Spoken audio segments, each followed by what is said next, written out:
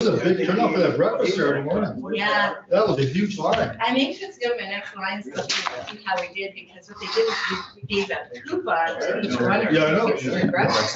General service, there's two originals. But you're gonna get paid for I that. kept one of the originals. I'm not sure. I wasn't on that committee. Oh, I just assumed that was part of the, I told you it's part of the.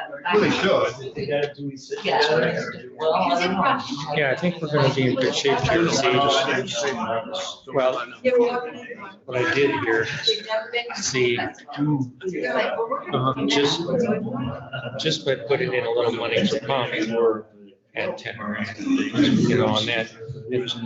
But that was a good breakfast. Yeah. It was, sometimes There's- that kind of block. There's other stuff. Yeah, I mean, I think Yeah, yeah. I think we're good to justify the 10. And if we don't have a pump cost, there's money for that. So there's enough there to do something. All right, it's 9:00.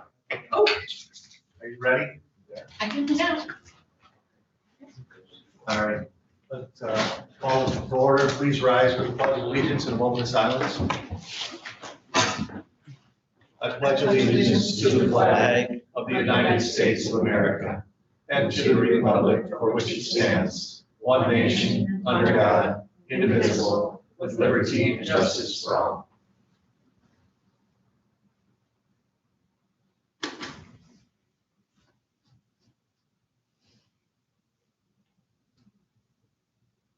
Thank you. We have a roll call, please. Commissioner Robbins, Here. Commissioner Rushton. Present. Chairman Bunnick, Here. Commissioner Wessel. Here. Commissioner Sotos Little, She called and she's on her way. Commissioner Alguier, Not sure. Commissioner Lautner. Present. All right, so then that brings us to, is there any public comment at this time? Please come forward. Should I move? Yeah, she needs to get out. So we can- I'm sorry. That's okay. Thank you. Hi, my name is Barb Conley. I'm from Northport. I'm a physician, member of the Health Board, and member of the Northport Public School Board. And I'm here to commend, actually, the Health Department for the recent order of K-12 universal masking. The Delta variant is not done with us. I do have a concern about our hospitals. They're filling up. As of sometime last week, the only ICU bed in the area was in Cadillac. If a child does get sick enough to use an ICU, they will be shipped to Grand Rapids because we have no pediatric ICU. If patients are sick and they need to be shipped out of the area because there are no beds, that takes our EMS out of the area. So I'm asking this board once again to do everything in their power to try and mitigate this virus spread. We need to support our healthcare workers. They're getting tired. We need to support our EMS. We need to support our school children. And that's the best way for them to have a school year, which they desperately need. Thank you. Any other public comment? Seeing none, then we'll move on to our agenda.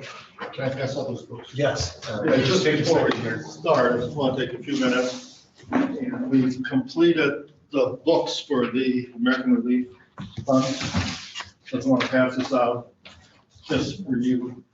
Mr. Janet, how are we possibly going to carry the budget books and this book? I know, it's a challenge for all of you, but I think you're up to the task. We're gonna all need an assistant. Yeah, really. Little tables in.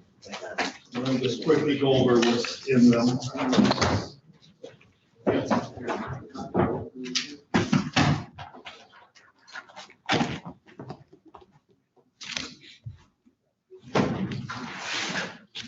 So if you just open the packet up, there's a cover page here.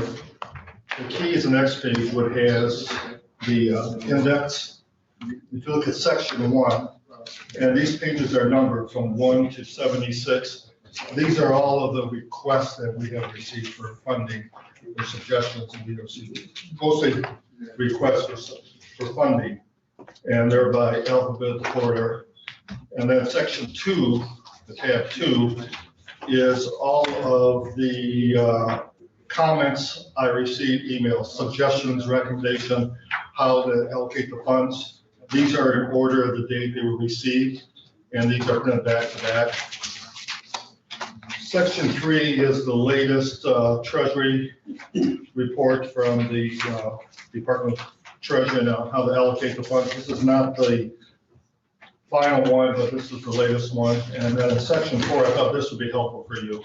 As part of the reporting requirements, our first report is actually due today, and Darcy here, and Darcy has done a great job of that report. We haven't spent any money, so it's thing. But if you break down, if you look at this, it takes the categories and break them down, and then within each subcategory. So any dollars you allocate happens to fit in one of these categories. So as you go through that and look at this, I'm sure there'll be further updates, but this is a start. So if you look at the first one is public health, and from there they broke down into 12 subcategories. Second one is negative economic impact, and that's broken down into 14 subcategories. 3 is services for impacted communities. That's broken down into 16 categories. Premium pay is 2 categories, and then infrastructure is broken down into 17 categories. So that kind of gives you an overview, and then we can have some administrative costs. So I just want to give those to you today. Look at that. I think what Mr. Bike and I talked about, once we get through the budget process, we'll probably have to have a special meeting to talk about this, but at least you have a chance to look at it, read all the comments, people's thoughts and suggestions. And once we get through the budget process, we'll focus on this. We do have time. This is not a critical urgency. I think we are probably further ahead than most counties in North Michigan. As far as I know, we're the only ones that have gotten this far. Some commissioners are not even talking about it. So I think we're in good shape here. So I just want to just pass this out for you to take home and look at, and then we'll go forward at some point. Question? I have a question. In looking at these main categories, is there any requirement as far as percentage? No, that is strictly up to you. Okay. You could, yeah, and that's a good question. You can allocate the money any way you wish within these categories, these parameters. So in theory, you could put 100% in one. There's no requirement to distribute other funds. That's strictly up to the 7 of you. And these are these funds forward, so not the first CARES. No, that's completely closed. This is the 4.2. We received half of that in, I believe, May. Yes. And we have through December of 2024 to allocate the funds. We have through December of 2026 to actually spend the funds. And reports are due once a year. And the format is one that Darcy is familiar with. And so we're going through that process. So we have some time, but I thought this was a good way for you to start looking at options. Is a copy of this available to the public on the website? Not yet. We just got them done yesterday afternoon. You slept in this morning. We did. So you were actually the first to see it. So it will be, it's not yet, because like I said, we just put these together. Any other questions? All right, thank you. Steve, it's all you.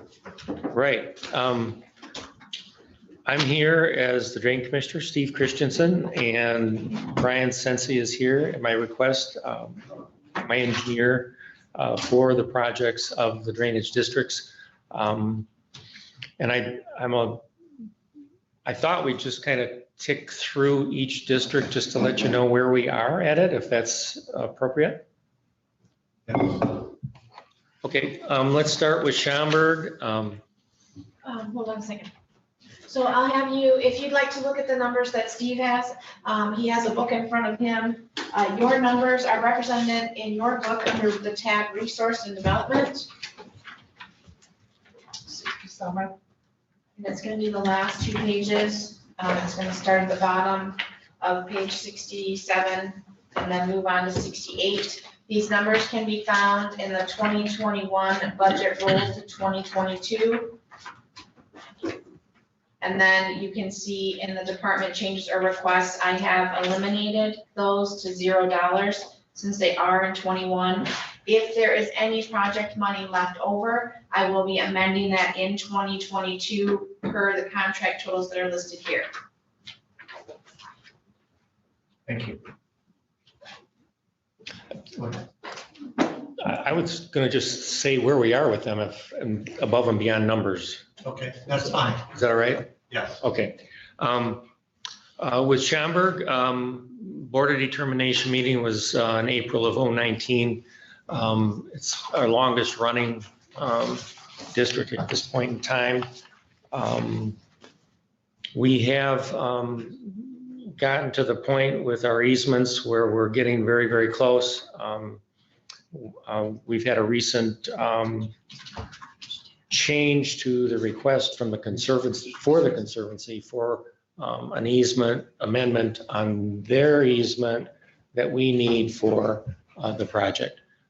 That has made it less invasive to that property. And just yesterday, Tom Nelson sent an email to Brian and myself requesting certain documents that Brian will provide for them. And I believe that's going to move forward. If we get that one, we'll be able to move forward and finalize all the easements for that project. And that'll allow us to go to the next steps. So I'm pretty excited about Schaumburg. It's been a long haul, very complicated. I'm finding out that getting easements for the projects takes a lot of time. And I knew it would be time consuming, but I didn't know it'd be as complicated as it is. Lake Bluffs could be the one that we start the soonest. I'm hoping to be able to actually start the project in the spring of 2022. We just had confirmation of all of the easements that we need at this point in time 2.5 weeks ago.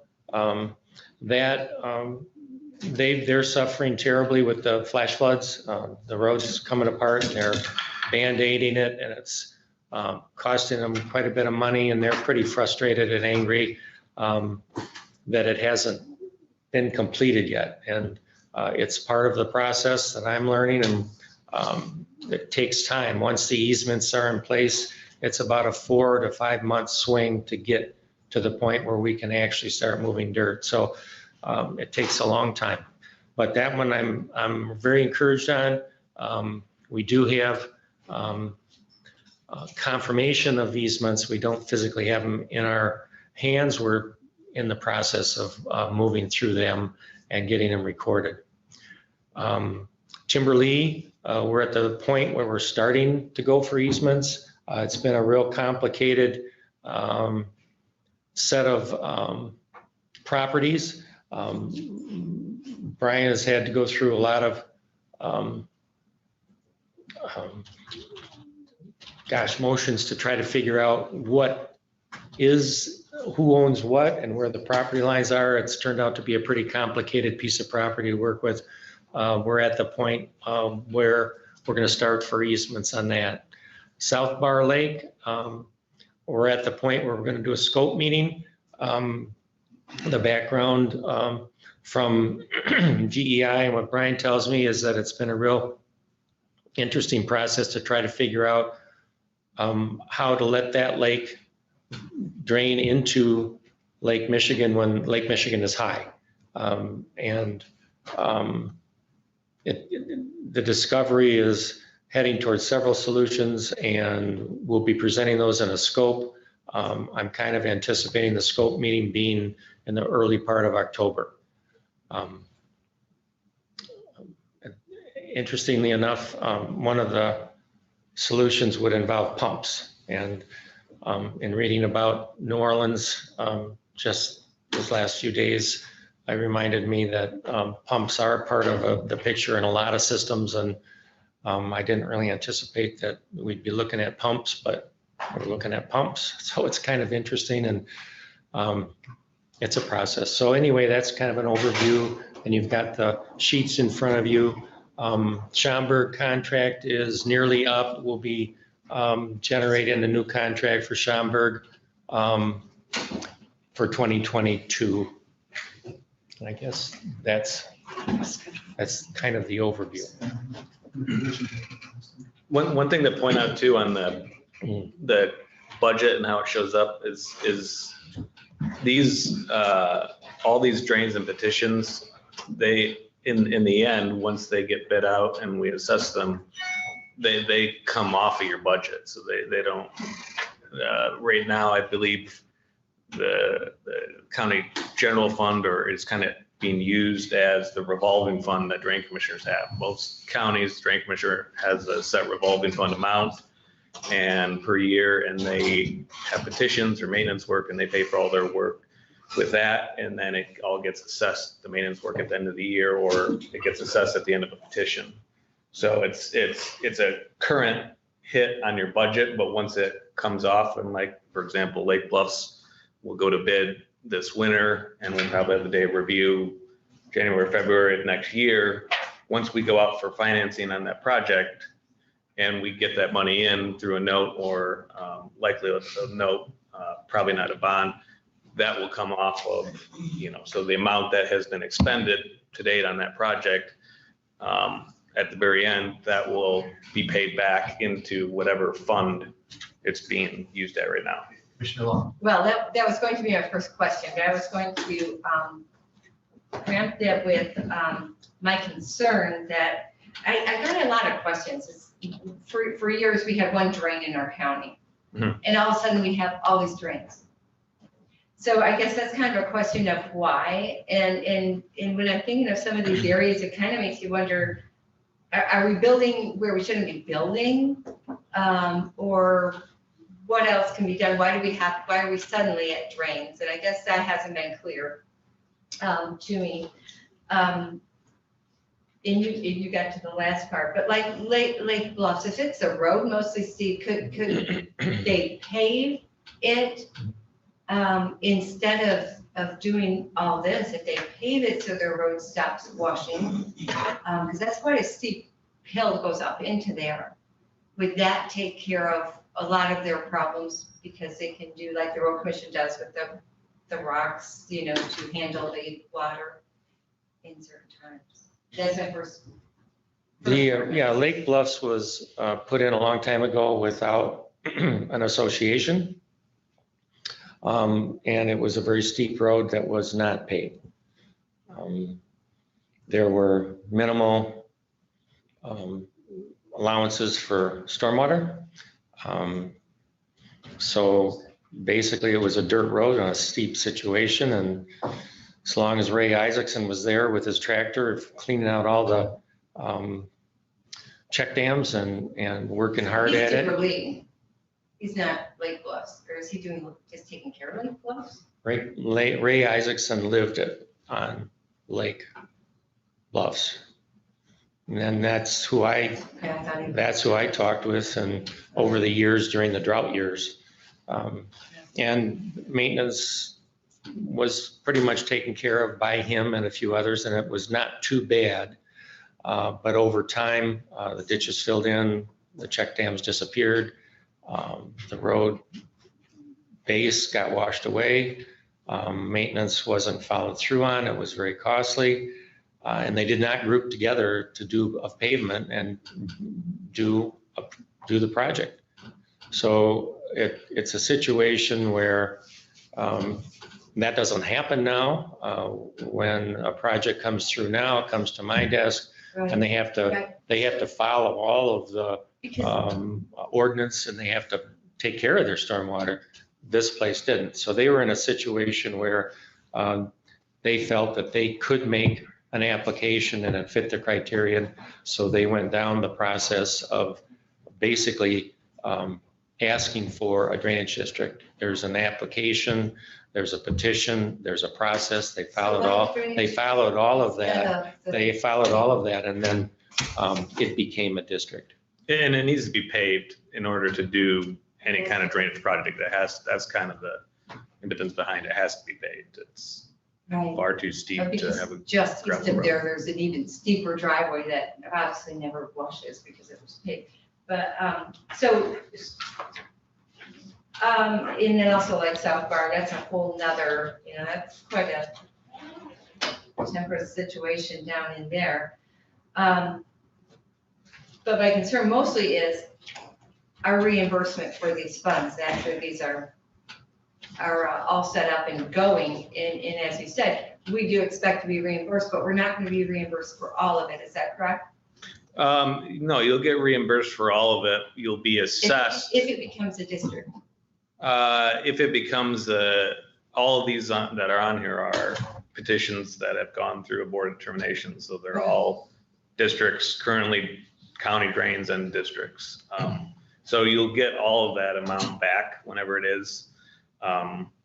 Drain projects can last a long time, usually because of easement issues and things like that.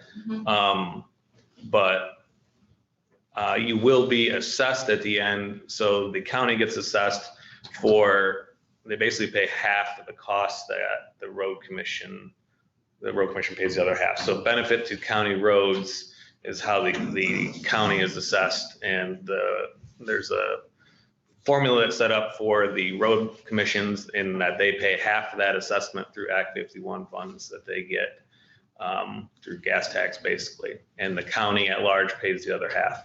That isn't always necessarily followed. Some counties just pay the whole portion of it. It's usually in the neighborhood of 5 to 15% total. So the county might pick up 5% and the road commission might pick up the other 5% total. So and that goes on once the project is bid and we have a day of review. That's part of the assessment that goes up.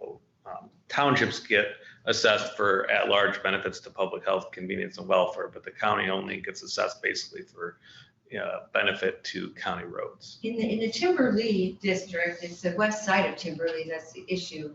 Yes. So will that just be a little district there, or will it take in all of Timberlea and all of Timberlea will pay for it, or just this west section?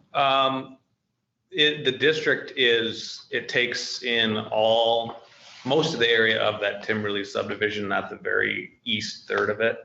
But it's basically based on topography and drainage. There's there's 2 pipes that go underneath Pouch Road, 2 30-inch pipes. And so it's everything that gets to those pipes. So it goes all the way up into the old ski resort portion of it, some of it. So it's a fairly large district for the properties that may be assessed. So when we do the districts to start, the drain commissioner is tasked with basically developing the districts for all properties that may benefit.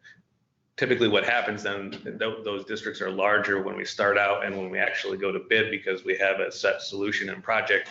Then the district is based on those that essentially do benefit from the work. So the drain commissioner at that time can, if there's properties that may not drain to the area that's ultimately where the solution is, they may be excluded or just have a zero assessment as part of it. So,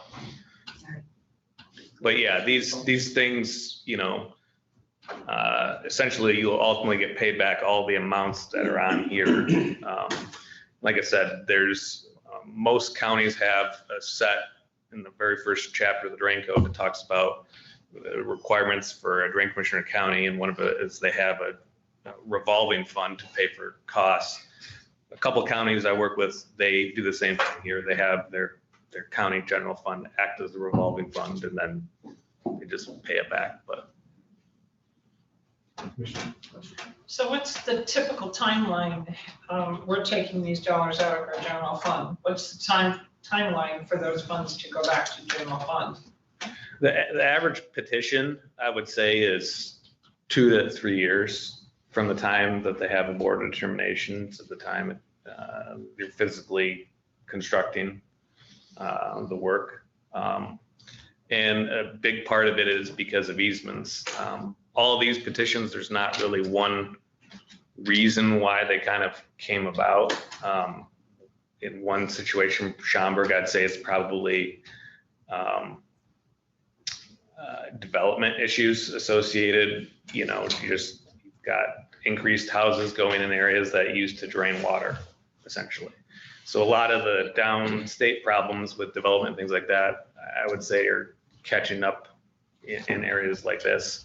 And, you know, in a case like that, I mean, Steve has been trying to find a solution without a drain petition on the Schaumburg for 15 years with working with the road commission, some of the homeowners there and whatnot. So eventually you just get to a point where it's physically not possible. I mean, the drain commissioner can really only expend money on things that are a county drain, you know, just because it's a drainage issue. So there needs to either be a petition or it needs to be a county drain to do that. So, but I would say 2 to 3 years.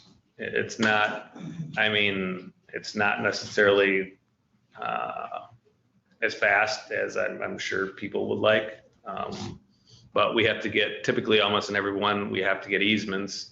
And if you're not going to go through any process of eminent domain or combination, you end up having to work with property owners that ultimately have much different interests in regards to their property or an easement than you do.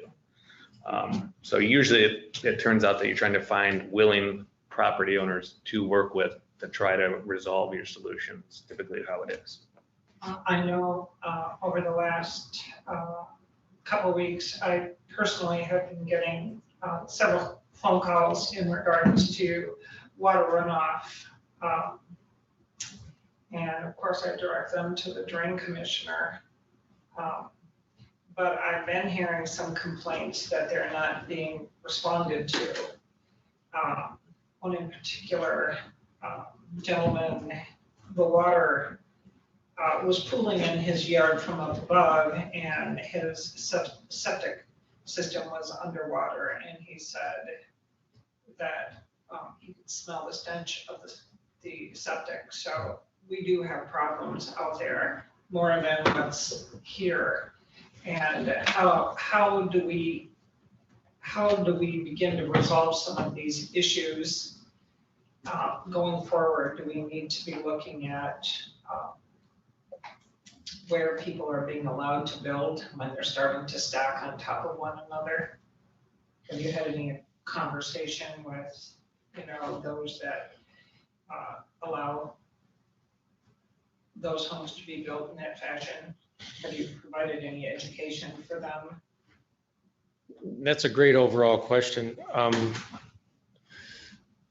In the permit process, we strive to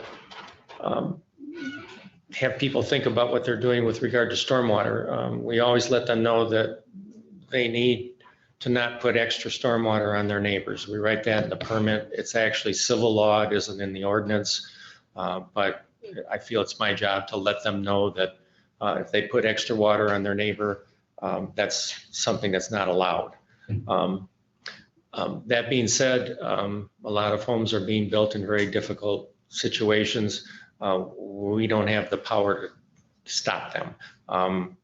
The zoning at the township level is really the stopgap for that type of a limit. I guess my question was, are you having conversations at the township level and providing any advice in regards to the issues that seem to be popping up? It's something for you to think about, and you don't necessarily need to answer Appreciate that. Yeah, it's a pretty big issue overall. We have a drainage district, pretty large one down in Elmwood that I'm looking at rejuvenating, so to speak. It was a very limited physical thing they did, and they only assessed a very small number of the people that are in the total district. That district has a lot of problems. It basically in the southeast corner of the county, runs up 72. Carter Road is right at the heart of it. Runs all down to M22, which is the low point for the whole area.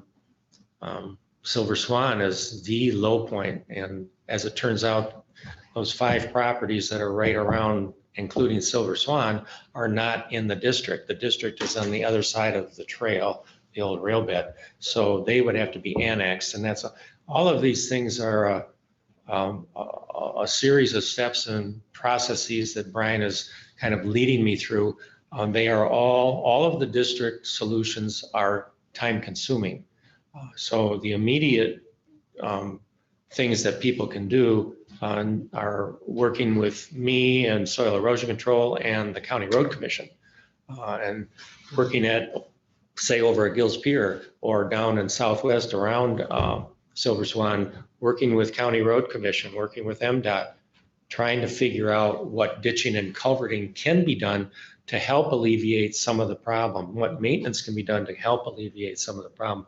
What we're getting right now is flash floods, and I never really had a respect for the word flash flood until the 24th of last month. And driving through one, all of the roads coming down M22 that I was driving through trying to get to the airport with my daughter and her husband were rivers. There was 8 inches of water on this side of 22 and 4 there. So when there was no traffic, I could ease over and go through less water. Otherwise, I had to white knuckle through 8 inches of water every road that came down to 22.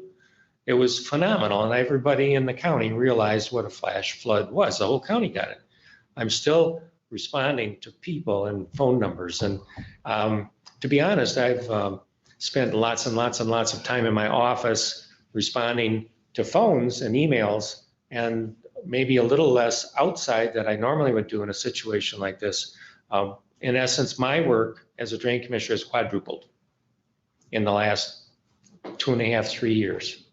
I'm putting tons of hours in and doing the best I can. And we're doing districts because people petition, because that's the solution.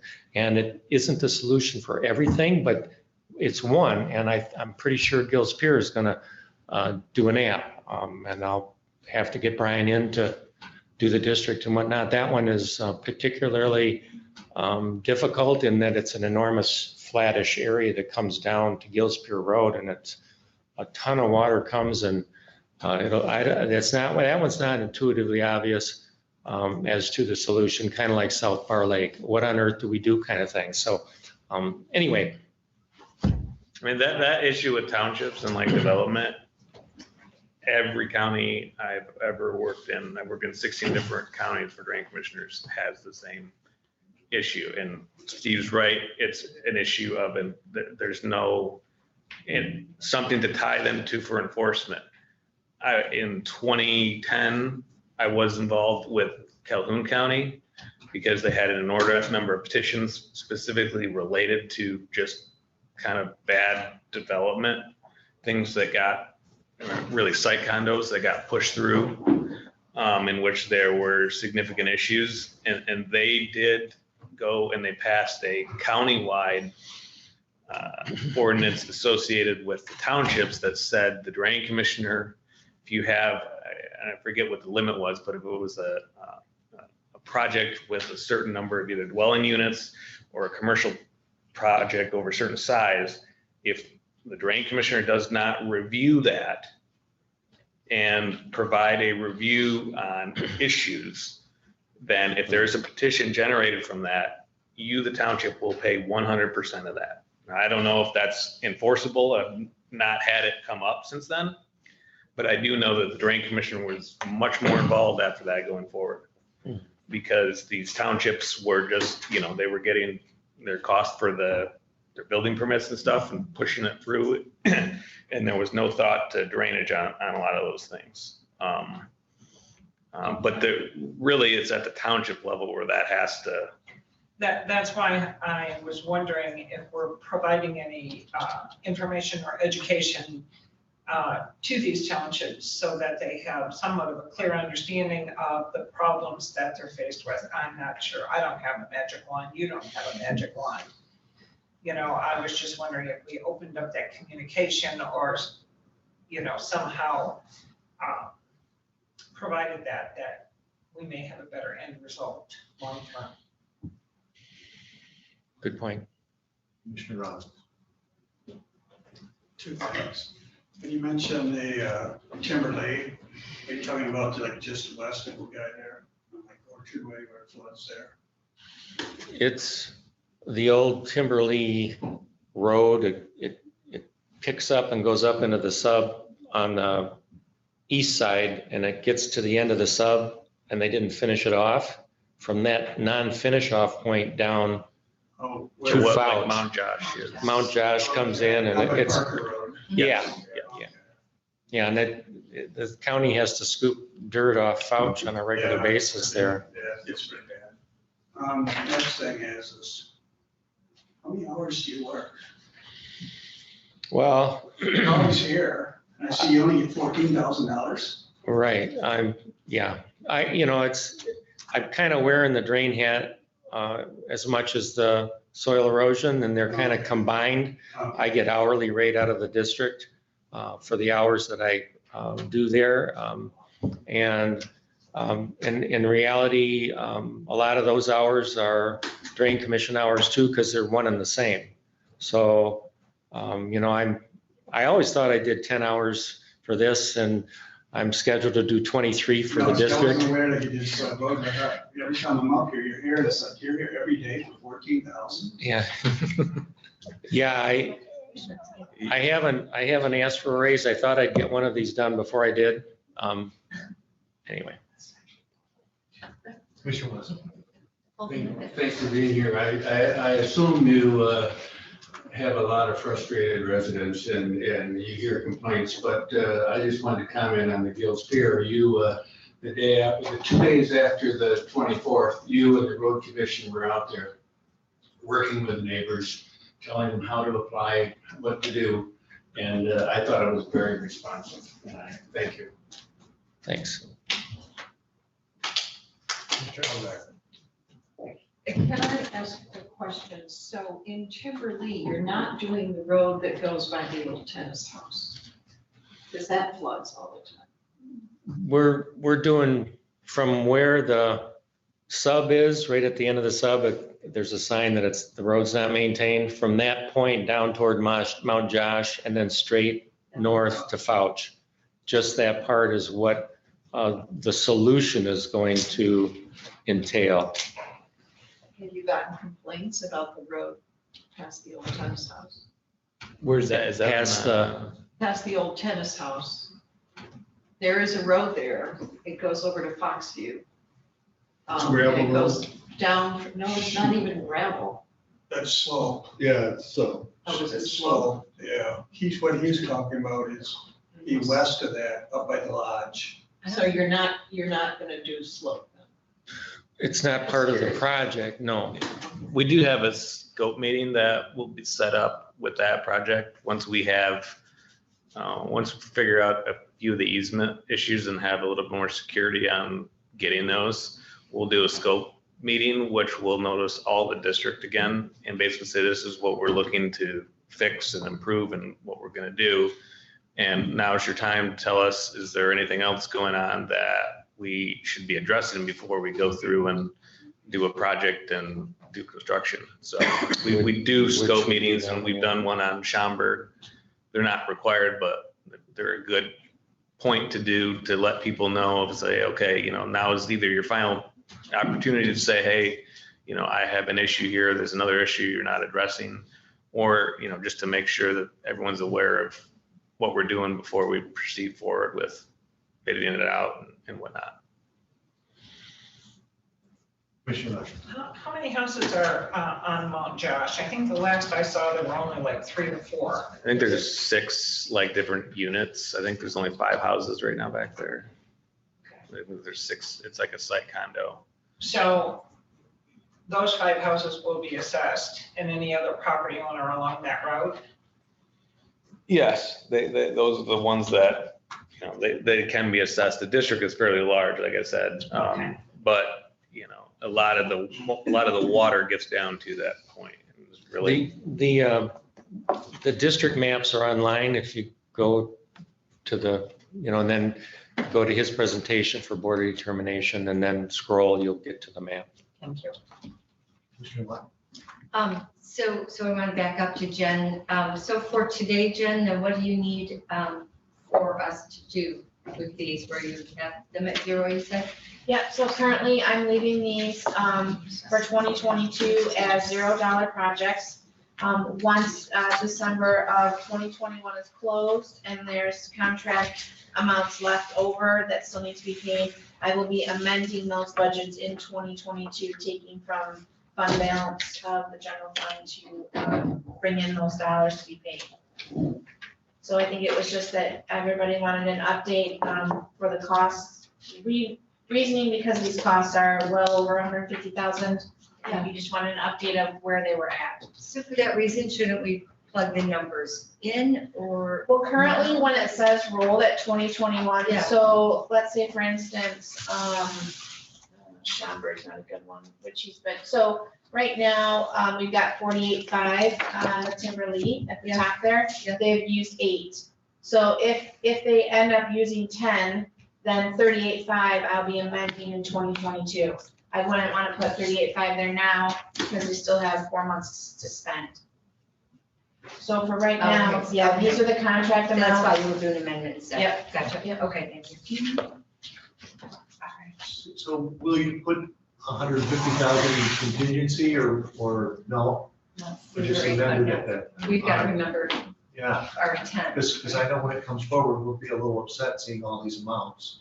You know, that's usually what happens. Right. But it's So possible just you might not try get to through be them aware. either in 22. Yeah, I mean, I have a project right now under construction that started in 2008. I'm not saying that none of these are gonna. All right. But they can, each drain district, once it goes through the board of determination, they're like their own municipality. They can sue, be sued, borrow money. They're like their own governmental entity. So sometimes they have a lot of things that can push out a project and it's usually associated with easements. And Steve's been real clear and I was real clear with Steve, we're not trying to take anyone's property through eminent domain or, Right. and so. I would just say this on that, on the Timberlee district, maybe even a little bit of Lake District, just don't flood those homes on the south side of the lake. They have enough issues No, we've already. met with actually the property owner that's on Parker there on that side of the Good. lake. Mike Sheffer. Yeah, and we're well aware and so you guys know, when we have county drains, we normally take them either to like they usually outlet to waters of the state or waters of the US. So it's either like a lake or another county drain or a river or creek. For us not to take the outlet of the water to it, it kind of has to pass a litmus test of what Steve alluded to back to civil law, which is the improvements that you make not negatively impacting properties downstream. So that's why on Lake Bluffs, we're finding areas to put little bits of water because obviously paving the road will make a little bit more runoff than there is now and just collecting the stormwater in an actually organized fashion well. But by having these areas to infiltrate some of the water, we're passing, in my mind, the engineering litmus test of we're not making it worse than it already is downstream on those areas. Otherwise, we'd have to establish it all the way to Lake Leelanau, if we weren't passing that test. And that's the same thing we kind of have to do on each of these districts. So both Timberlee and Lake Bluffs are like that, where the county drain will end likely at Bouch in those locations. But we have to pass that litmus test of we're not making it worse downstream for people. Any other questions? I was just wondering if you could spell your last name for me. CENCI. Okay. All right, thank you very much. Thank you. Thank you. Thank you for your time. I just want to say at 11:30 PM, the human resources consultant will be here for the presentation. So wherever we are in our agenda at 11:30, we will stop to work with them. So next is the Government Center HVAC project update. Yeah, and I invited John Richards and then Gary O'Connor to give us an update. As you know, we've been working on this for a number of years. And I thought it'd be good for John to provide us an overview of what the next options are. And I've asked Gary to kind of give an overview of what's happened past year in this building. And John did put together a report that I'll pass out. You have a copy, John? I don't have one, actually. So you can, I assume what John's gonna talk about is in this report. So no. Yes, yes. But, we talk about this every year.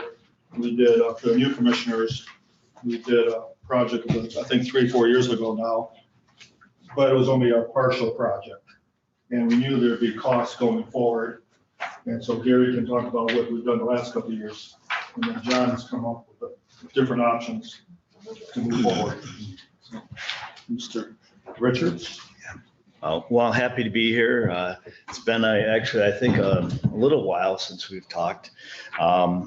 But as Chet said, I guess I would like to just give you a snapshot of where we are, what we've done, I guess, and maybe an idea of where we might go.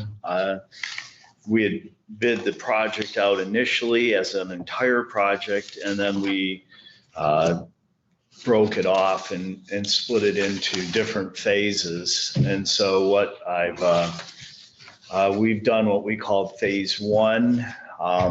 And I guess I anticipated giving you just a brief summary of what each phase was, how we broke it out. And I guess breaking it out was more of an effort to kind of take it in pieces that you can afford, and that over time it makes it easier to get through. But for the first project, the phase 1, we basically installed a hot water boiler heating system that connected to panels, radiant panels in each one of the areas, to give the occupants a little more control of that. And it would be more related to the heating season. And then we integrated a control system to make it all function as one. The original system had become a little bit antiquated, and there was some Band-Aid stuff to keep it going. So we kind of brought it to current levels and allowed people to at least build a background to move forward, a backbone to move forward with any other stuff that we do. So that's kind of a summary of phase 1 that we've already done. In the report, towards the end, I've tried to give you at least budgeting, costing, all in the 3 phases. So I've given you a summary of the phase 1, just where the costs were and what it was.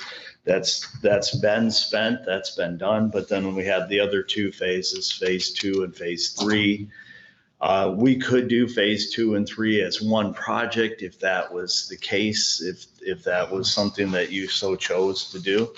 But in this case, as I'm submitting it, it's in 3 phases. Phase 2 would be a system to kind of, I would say, cover the public areas, all the hallways and this room and really all the public areas, which would entail taking out the heat pumps that are relative to this. The current system has small units that cover different areas, each individual, almost a heat pump. It's like a furnace in a house. So we have 97 furnaces, little guys that are covering each independent area.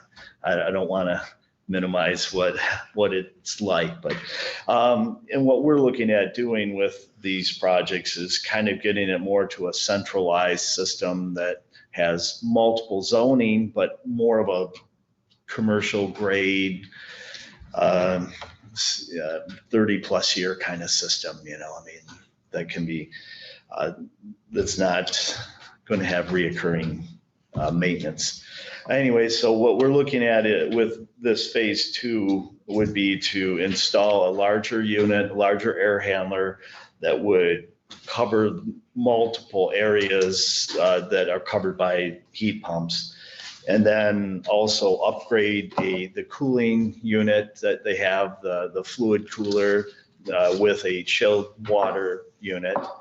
And then also the current public bathrooms, installing exhaust fans that are dedicated to those each areas to guarantee exhaust. I know there's been some issues with not effective exhaust out of there. And then also as part of that would be installing everything, connecting it to the controls. Phase 3 would be continuing on with the renovations and basically getting rid of the rest of the heat pumps but that project, the phase 3 is more covering the non-public areas, all the office spaces and stuff, and installing a system to connect to that to provide cooling and ventilation. At this point, I mean, I kind of, towards the end, it's giving you kind of summaries of, it's a snapshot where we're at. The contracting industry right now is swinging pretty wildly when you're paying $15 for a 2x4. I mean, it's not, this is a snapshot. It could be relevant, it couldn't be relevant, but it's where we're at. What the best I can come up with for you. But at this point, I don't know if there's questions that I can answer. It may be helpful for Gary to give an overview and then. Oh, sure. Okay. Yeah, They sure. can see the big picture. So, as you know, Gary's been involved with here since the building was open, Yep. I believe. Back in '07. And is our go-to guy. And you did approve replacement heat pumps. Phase 1 was 10. It was done, and then you approved up to 10, or up to, I think it was $85,000 for, I'll call phase 2 as they break down.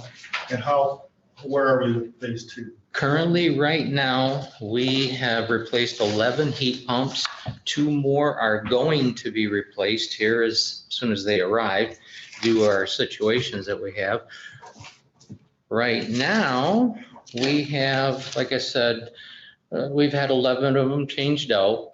I've got 3 of them that I'm able to repair, and whichever ones that I can repair, meaning breakage, motors, whatever I'm able to get at, then I just simply repair it. But as far as changing them all out, the 3 of us, including Chet and then Jerry, we have to approve them first. The most critical ones would be the most common areas. Those are the ones that take priority. Let's see. So far, I mean, we're able to maintain what we have, but it's just a ticking time element before something else goes bad to the point where it's not repairable or too costly to repair. I would say the heat pumps, the life of a heat pump is somewhere around 15 to 20 years. And so we're getting closer to that time frame. Technically, when you look at this building, it was started, it was being built in '06.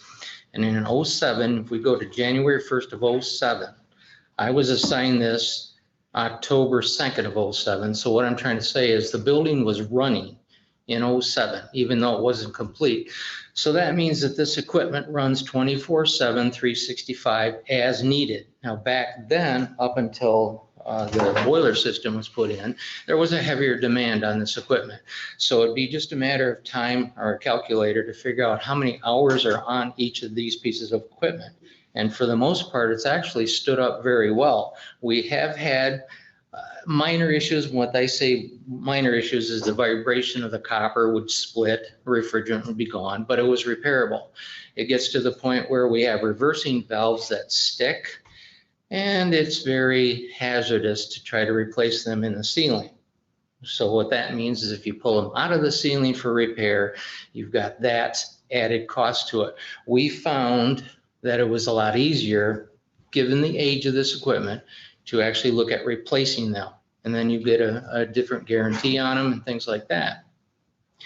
Well, of course, with everything else, prices have gone up, but we're able to maintain our original agreement so far. Mr. Elder. So I just need a little help clarifying this. So you're replacing the defunct heat pumps with new ones. You're not putting in an entirely different kind of system in. No, we're not putting in a different system. Well, what we have found out, when we originally went with the idea of replacing heat pumps, we picked out heat pumps that we knew weren't going to, shall we say, stay the course of this building, because we were under the assumption we were going to go with phase 2 and phase 3. Well, since then, those products have proven to be unreliable, and we're actually putting in a top of the line unit for less than what we paid for the other ones. Now, I know that sounds a little strange, but as time goes on and the evolution of these parts go on, we're only replacing the ones in a critical area. Case in point, this room has 2 massive heat pumps outside the hallway here that feed this, and if one of them goes down, it's a critical problem. So that's what we're doing, but we basically discuss what is the critical areas to replace. I hope that answered your question. Yeah, I'll read this later. Gary, outside of the heat pumps, do you foresee any other major challenges here in the next year or two for this building? I know we had that issue last year with the sand being brought in. Well, I was going to bring that We very weren't issue prepared for up. that. We addressed that. I assume it's working well. It is working very well, and it's actually been a blessing. Honestly, it has. As far as prognosticating or actually seeing anything that is raising a flag at this point in time, no. The only other issue I have coming up, and we've got it taken care of as far as parts goes, is our snow melt system. The pump that feeds that has got a leak, but that's about the extent at this point in time. I do a constant survey of this campus so that we can keep on top of this so that we and you don't get hit with any surprises. So in answer to your question, at this point in time, it does not look like I have anything severe on the horizon. And John, let me ask you this because, well, thank you for doing some fairly short notice. I called John after our budget meeting and asked him if he could come up with a report. I know it's overwhelming for you to see this, so I just thought you had time to look at it. But John, obviously, you've been involved with this from the beginning here.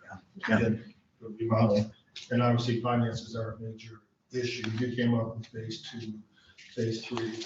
If we did them combined, I assume there'd be some savings. Yeah, there's always the getting ready to do the project and all that. So you could combine that into one. You'd have them one contractor at one time mobilizing to do it. So there will be, and I guess I didn't put that in my document. I didn't actually try to estimate that. That's not part of what I have, but. And I just want to clarify something that John said, because this is a best guess estimate. John felt very uncomfortable putting numbers together, but I said, John, just do a snapshot. The board will understand this is not a firm proposal.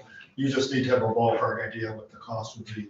My other question, John, if the board, instead of doing phase 2 or phase 3, as you broke them out, if the board sets aside X dollars of money every year for the next couple of years, can that be done? Obviously, there'd be some adjustments made, but the board says we can't afford all of phase 2. Could that be broken into phase 2A and phase 2B? I'm not engineering. Yeah, there's always, I mean, to a certain extent, the phase 2 is getting rid of the main unit that's bringing fresh air in for the building. And so it's kind of tough to do that halfway on that. I would think maybe the phase 3 where you might be able to take different areas and blocks and do that. It isn't easy to break up the phase 2, to be honest with you. Anything's possible though. I mean, obviously there's consequences to whatever action. Yeah. And here, as far as you know, the phase 1 project is working well. Very well, actually. Yeah, I it's, think we have experienced a very good return, if you will, a comfort level. And not only that, the heat pumps don't have to work as hard because they don't have to produce the heat, because that's what the baseboard heat is for.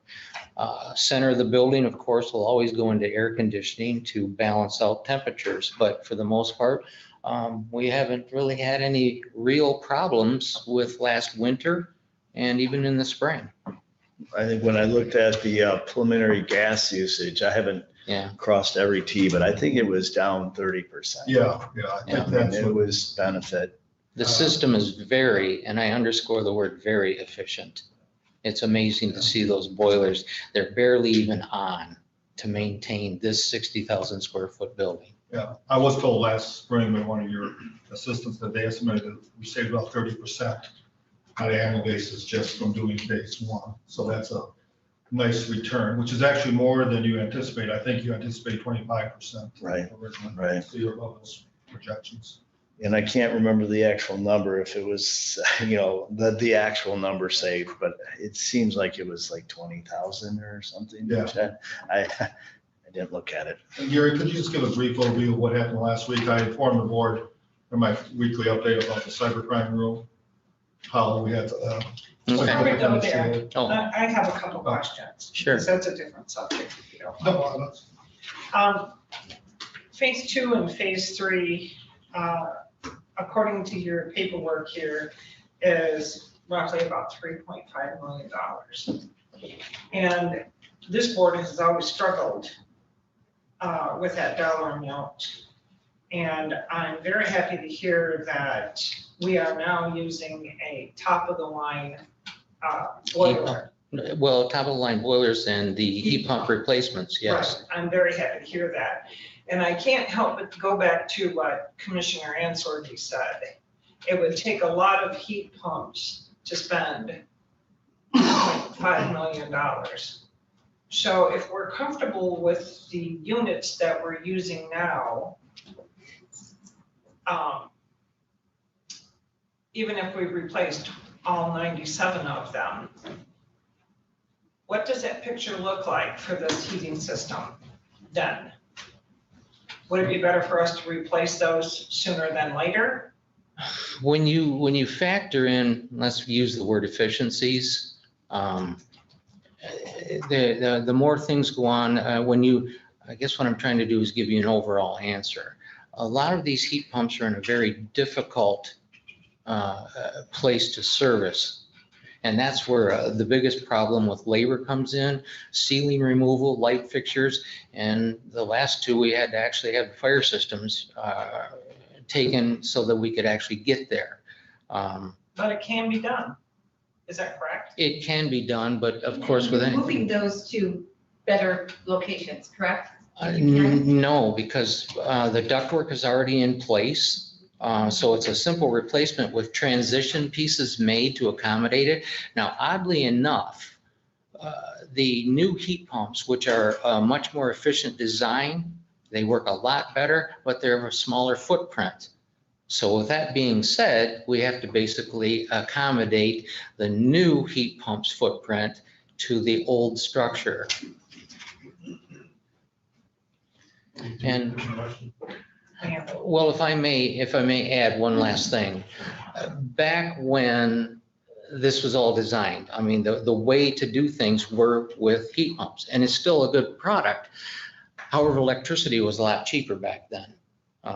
And now, of course, it's just a matter of math to figure out where that savings is going to come from. I would like to add, though, that the heat pumps, like I said, they're probably a 15 nominal year lifespan. Yeah. So as you move forward, you're talking about a perpetual replacement costs. Yeah. And, if you were, that will just keep going and going. And the cost of putting them in is going to go up. So I don't know if that's the greatest value to not replace those or to change that system out. I don't think you're saving money. I think you're kicking the can down the road. Okay, I appreciate that. So when we look at the system you want to put in, what's your timeline on that system? I know just in the last couple of years, I've had to replace 3 different heating systems in some of my locations. So what's your life? Well, the kinds of units that we're looking at are air handlers, commercial air handlers, a commercial chiller, which have lifespans. The air handler, for the most part, you can change fans and motors with that, and it'll go into infinity. And I might add, easier to get to. Yeah. Sorry. I mean, and I guess there's always maintenance costs too. What we're proposing drops off your maintenance costs. I don't have that in front of me, but I think that from our earlier stuff that other documents that we generated, there were maintenance costs that were an issue also. It's not just equipment. Operationally though, I think we should be a little more, more efficient than the heat pumps in their operation also. So we're saving maintenance and operational costs in addition to. Well, I think you make a very valid point, but for us, we need to see the numbers. What's it gonna cost us over the course of the next 10 years? It's probably gonna take us that long to pay off a bond or longer. What does our savings look like? Either way. Whatever our costs look like, whatever our savings look like. So I would suggest that we have that information before we make any decisions going forward. One thing I think we talked about was the chiller. I thought we were talking about that, the one that's out there now existing is nearing the end of its life or not? Is that? Basically it is. I'm doing everything I can to make sure that there's no leaks. The pump has had to be taken out and rebuilt a couple of times, which is normal. The part that is discerning is the diffusers, the little plastic pieces that you see when you look at that. There's also a bed on top of there and there's a huge fan. Okay, well, I follow the manufacturer's recommendations actually to the T as far as those bearings go. So that's not an issue, but the plastic itself, if you will, the diffuser pieces are deteriorating. I mean, you can see fragments or pieces. And we priced that out and it was right around $12,000 to have that all replaced. But the galvanized steel and all that is already starting to show wear, rust, if you will. So like I said, even yesterday when I was here, I flushed the system out and cleaned the pan out just so I can have a good inspection of it. Answer to your question, yeah, it's wearing out, but I'm still able to maintain it. Well, because I see the new one here is 91,000. Okay, we need to actually clarify that, if you will, excuse me. This is a cooling tower. In other words, basically it takes the water, gives a coil that takes the fluid from this building and cools it down. What he has to have for his system basically is a commercial chiller. And that means it's got a barrel basically and it runs the fluid through this and there's mechanical cooling involved in it. Yeah, it's a bigger piece of equipment. The unit that he has is they evaporate water. To evaporate water, it takes energy. So you're dealing with just what energy can you take from evaporating water. Where the chiller that we're talking about in this document is a actual chiller. It's cooling it to a much colder temperature and distributing that.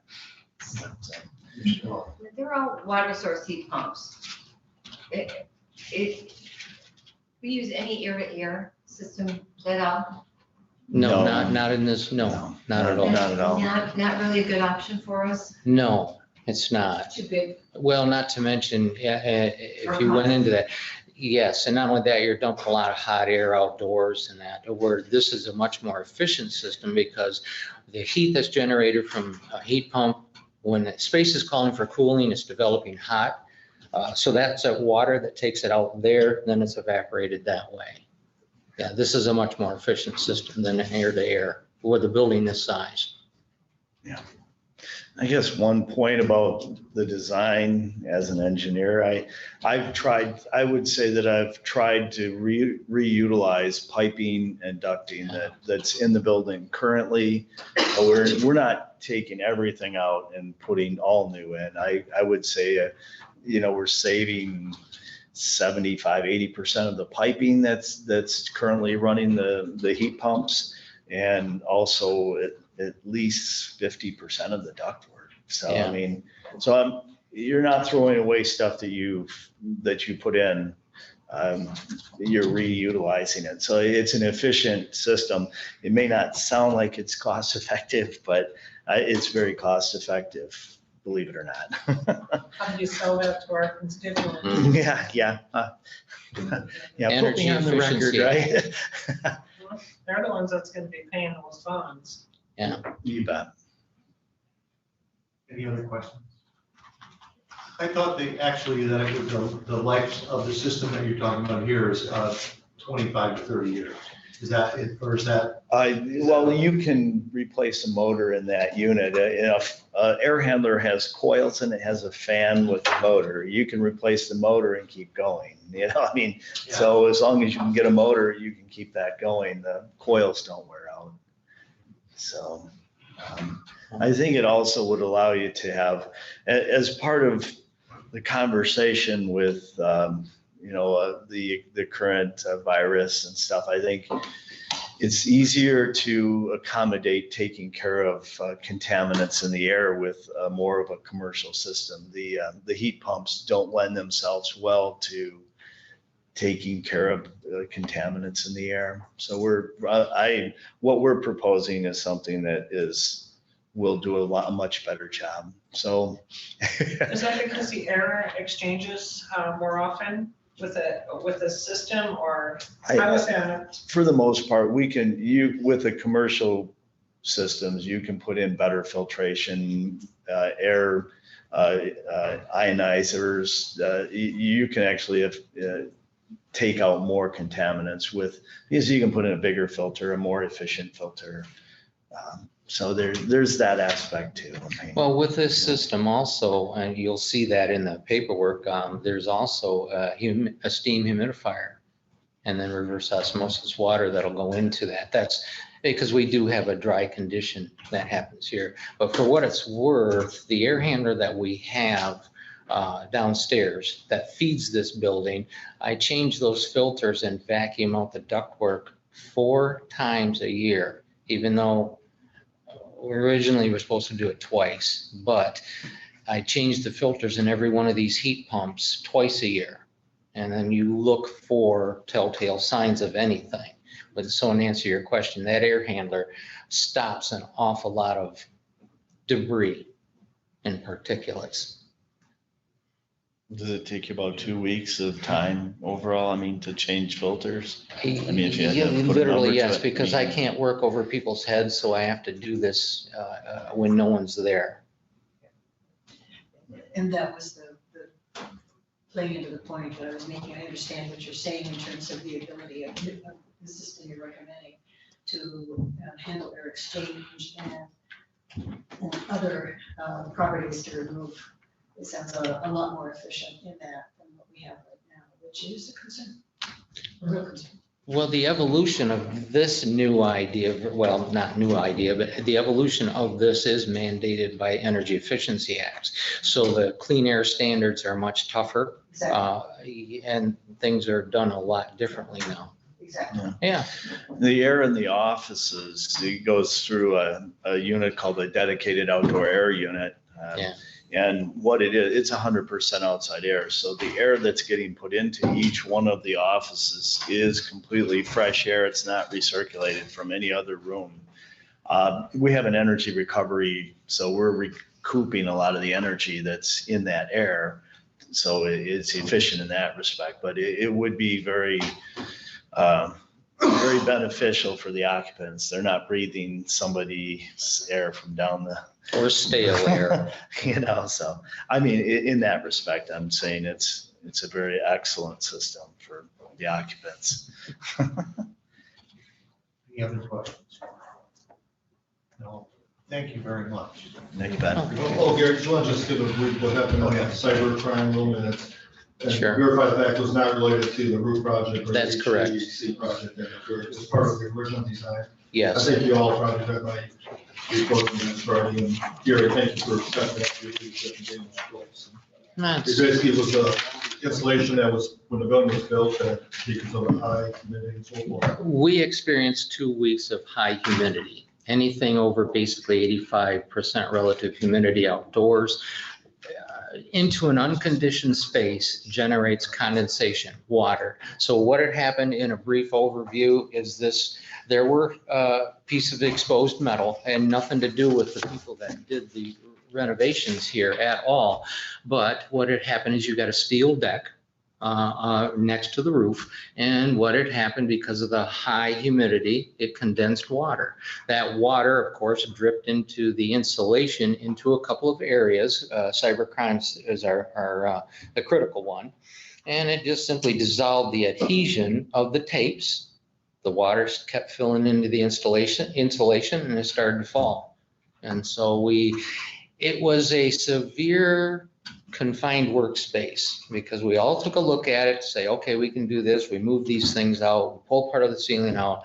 There were certain areas, the way the ductwork dropped in to the point where it was confined workspace. So that became the issue of, okay, we got to get a professional insulator in here. We took our 4 people that come and looked at it. 2 showed up, 2 did not. And we got a better than fair price to have it taken care of. And we got a piece of, we found, this insulator actually found a couple other areas that he's going to address and take care of. And we, at that point in time, we found a couple of wet spots on the ceiling tiles, and we're gonna have that taken care of too. But it's just one of the things, if you'll excuse the expression again, the evolution of the buildings. Things change, and we just had to stay on top of it.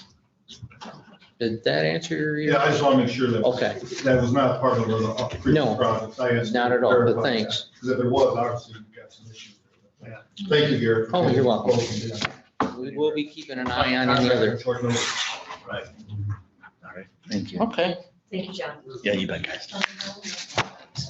Thanks. Ron cannot hear, he's a big or. So, I mean, do we want to do anything with this as far as in our budget? Go ahead. I think it would be interesting to hear from John, financing options or what we might do. He presented some before. Treasurer, just take a look at it. We can continue to replace the heat pumps for a long time, only 7 of them, but there's a good argument for looking at really moving forward with changing the system. And it is going to save us money. It's going to be a better working environment for people. So I think we ought to take a look at it, yes. What do you think? No, I don't disagree. That's where I was in, the very beginning, rather than, as I said, kick the can down the road. I think it's going to be, we're just going to have to bite that bullet and get it out of the way. So as far as the budget goes, I don't necessarily, I think we ought to see the funding options first and then see if we have a creative for that. Any other comments? Who's that? Yeah. What was that? Well, I thought you should at least have this Yeah. interview this morning. No, that was great. All right, then it comes to the Leelanau Dam Authority. Yeah, and I have some information here. So I'll just pass it down here. I think we received this. So based on the discussion that happened in the last couple of budget meetings and also at the last commission meeting in August, some questions, concerns were raised about the dam authority and the budget. So last week I met with Mr. Popa, Mr. Christensen, and Jerry Coleman, and we gave them, I guess we talked about 3 specific objectives. One, so let's start with the first objective. That's coming up with a firm budget for next year. Because I know some of the concerns that the commissioners have had is that we've been surprised several times with budget items and so forth. And, the dam authority, they're all good people. They're volunteers. Things are going fairly well for a number of years when the dam was new. We're at the point now where there's some cost. So I've asked these 2 gentlemen to work with me to come up with a firm budget for 2022, so you will not be surprised by anything. And so let's start with that. So you have a memo here from me, and this is basically a viewpoint from the 3 of us here. So annual maintenance cost, and Jerry or John or Steve, you want to talk what's in the annual maintenance cost? Right. Utilities, mainly electric, runs from 27 to 3,700. Historically, kind of depends on the kind of year we're having, especially what kind of winter we're having. If we have a really cold winter, it's electric heater. electric heat unit, so it can really gobble up a lot of electricity. Spectrum 1440, 1440, AT&T 1080. So Spectrum is internet and AT&T is a landline. Oil 350, filters 20. Now at that point, we're at 5590.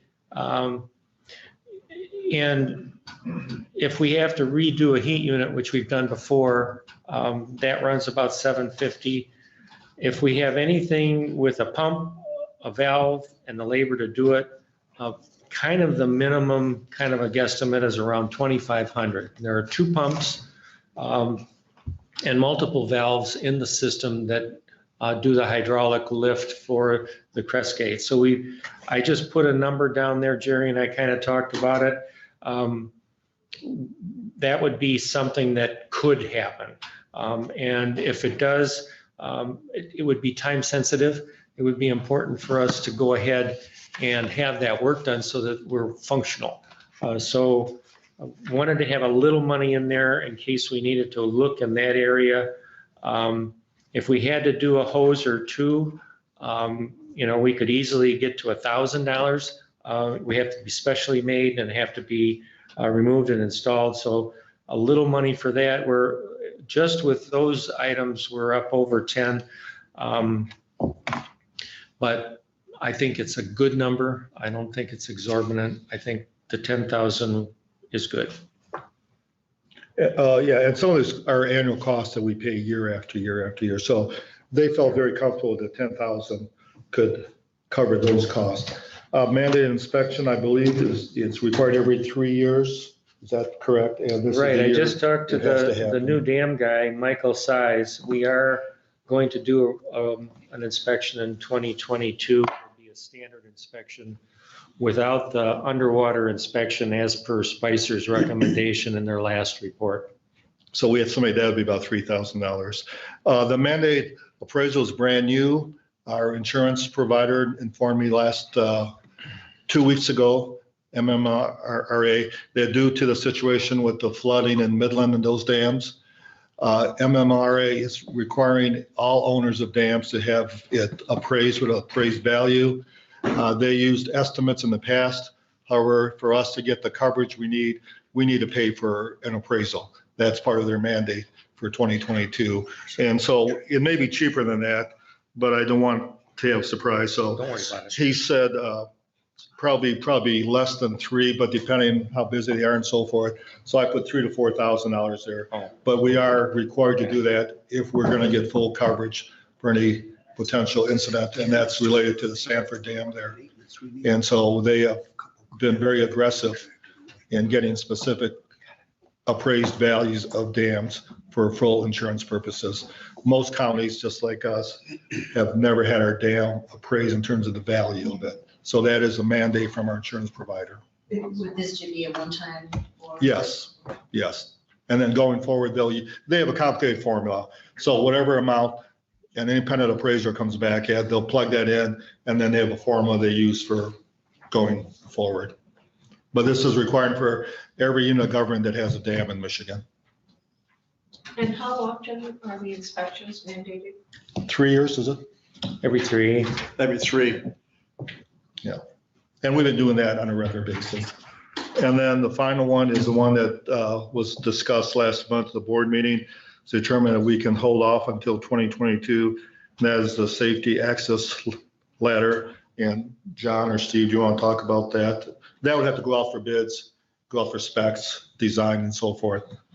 Right, safe access to the spillway is important.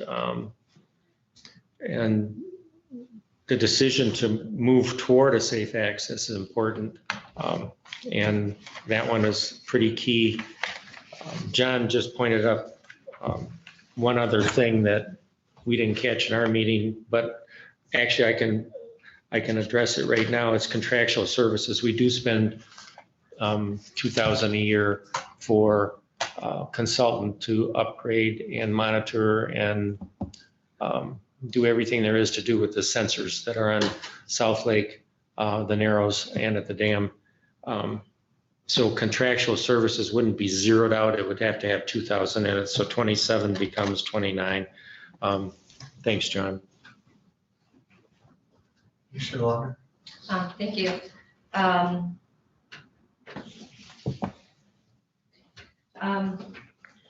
You mentioned your new dam guy, the mandated inspection. You mentioned a new dam guy? The dam safety staff of the state of Michigan, Eagle. Oh, okay. It- Okay, so that's, Sorry. is he the one that does the inspection? No. He just doesn't have to do it. He does the paperwork. He receives the inspections, reads them through, and then sends out a reminder letter. And I actually did talk to him, and that's the first time we had talked. And Okay. Jim Pulowski was there for all of my other years. Okay. So, you need the safety access letter to go down on the deck, to inspect. Who will do that inspection? That's a good question. Well, Melinda, it's needed for other than just inspections. It's needed in case a That's stick like goes getting at the over it. ladder. I know what you're saying. I understand it. We need to get there safely. My concern is who is doing it. That's a good question. And whoever does it would be covered entirely with insurance and OSHA safety and whatever there is. If we have to hire somebody to do the walk and do it, we will. If a county employee can do it with the proper safety OSHA equipment, we'll do it that way. Well, that, you're driving right at where I was going in. And even like, I imagine some of these, the other, excuse me, some of the other, the pumps and valves, all of that is done inside the room, right? Okay, so we're using our maintenance, our county's maintenance right now is taking care of that For the most part, yes. for the most part. Now, when it comes to the more unsafe area going out on the deck is my concern. And so I'm going a couple different ways here. One is, I think it's a good idea to get this appraisal of our dam. And then I also think it would be a really good idea for us to look at a contracted dam expert to oversee our dam. Being, we have a new dam, we're calling it a new dam. Our new dam is close to 20 years old already. And we don't want to have something happen like what happened downstate. And if that ever happened, there would be fingers pointed. And I think for the county's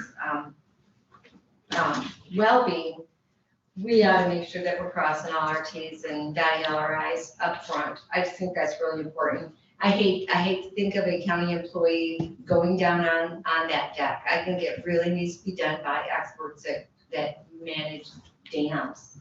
And I know they're out there. That being said, we've heard some numbers thrown out there. We were, told that, we dedicated $40,000 a year for the next 10 years. Fortunately, that turned out not to be true. But I do have concerns with the amount we are going to be spending that we know of in, say, even the next 10 years. And then the amount that we don't know of. We don't know what this inspection is going to find. And I have been advocating for us to reestablish the Lake District and do the 50-50 like we did when we built the dam. And I think that we ought to relook at that again. And I've heard, well, it'll cost too much to redevelop that Lake District. I've been told it's already been done by our equalization department, that they've already got that. I think that would be a very fair way of taking care of the costs of the dam. I just see them escalating as that dam gets older and older. So we get that district in place, it won't be a surprise to the lake owners, and it wouldn't be that big surprise to us. And we'd be back at square one and say, wow, how are we gonna pay for it? We would already have that lake district in line. By law, we're obligated to keep the lake level, so I guess it's fair to say, okay, then that's 50%, but we're not obligated to pay the whole shot. And so that's my pitch on that. I think you were doing the right thing to get in front of some of these problems, but we really do need to treat this dam more professionally. Well, your comments kind of tie into what my discussion with them was, options 2 and 3. One is, and I agree with, we've been reactive. The dam was new, it functioned well, it was, things were going well for a number of years. We were kind of just in a reactive mode. I think some things have happened in the last couple of years that also made me look at, we need to be more proactive. I talked to these gentlemen about several things. One is we need to have at least a 5-year plan, so we're not surprised. And how do we get that plan? I think we need a professional consultant to look at it. The whole issue, simple things like that confusion about those gears, where they need to be greased or not. I've asked them to clarify that, but we need a professional to tell us that. So I think you're on the same page that at least I was telling them that we may be to a point, just like with this system here, to use the example, it's beyond the ability of our staff. So we have a contract with D&W, a professional that can come and look long-term. We have an engineer that can help us look long-term. I think we need to treat the dam the same way. We need to come up with a long-term plan, maybe have a consultant available that when they do the inspections, they also come up with a maintenance plans for year 2, 3, 4, 5. So we're not being surprised. And there are people out there, we had a brief just discussion on that. My goal is to get you a budget for this year, but kind of what you're saying is what I suggested to these gentlemen. Also, bigger picture, something we talked about, I think it's time we look at the structure of the dam authority. I think we have good people on there. Yeah. We have people that are on there that didn't know they were on dam authority, who don't have a passion for it, who don't have an understanding of it, nor would they. I mean, imagine if you're elected to a road commission, all of a sudden you're told, oh, you're an expert on dam also, and you have to make some tough choices. So I'm not blaming the members of dam authority. I think it's our responsibility to give them the tools and maybe get people on the dam authority who truly want to be on the dam authority and have some expertise. The dam authority was established by the Board of Commissioners. It does not have to be the road commission. That's a decision that 7 of you can make. You can alter that. It probably made sense when the dam was originally started to do it that way, but I think it's time to look at that. So when you look at goals for upcoming year, I think this is all part of the big picture, but I agree. I think we need to take a more professional approach with the dam authority, just as we've done with this building where we have consultants come and help us. It's not fair to expect Jerry and the staff to be experts on that. That's beyond their expertise. It's not fair to the 5 members of the dam authority who are basically volunteers.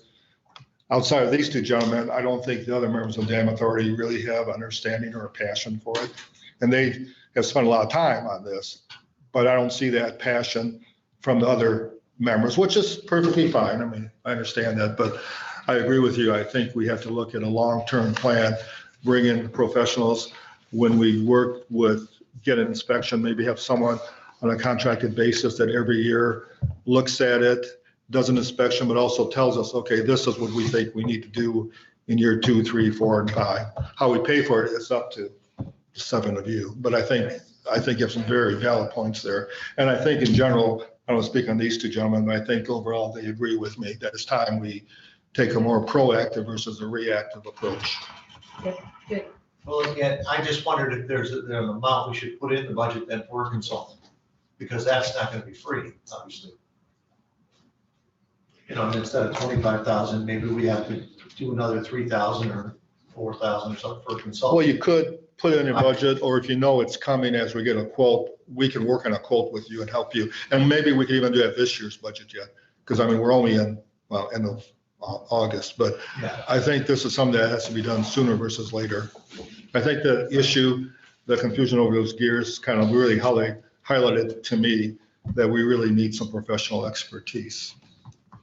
So if you want, I can work with these gentlemen and try to come up with a proposal in a dollar amount.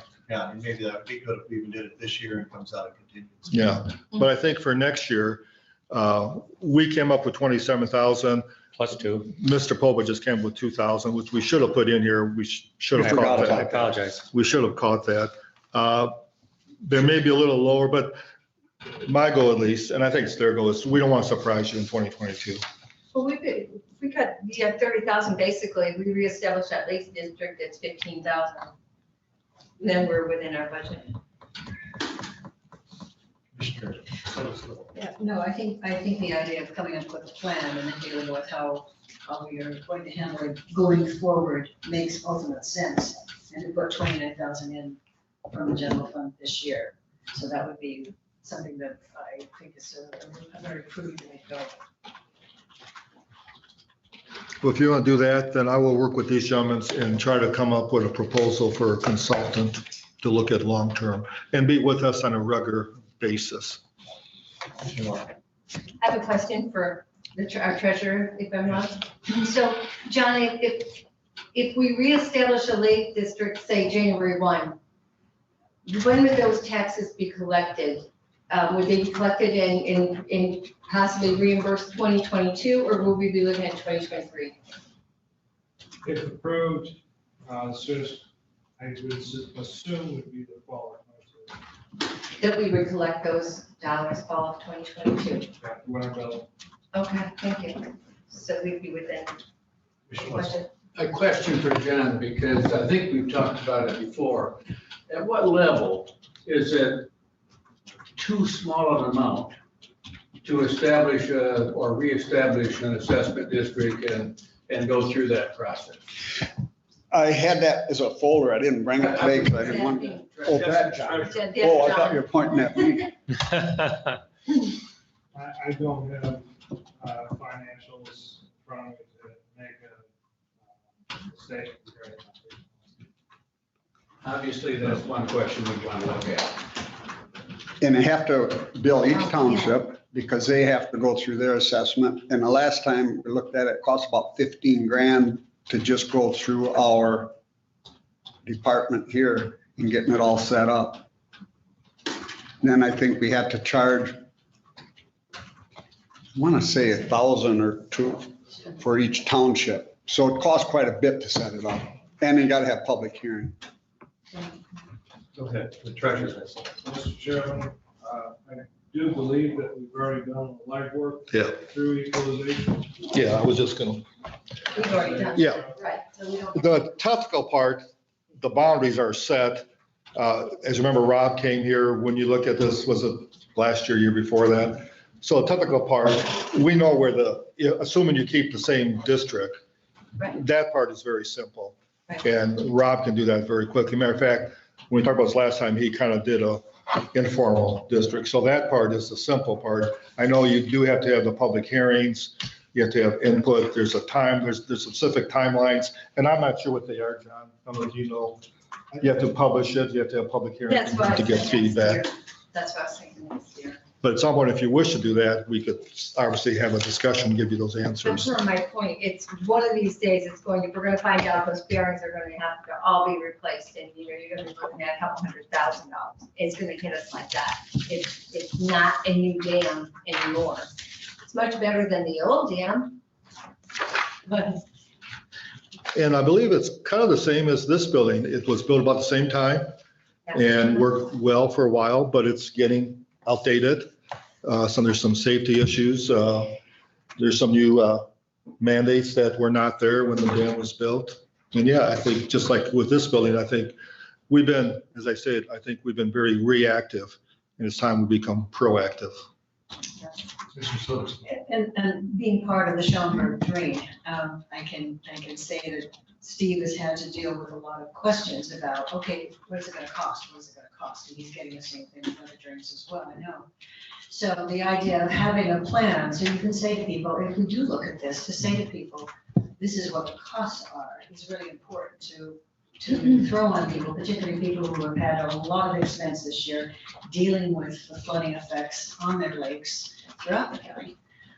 Putting this forward and saying, here's one more, and oh, by the way, we don't know how much it's gonna be, but we're gonna reactivate this. I think having the plan first, looking at the costs over a 5-year period, so we can really be honest and upfront and transparent about what this might look like, would be, if we're gonna discuss it, would be.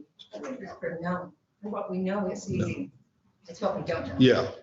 Well, let me work with Steve and John and try to come up with a proposal that we can come to you sooner versus later. I'm thinking still this year to at least hire someone to do this I agree. study for us. You know, just like we've had engineer do a feasibility study on what needs to take place in this building.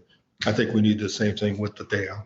Someone that has the expertise, that works with dams on a regular basis, that can look at it and say, okay, this is what we need to do. I mean, and it really does tie in, since we have to do the inspection anyway, we have to do the appraisal anyway. I think this will be the third piece of that project. And the inspector would, just like this, when we heard about the pumps from Gary and from John, they have a good sense of what is going to wear out in the system. So they could come up with a pretty good idea of what expenses would be. Okay. And I believe by law, the only person mandated to be in the dam authority would be Steve through his position, correct? I believe you're right. Yeah, because we looked at this several years ago. When we made the change from 3 to 5 road commissioners, we decided we'd also look at dam authority, but we wanted not to do it at the same time as we were making that change. So I think now is the time. But as I remember, I believe your position is mandated to be on the dam authority. The rest is strictly up to the commissioners, how they wish to structure it. So we have this gentleman over there on first budget, right? Yeah. Yes, sir. So the 29,000. Okay. I have a question in regards to that. You know, we don't know if the access ladder is going to be something that is actually going to be put in place. We're going to look at having someone come up and look at the dam. They might come up with something totally different. That's why we did consultant first. Right, but you're talking about allocating it in the budget, and Yes. it appears as though it's for a specific item. I kind of have a problem with that, so maybe it should just be worded differently. Well, in the budget, it won't be specific for this. It'll be a outlay for $10,000 for a Capital improvement. for a project or something. Okay, And then we'd have to come back to your board anyway. okay. So we're just saying, this is what we think. I believe this was part of the inspection, safety inspection that they recommended this. The safe way to get out. Yeah, It was mentioned, it isn't in writing. yeah. He verbally mentioned But it. I think We were not cited for it. it's a real good point. And But you're, right. If a consultant comes back and tells us, no, we need to do this, Right. the money will not be specifically for this specific project. I'm okay with that then. And then we'd have to come back to you to get approval. Any other questions? All right, thank you very much. We're going to take a break. Yeah. So I'll just try to be back in a quarter two.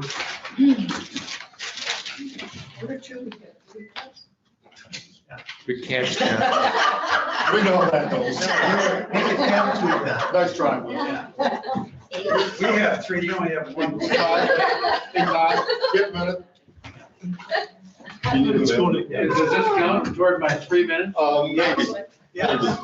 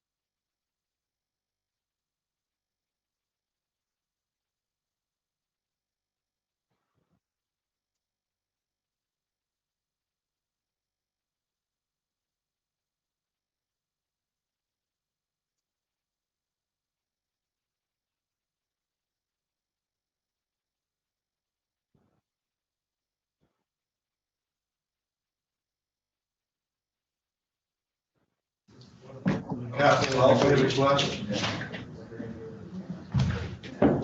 I just did a handout for everybody. There are basically two sheets, one that looks like this, which is the priority ranking for the capital improvement. And then the other one relates to administrative support. So there were two handouts I just gave you. The one that relates to the administrative report just came in via minutes to Laurel yesterday from our last Parks and Rec meeting. Lori got that to her, and it's kind of a budget request review, and it's several pages of discussion. And then on the final page is a motion that relates to that topic of administrative support. There are other items to refer to if the front sheet talks about discussions you folks have had, and that's kind of the lead in. Oh, I'm sorry, John. I left mine home, thanks. So anyway, probably kick it off with the capital outlay requests. We basically did a polling at the Parks and Rec Commission meeting, gave those to Laurel and she tabulated. And we ended up with the 6th position ranking that's at the bottom of that page.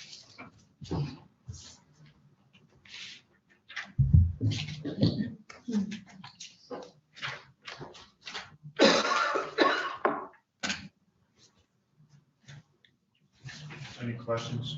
Anybody?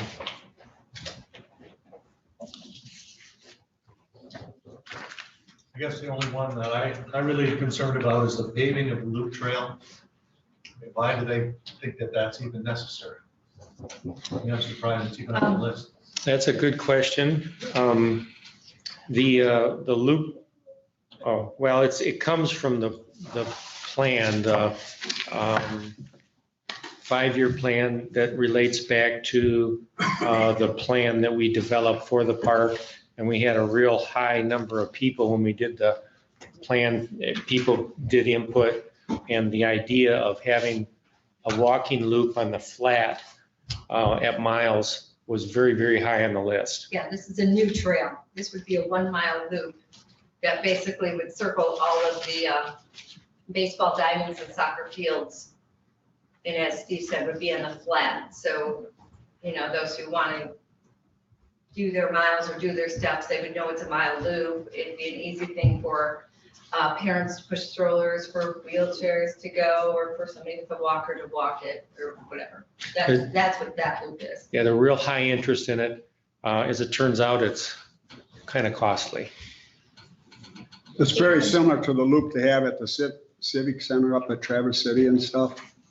You get more and more people walking it, using it and stuff, but it is. Silver Lake Park in Garfield has a similar. Yes. Very popular. They got a nice one down there. One of the questions did come up, and this is something I would look into, but I had thought that Glen Lake School did a 1-mile loop around their complex, but someone thought it was a road system, so that's a little different. I think it's a road system. I was in there the other day. Okay. And whether that be open to public or not is probably unlikely. So that's what that is. Well, if it's a road, can I speak? I think Commissioner Wessel had his hand up. No, okay, go ahead. Commissioner If it's a road system, then if it's a school and it's a road system, after hours, it would be open for walking, it seems like. Not necessarily. Yeah. Not necessarily. It's up to the school because of safety and security and whether they want people on their campus or not. There's a Have we asked them? question. And no, we have not. That's why it's left up in the air. It's probably all about liabilities. And for the whole changing. system. We have to check that out. It might be cheaper even. So it's way down the With list. liability. Yeah, it's way down the list anyway. But that, it was kind of understood, I believe, if I'm not misspeaking, that it would be either a grant funded, probably this. I don't see Parks and Recreation ever having a budget that big to do it. It would have to be donation or grant funded or the CARES dollars funded. It'd have to be a gift, in other words.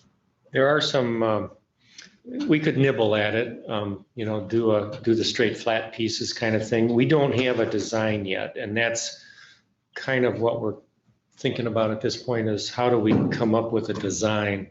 And, we're kind of right at that point. Yeah, when we met last week, instead of doing the loop, we were looking at starting at the parking lot up above and maybe just going down to where the nursing home is, just to start it. Yeah, so there's lots of Yeah, ways that to makes nibble at it. It just, the whole thing all together is pretty daunting. Commissioner Sutis. Mine is just a question relative to the handout. On the one pager, that's both sides. What, in orange, what are the numbers? There's 6 projects, but I don't see, there's a 6 there. Is that a ranking from 1 to 6 of those projects? Is that? That's Correct. We were asked to do a ranking of them rather than have them appear as a, which one do you want to do first kind of thing as a CIP. So we ranked the CIP projects according to what we felt was the most important one, number 1, 2, 3, and on down to 6. So then looking at this, number 3, the new soccer pavilion was ranked number 1. Yeah, the pavilion there, it was what do you call the thing? That's related to the building that's going away. We had the opportunity, I think you folks have seen that, someone offered to take that building away for $1 or whatever it was, Cass and Contracting. So that contract's in the works and they're looking at, that's going to happen. So the question is, once that goes away, how do you protect the electricity and the waterworks that are in that structure as we speak? So we've basically kind of figured out how to stabilize them. And then the next step would be, okay, what do we do? And there are 3 alternatives. John Walters is a member of Parks and Rec Commission, and he, for free, put together 3 different options for the Miles Kimmerly committee to look at, and we're going to look at that before the commission, Parks and Rec Commission meeting next week, or no, in 2 weeks.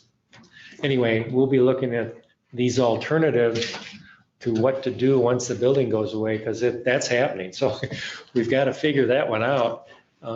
That's, the committee will make a recommendation for the commission. The commission will look at it and make a recommendation to you folks. Excuse me, Steve, just a quick update. I hope they have it on the September 14th agenda, a formal proposal from a local contractor who's fully insured to remove that building, allow them to keep it for a cost of $1. And I think anyone who's been out there agrees that building needs to come down. We've been talking about that for as long as I've been here. Like you mentioned, you've been talking about that for as long as you've been on the commission. So assuming we have all the paperwork, we hope to have that to you as a proposal on September 14th. And that's why it's number 1. The building's coming out of there and we got to protect that equipment and we got to have something else. And we called And pavilion. we need it in next year's budget. We had to call it something. So a little structure and a roof, and I don't know whether or not we have the porta potties housed there or not, whether we have a little storage along with the enclosure or not. It's in those 3 options, and we're going to arm wrestle over those and get that to you folks as soon as we possibly can. We just need money in the budget for it for next year. I mean, I'm not involved in that, but my suggestion would be is that you move that waterworks and the electric power and all that into the building you have, so you can take care of the building you have, rather than adding another building that we can't take care of. I understand what you're saying, and What we came up with last week is, I don't think we really have to put another building there. That tank, the water tank is probably getting at the end of its life. we can put an underground tank, so that will take care of that problem. And then electrical, all we have to do is put a panel box there. We don't have to build another building there right now. Cabinet, What's do a that? cabinet. Right, it doesn't even have to be a cabinet, I think just somebody, you're an electrician, just a panel in the Right. box, bury the water tank, and we're all set there, because we need that water for Drinking. the irrigation, I think. Right, for the soccer field, I'm sure. Yeah, Mhm. so I mean, it just wouldn't interrupt anything, but it's still gonna cost, I think $2,500, Scott thought maybe just for the tank alone, to put that underground. Well, I mean, I guess my thinking is that building has not been taken care of, Right. you know, for the last 15 years. And there's another shed just to the east of there that's empty, so we could put this, you know, it's big enough to hold stuff that we have. But aren't those across the road also getting neglected? You know, little driveway there? The pavilions have a new roof. Yeah, but isn't there On a them. pole barn or something there? Oh, Across across, the road? on the north side. No, from the driveway that's coming up Miles Kimberly. Oh, There's there's a shop. Yeah, Yeah, there's a shop there. Oh, That it's in pretty needs good to be, shape though. No, it's in good, the insulation either needs to be covered up or something like that. Yeah. But as far as structurally, it still looks good. okay, well, I thought it was starting to paint it, Well, maybe, yeah, probably. it's starting to look, Yeah, you know, Oh, paint job, but yeah. some people want to help come paint it. That must be the building you're talking about, running the paintbrush. So if I may ask, the more realistic dollar amount under number one might be something more in the neighborhood of around $3,000. Possibly.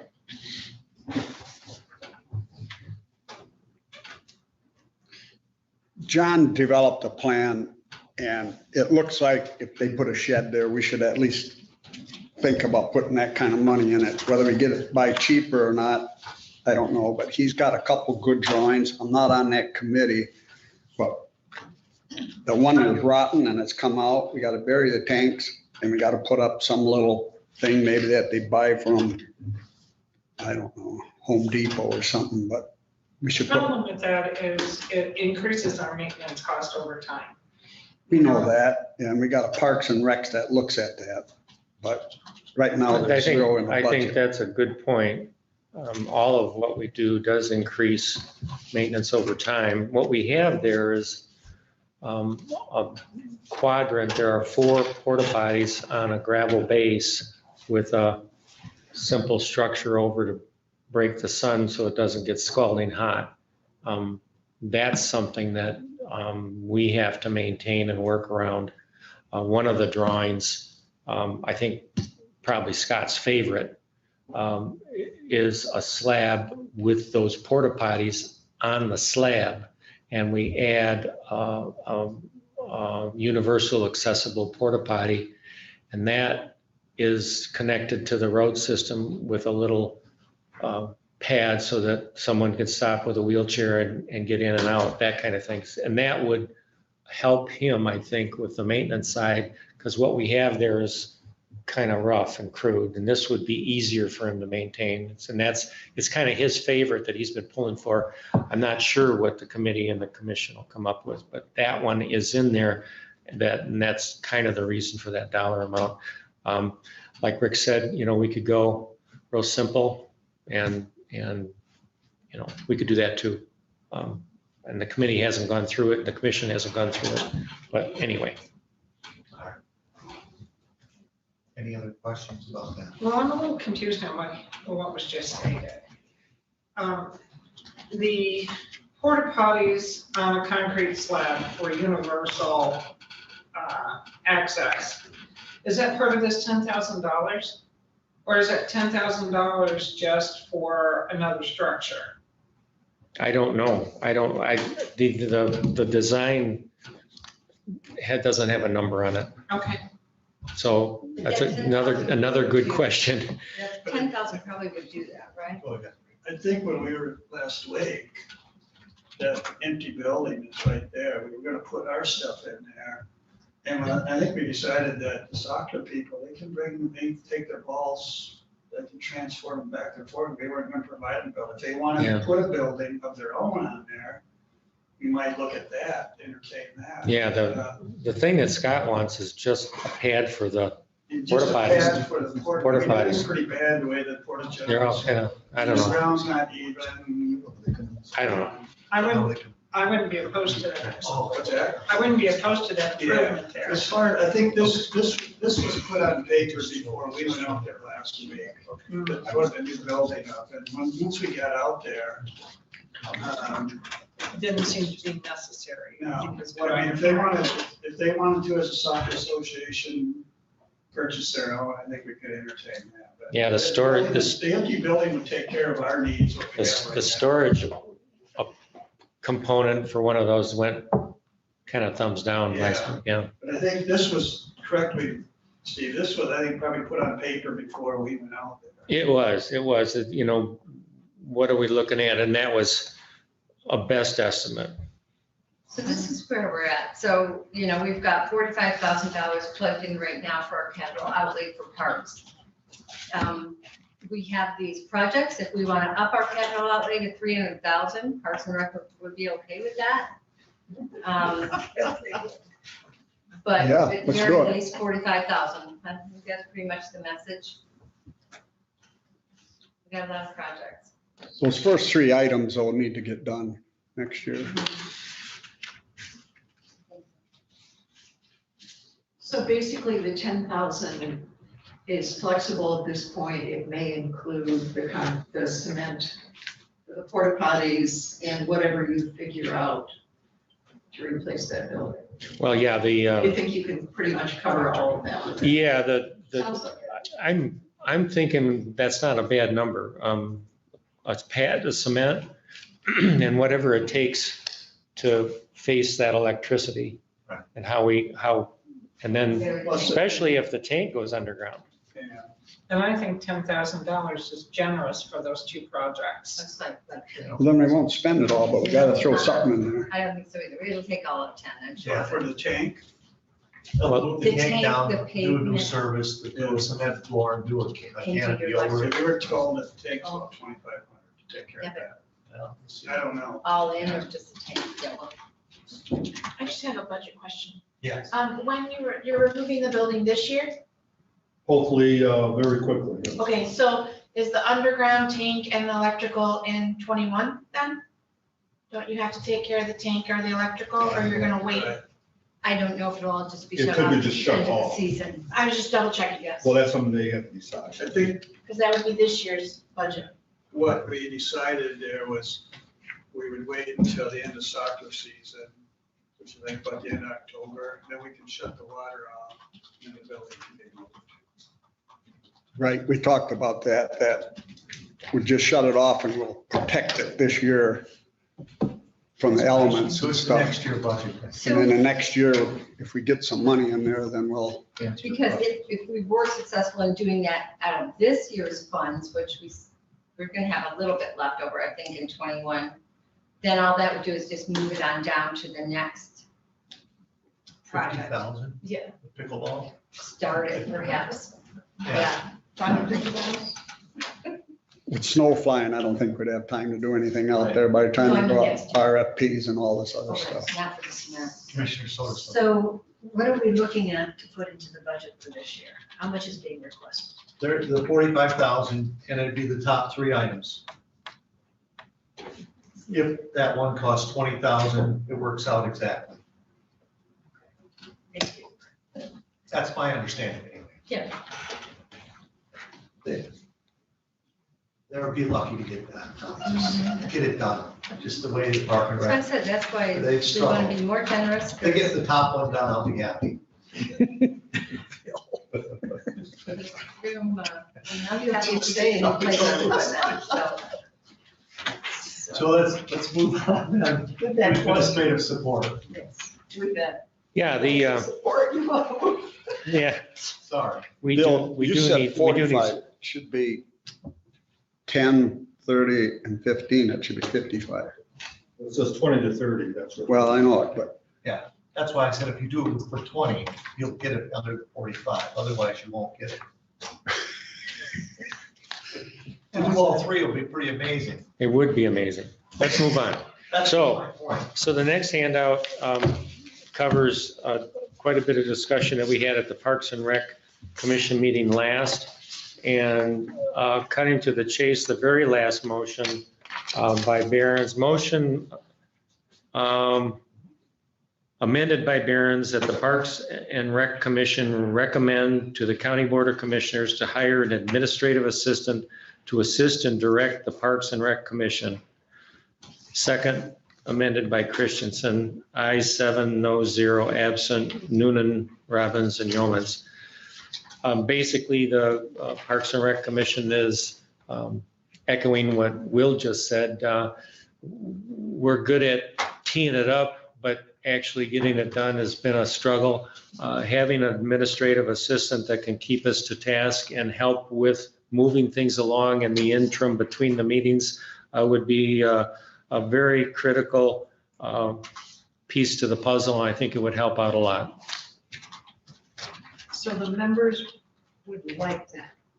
I can't hear you through your, So the members actually would appreciate that. Yes, this Do you is think it would be more effective? 7-0, 3 They're not absent, do that, 3 they absent. Spend all their money. Any questions? Commissioner Wessel? Well, we had a part of the administrator's proposal that addressed some help in that area without bringing on a $25,000 contract. Could you refresh? Yeah, and really, I did not know they were proposing this. It completely is independent. My perspective was just from looking outside and how they struggle.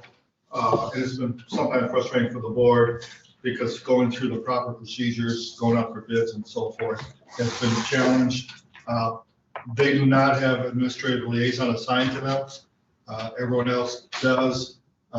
In theory, if we had a facilities director, that'd be that person responsible, just like the dam. But the way we're structured, we don't have that. And Jerry is a maintenance person, he's not a facilities director. So my proposal was completely independent, not even knowing that they had this discussion. And that was that we really need to provide them some leadership. They're all good people, they're all volunteers. They have ideas, but as Steve put it up, they know how to tee it up, but that's as far as they go. And then, okay, what do we do now? We have this great idea, who's gonna follow through on it? And that's where the problem is. So with my proposal is strictly give that to Laurel Evans. She has been taking her minutes, unofficially kind of leading them on, restructure her position, give her a stipend or something to take that on. I think in fact, she's been trying to do that the last couple of years with the going out for bids and everything. I know she's pretty vocal about putting you on the right path if you're going on the wrong path. Sometimes she can be a little blunt on that, but I think she's trying to keep you online to go forward to get things done. But so that was where my proposal came from, and how it's structured. There's a lot of different options, but kind of independently from what they're saying, we both kind of came to the same conclusion that they need some administrative responsibility. And they have a pretty large budget that you trust with them every year, but there's no really follow-up to that. So the Parks and Recreation Board is very happy with Laurel and want to continue with Laurel, but they want to continue the way we're continuing. Committee structure, because it's working very well and we're getting projects done that we weren't for a lot of years. So you want to consider that, continue that committee structure and continue with Laurel and continue meeting at the same time, which is that afternoon of, our regular meeting is the afternoon of. So the question is, and I don't know, does Laura come to the committee meetings also? Has she been? Yeah, the challenge is, So that's. she's basically doing this out of a gesture. It's not part of her job description. It's not part of her job mandated. description. It's not her responsibility to take minutes. She has stepped up to kind of fill Okay, that but void. she is doing it during her normal workday. Yes, but it's taking time And away it's from not part her. of her job description. So since she is, I'm just saying where Parks and Rec wants to continue with the structure we have. Yeah. Our question is, if Laurel says, well, I don't want to do it anymore, then we're going to have to hire somebody that's going to be the administrative guide for us. Or if Laurel is gets a stipend for handling Parks and Rec, then that takes care of it and we continue on. But we are paying for, the other question was minutes. And we've put it's a clerk's statutory duty to do minutes, but is that For all only county. for all county? I don't want to speak on the clerk's behalf, but I believe for any county-related function, just Okay. like technically for the road commission, it's technically is the clerk's responsibility. Okay, They have someone to do it. because I supported that position and to help in the clerks. We just gave another Yeah. person in there to help with minutes and that sort of thing. So then would the clerks take Well, over? you have to talk to Michelle. I want to speak on her behalf. Because right now, we're paying for, well, we're paying for minutes.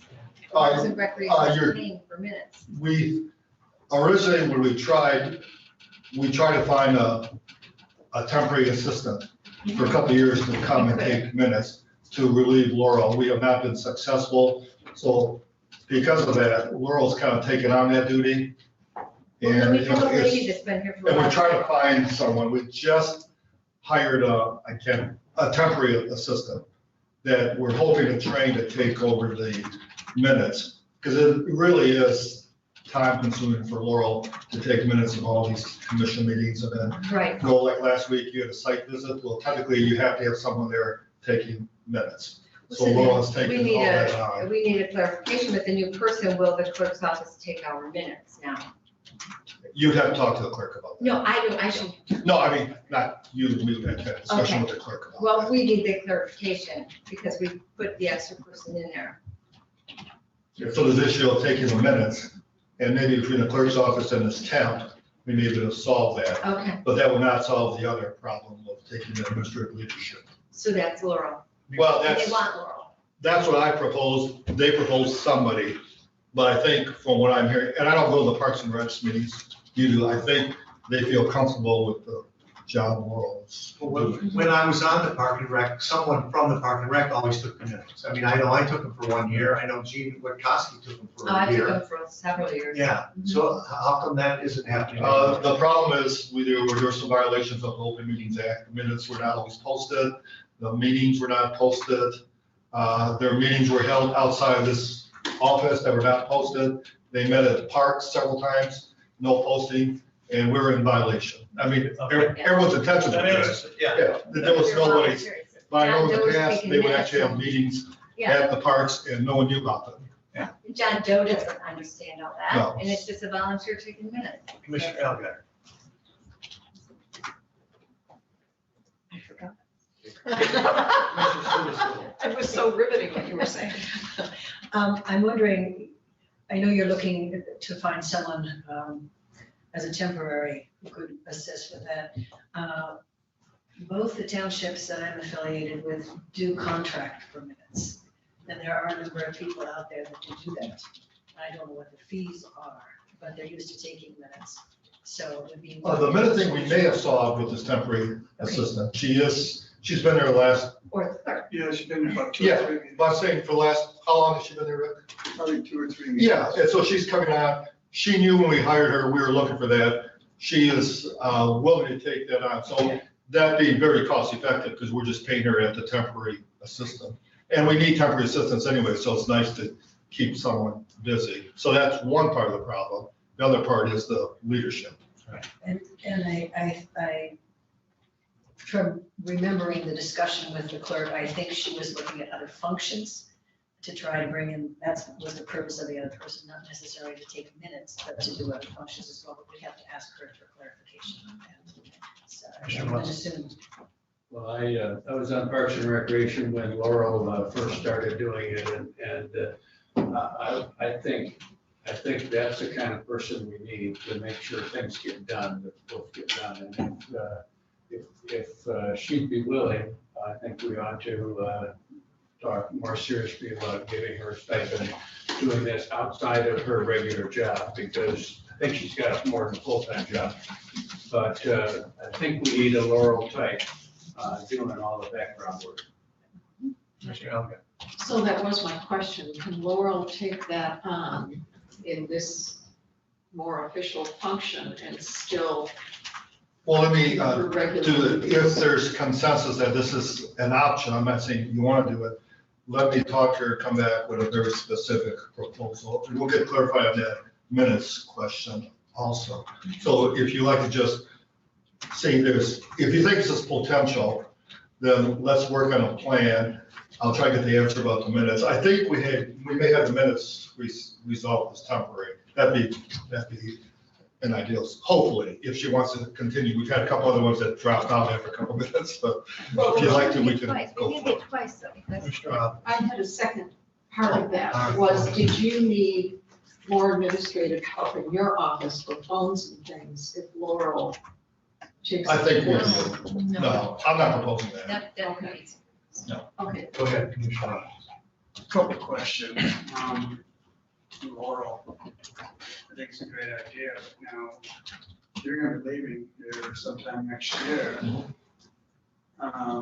So we give her that position. What happens if how does that work if the new administrator doesn't want to do it? Well, that goes back to, but you need to have a discussion of what type of administrator that you want. That goes back to the finance and the HR part also. I mean, that's the only concern I Yeah. have. I don't want to see it. But you could do it on a 1-year temporary basis, Yeah. And it could be, you try for a year and maybe Laurel says, I'm not doing this. So you could do a 1-year interim, and that way you could have a discussion about what type of skills you want in an administrator and where this would be part of that. And another thing, I guess if we want to look at long-term, I mean, when you talk about facilities director, when that time comes, Yeah, let me just. long-term, I mean, maybe that's the direction. I mean, Well, thank you for bringing that up, because I've had private discussion with Mr. Bunny. I think we're to the point, we probably need to look at a facilities director. In ideal world, we had a facilities director, Parks and Recs, the dam would fall under that individual. You gotta remember, we went from a small campus in Leelanau with a very basic HVAC unit to moving in a very small jail, to moving here. No 911. Yeah, that we moved over here with a large campus, we added another park. We had a very complex building here, we have a very complex building there, and we haven't added staff. And Jerry is a very dedicated worker, he's a good maintenance, but he's not a facilities director. And that's something long-term, yes. And we kind of talked about that a couple of years ago, that we need to look at long-term, because I think even what we're spending with D&W, Gary does a great job.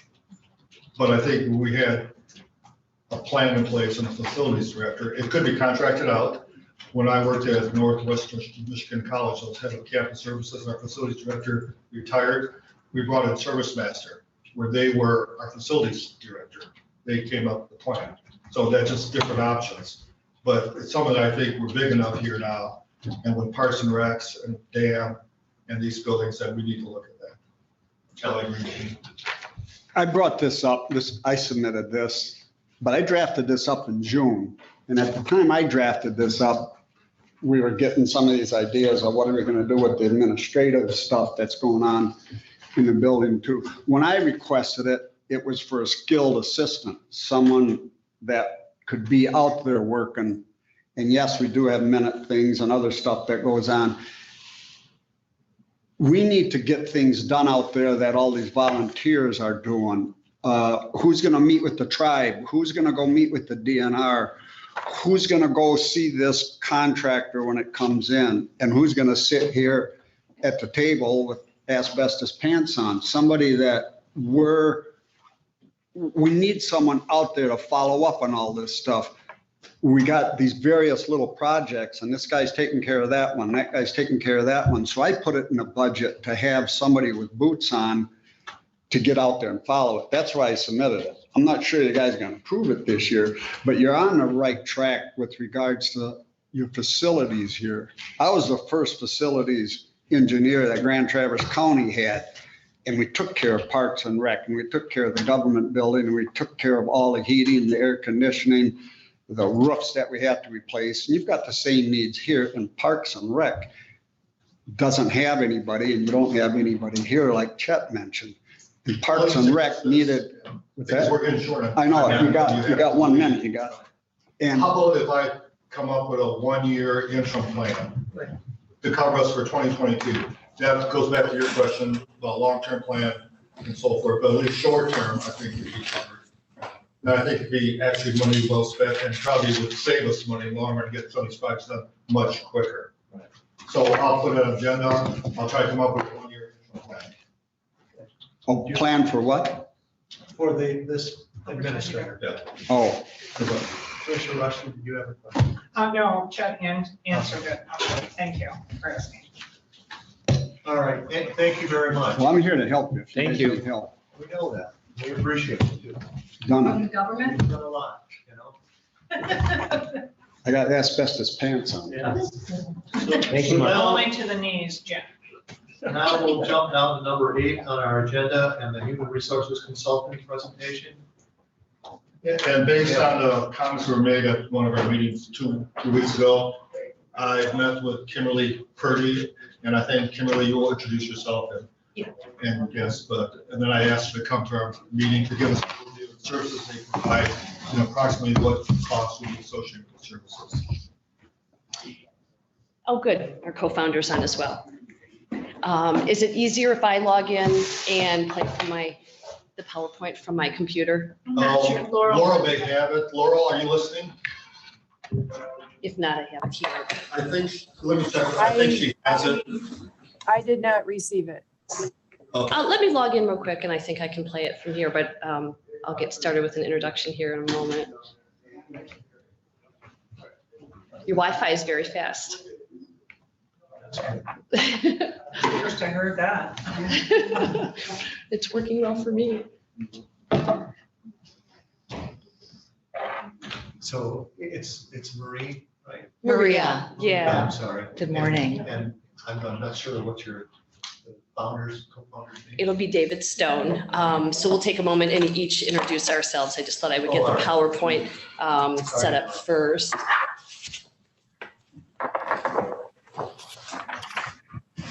Okay. All right, it looks like I have everything. Okay. You will need to mute it. Okay. I muted No, we can hear you. my mic. Hold on.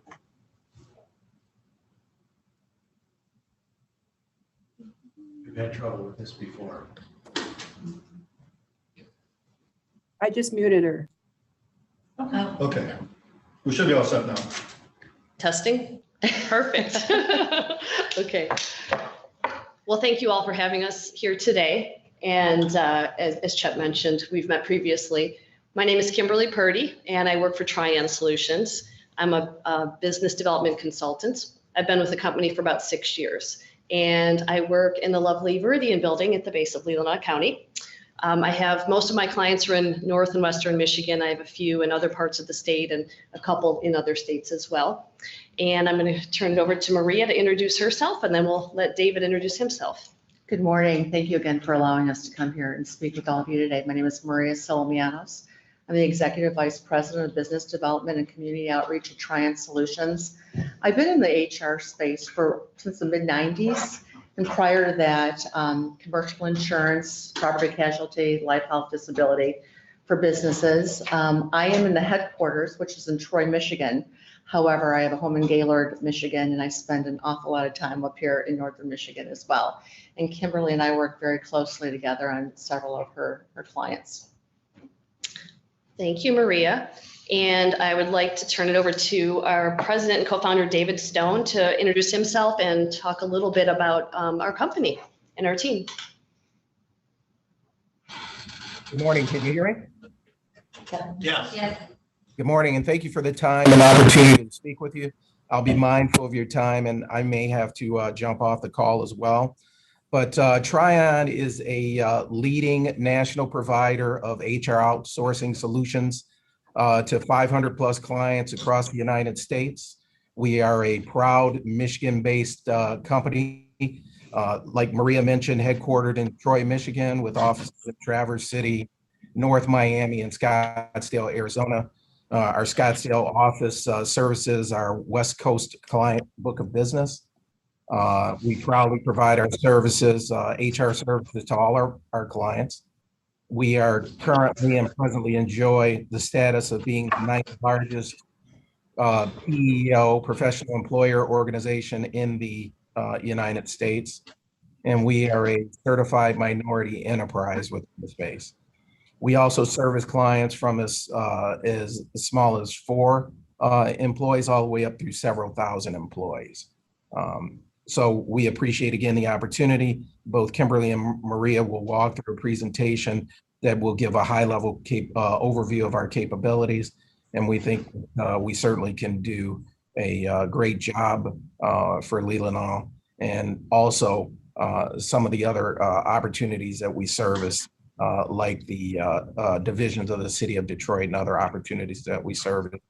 We think will be a perfect fit for you.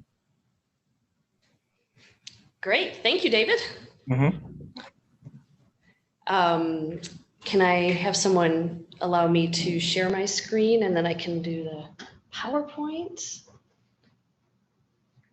Your screen is shared. It is, okay. Let me.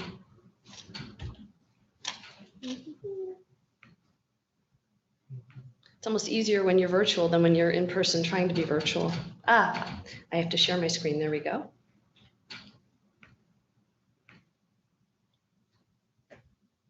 Wonderful, okay.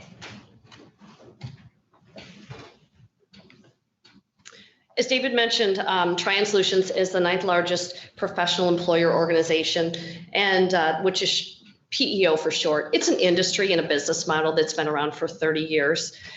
We have currently more than 500 client companies all across the United States and almost every state. We have over 150 team members in the offices that David explained with special expertise. We have, for example, a department that does nothing but garnishments all day for our clients. And because of the specialization of our team members, there really aren't many circumstances that haven't come across within our client base. We have 5 attorneys on staff. David is one of them, and they're there to talk with our clients, help guide them through any compliance issues, employment law, anything you can imagine that can happen day to day with employees and the ever-changing HR landscape that's happening today. We're able to customize our services for our clients. As I go through the PowerPoint, I'd be remiss to not tell you the wide variety of services that are available, with the understanding that I know your focus is heavily on the HR piece, possibly payroll, but definitely HR. I would also be remiss if I didn't mention that David was named Ernst & Young Entrepreneur of the Year as a national finalist 2 years ago, so we're pretty proud of that. And we like to say we practice what we preach, and what we mean by that is we've been the recipients of many accolades, everything from best and brightest companies to work for in Metro Detroit, best and brightest to work for in the nation. Crane's Detroit Business named Trian Solutions one of its cool places to work in Michigan in the past. The Detroit Free Press has named us among the 152 companies and organizations in Michigan as top workplaces. And this is one that we're especially proud of. The National Association for Business Resources recognized Trian Solutions as one of its best and brightest companies to work for. And it's a list that identifies and honors companies that deliver exceptional human resource practices and an impressive commitment to their employees. So again, we walk the walk and we practice what we preach. As David mentioned, we are certified minority owned, and I'm in the local office, which is the base of your lovely county.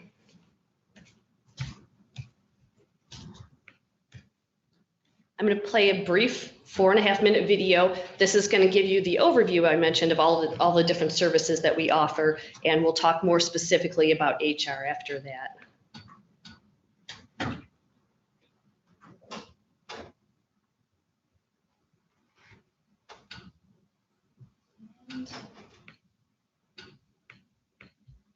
Maybe it won't play.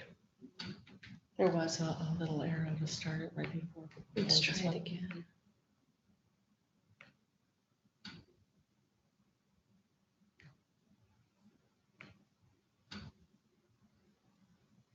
Can you get it off our website? I might be able to.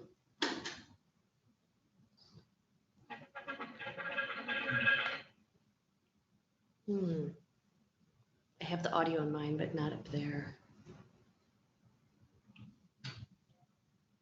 Technology, healthcare.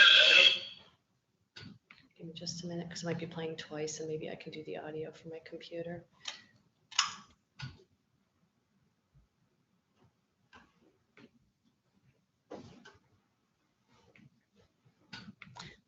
I apologize. Give me just a moment.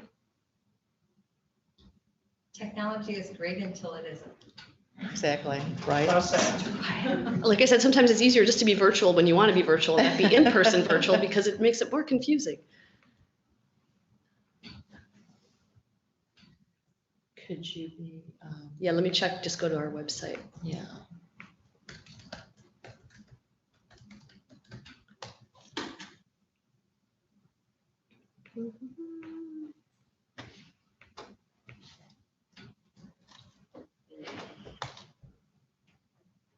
All right, see if I can get it this way, and if not, we'll move on.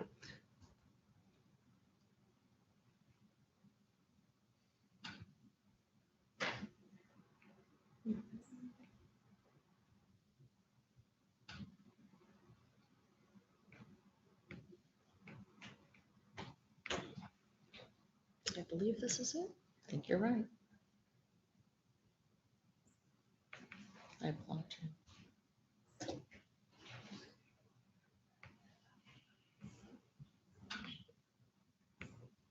Well,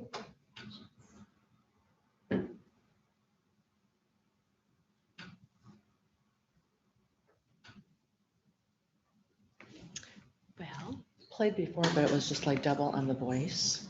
it did, yeah. So if you were muted in one area and you did it off your computer, it could be alarmed up for everyone to hear. It might, I can try that one more time.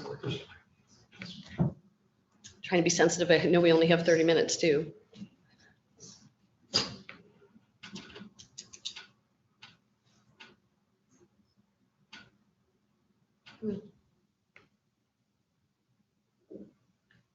I have one other thing I can do is bring up my portable Wi-Fi device and see if that will work. So why don't we move forward, and then I can power that up. Absolutely, While absolutely. you're tackling. All right. Should we go ahead with the rest of it? Yeah. Okay, And then I'll absolutely. do that. Absolutely. Just in case it's. We know that we're not here to talk about payroll, but as Kimberly mentioned, we would be remiss if we didn't mention it to you. We handle the time-consuming transactions that are associated with payroll and HR tasks, allowing you to focus on the workforce, allowing you to focus on your daily business. With specialists across HR spectrum, you'll get help when you need it, every time you need it. Kimberly made mention about how we have specialists within Trian Solutions. Another one that came to mind was FMLA. We assist our clients with that every single day. Relief from risk and burden of audits and record keeping.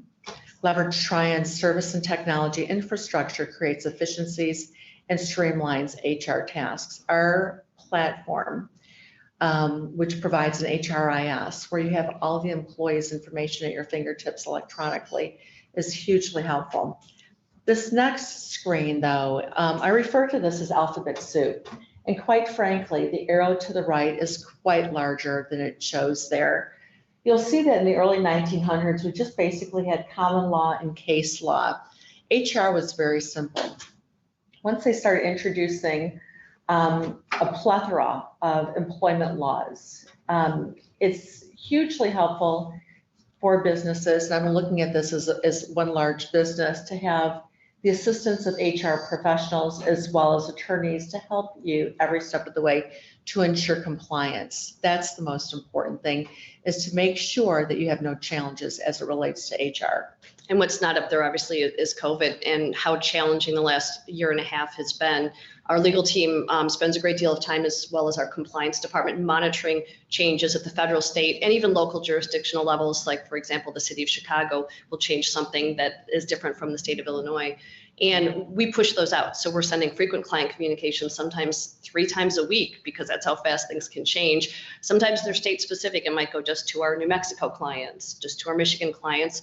But oftentimes it's the federal level that we're seeing the changes, and making sure that our clients are aware of the changes. We've interpreted them for them, because they're not always black and white, and advise and guide them on how to handle those changes and implement them. Yeah, and I want to touch on that just a little bit. I really want to applaud Trian and how they handled COVID.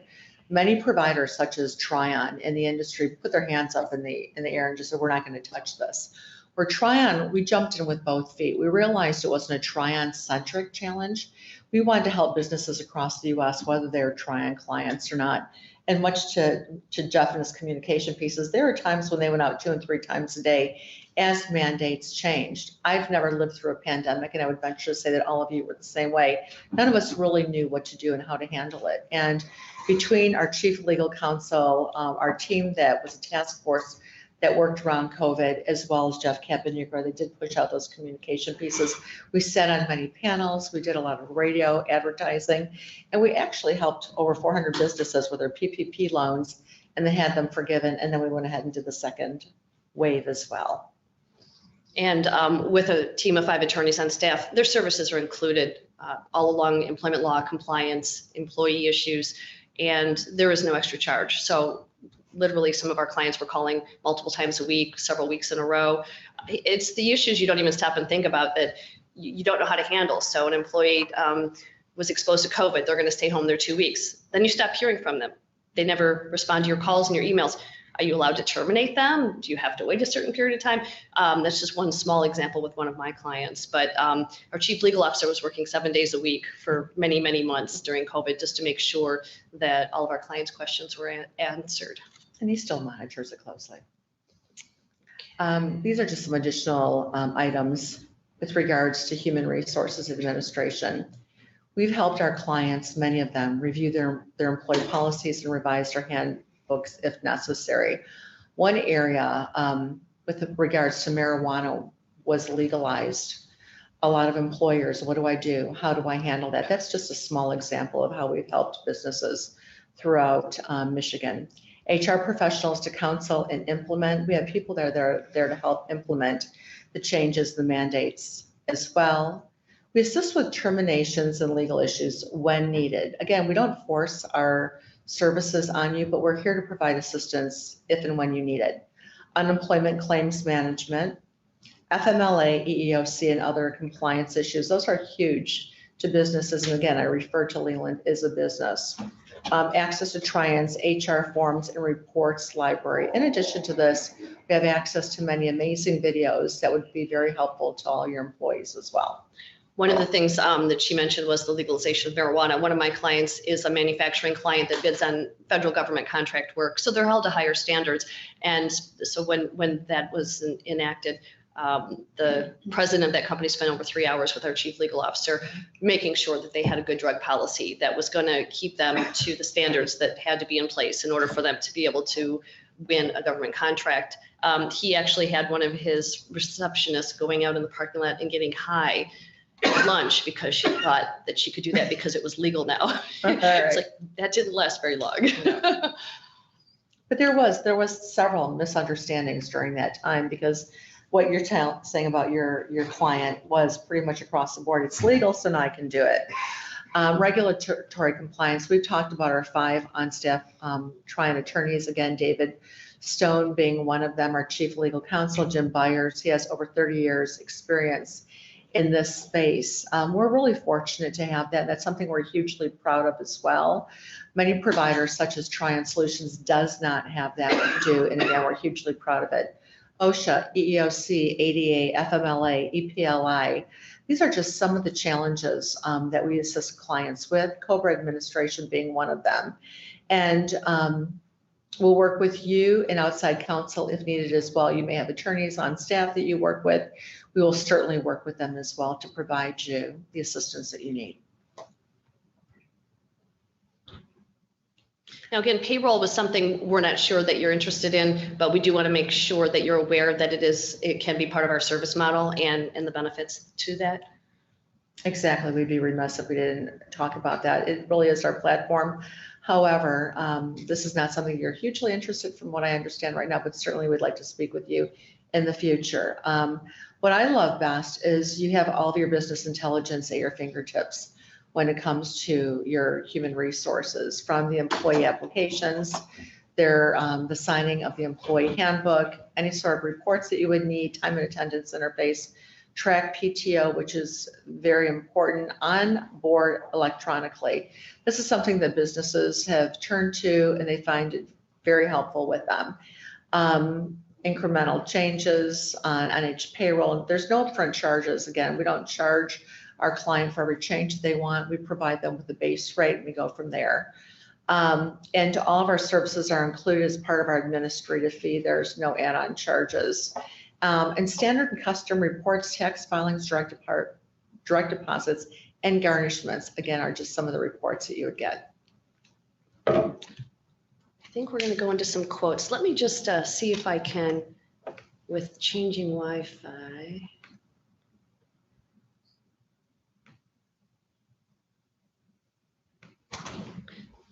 It'll be my last attempt, I promise.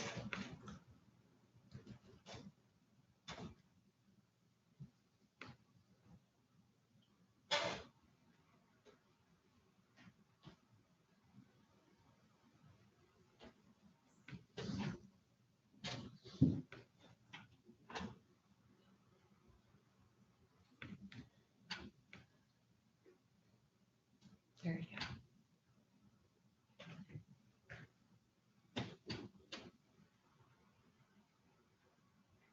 And it's the room. I know it's the room now. Okay, well, let me go back forward here. Just a few quotes from some of our clients and how we've helped them navigate their issues the last couple of years. And we can also even email the presentation. Yeah, I'll do that. I have all of your email addresses, so I'll send you the link to the video. Let me get to. So some of what the video covers is the nature of our industry and our business model. And our client sizes range from 4 employees to several thousand across all industries. And there's different reasons and enhanced reasons, depending on the size of the company and the industry they're in, why it makes sense to partner with Trian Solutions. As you can imagine, for the smaller local companies from 4 to 25, even 50, you oftentimes have the business owner, the president, the controller, trying to manage HR issues and potentially payroll as well. Really taking time away from the reason that they're in business, where their focus should be, growing their revenue, growing their business, in your case, serving your community. And so taking that non-revenue generating piece off, or the piece that takes time away from what they should be focused on, is one of the major factors. We also have a robust benefits program. Oftentimes, again, that's for the smaller clients. As you grow in size, and I know you're well over 100 employees, you have benefits that have been in place for a long time, probably agent relationships and things that have been in place. So those aren't things that we have to bring into the relationship. Everything is customizable.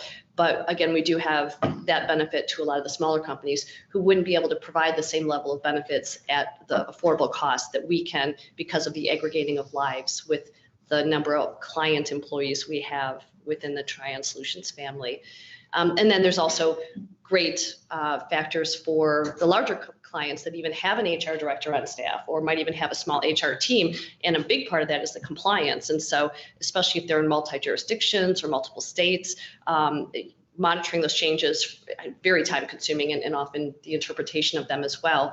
But it gives them time to focus on their team, their culture, the reason that they're there every day, and outsourcing what we call the backroom HR piece to us. But we truly look at it as a partnership. We work with our clients. Part of their team is an extension of their team.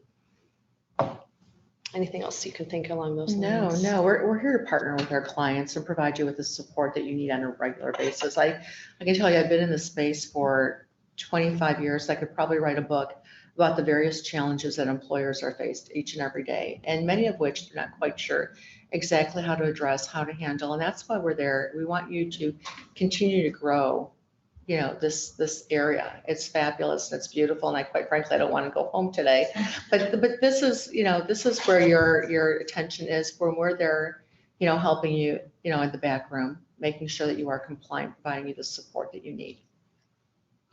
So I know this is a budget session. Wanted to pause and see if you have any questions before we talk about the business model for your needs. So how many counties or municipal cities do you work with in Michigan?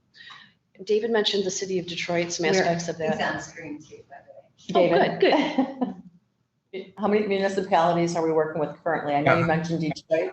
Yeah, we are, and then we're in discussion right now with, we have a proposal in front of Pontiac right now. We've looked at Lake Orion Township. It just depends on their particular need at the moment. Some of the needs were broader, so again, we're in some discussions with other municipalities. One of the things too, if you look at whatever industry we're talking to, that question comes up quite frankly, frequently. So do you have any other manufacturing companies or broadcasting companies? At the end of the day, employee issues are employee issues, right? And so there's so many different industries in the US today. We have over 500 clients crossing many of those industries, but clearly not touching every single one. But again, at the end of the day, most employee issues across all industries. Gwen. So what I'm hearing so far is you're offering advice on compliance, advice on questions. If we did not include payroll, I guess what I'm hearing so far is advice, or if we fired somebody and there was a legal issue. We would help administer all human resources. It's a little broader than the advice. We're there to support you every step of the way. How? It could be, there's a challenge with an employee would need to speak with somebody. We would provide them with that objective ear. Wrongful termination of sex, go ahead. How? Well, they would interview the employee, find out exactly what somebody would transpired. come here. Absolutely. If that's what you would like, absolutely. We can do it offline and come here as well. So we would have to make a call to have somebody come and deal with an issue. One thing we've talked about in very preliminary conversation, and I know that there are a lot of discussions and decisions in front of you, is what the need truly is or would be here. And whether we have somebody on staff in the office designated to Leelanau County employees, certain hours, so many days a week, so many weeks a month, so many times a year. I think there's a lot of discussion, is my understanding, that needs to happen in terms of determining your needs and having us fulfill those. So do you feel that I just wasn't hearing specifics about what advice is nice, but. Yeah, and I think You can also probably Google for advice. Probably part of that too is because we're not real sure what you're looking for in terms of your need. I think you still are flushing all of that out. Part of our role here today was to tell you about the company, the team, the services that are available. And then you may not even know for sure moving forward quite yet what your needs might be, and they might even evolve. We have somebody, let's say, staffed in our office every other week, designated to your employees. You might determine after a month or two that you don't need somebody that frequently, or you need them more frequently. So things can be fluid as well. So if there was a problem, generally a call would have to be made and someone could come out when they can. You know, and again, I think to Kimberly's point, just to interject though, we provide our HR solutions to client companies. Again, client companies located throughout the United States and 48 different states. And you would have access to our professionals at any time with certain specific client companies. We've offered arrangements where we have an HR professional on site. You'd have access to the Traverse City office. We would also staff a person located in that office. And based on, after we do a deeper dive and some due diligence on the particular needs and access to an individual actually coming to the location, if you'd like to have some certain situations handled off-site at the Traverse City office. But throughout our robust client portal, most issues and HR issues are resolved through our team of professionals located through the 4 offices. Commissioner Wesson. Thanks for being here. I have a kind of the same question she did, because we don't have a bunch of HR problems, but obviously we've got a number of employees, so we have a lot of HR functions to manage on a daily basis. Maybe our biggest challenge is finding employees. Are you in the recruitment and selection process? Can you help us with finding people that want to work at our hourly wages? So, and before you answer that, we constantly talked, when we talked about finance and payroll and HR, that we know we got a function, but we don't know what problem we're trying to solve. And so I think we can put aside this, we don't have a problem. Could you manage our entire HR process that I think our administrator in our clerk's office has been doing a pretty good job with? But there's got to be presence, there's got to be social interaction with staff, there's got to be ongoing evaluation, recruitment, retaining good employees. Is that a part of your service? And typically, when we work with clients, we're serving as an extension of their team. And so really, you're the face, you set your culture, and we're here to be an extension of the team and provide the level of support. Does that answer the question? So you'll supplement, but not replace. I don't think we would ever replace when you're in a team situation. And it truly is. It's a team relationship. And I also think that, that's something that you would make that ultimate decision.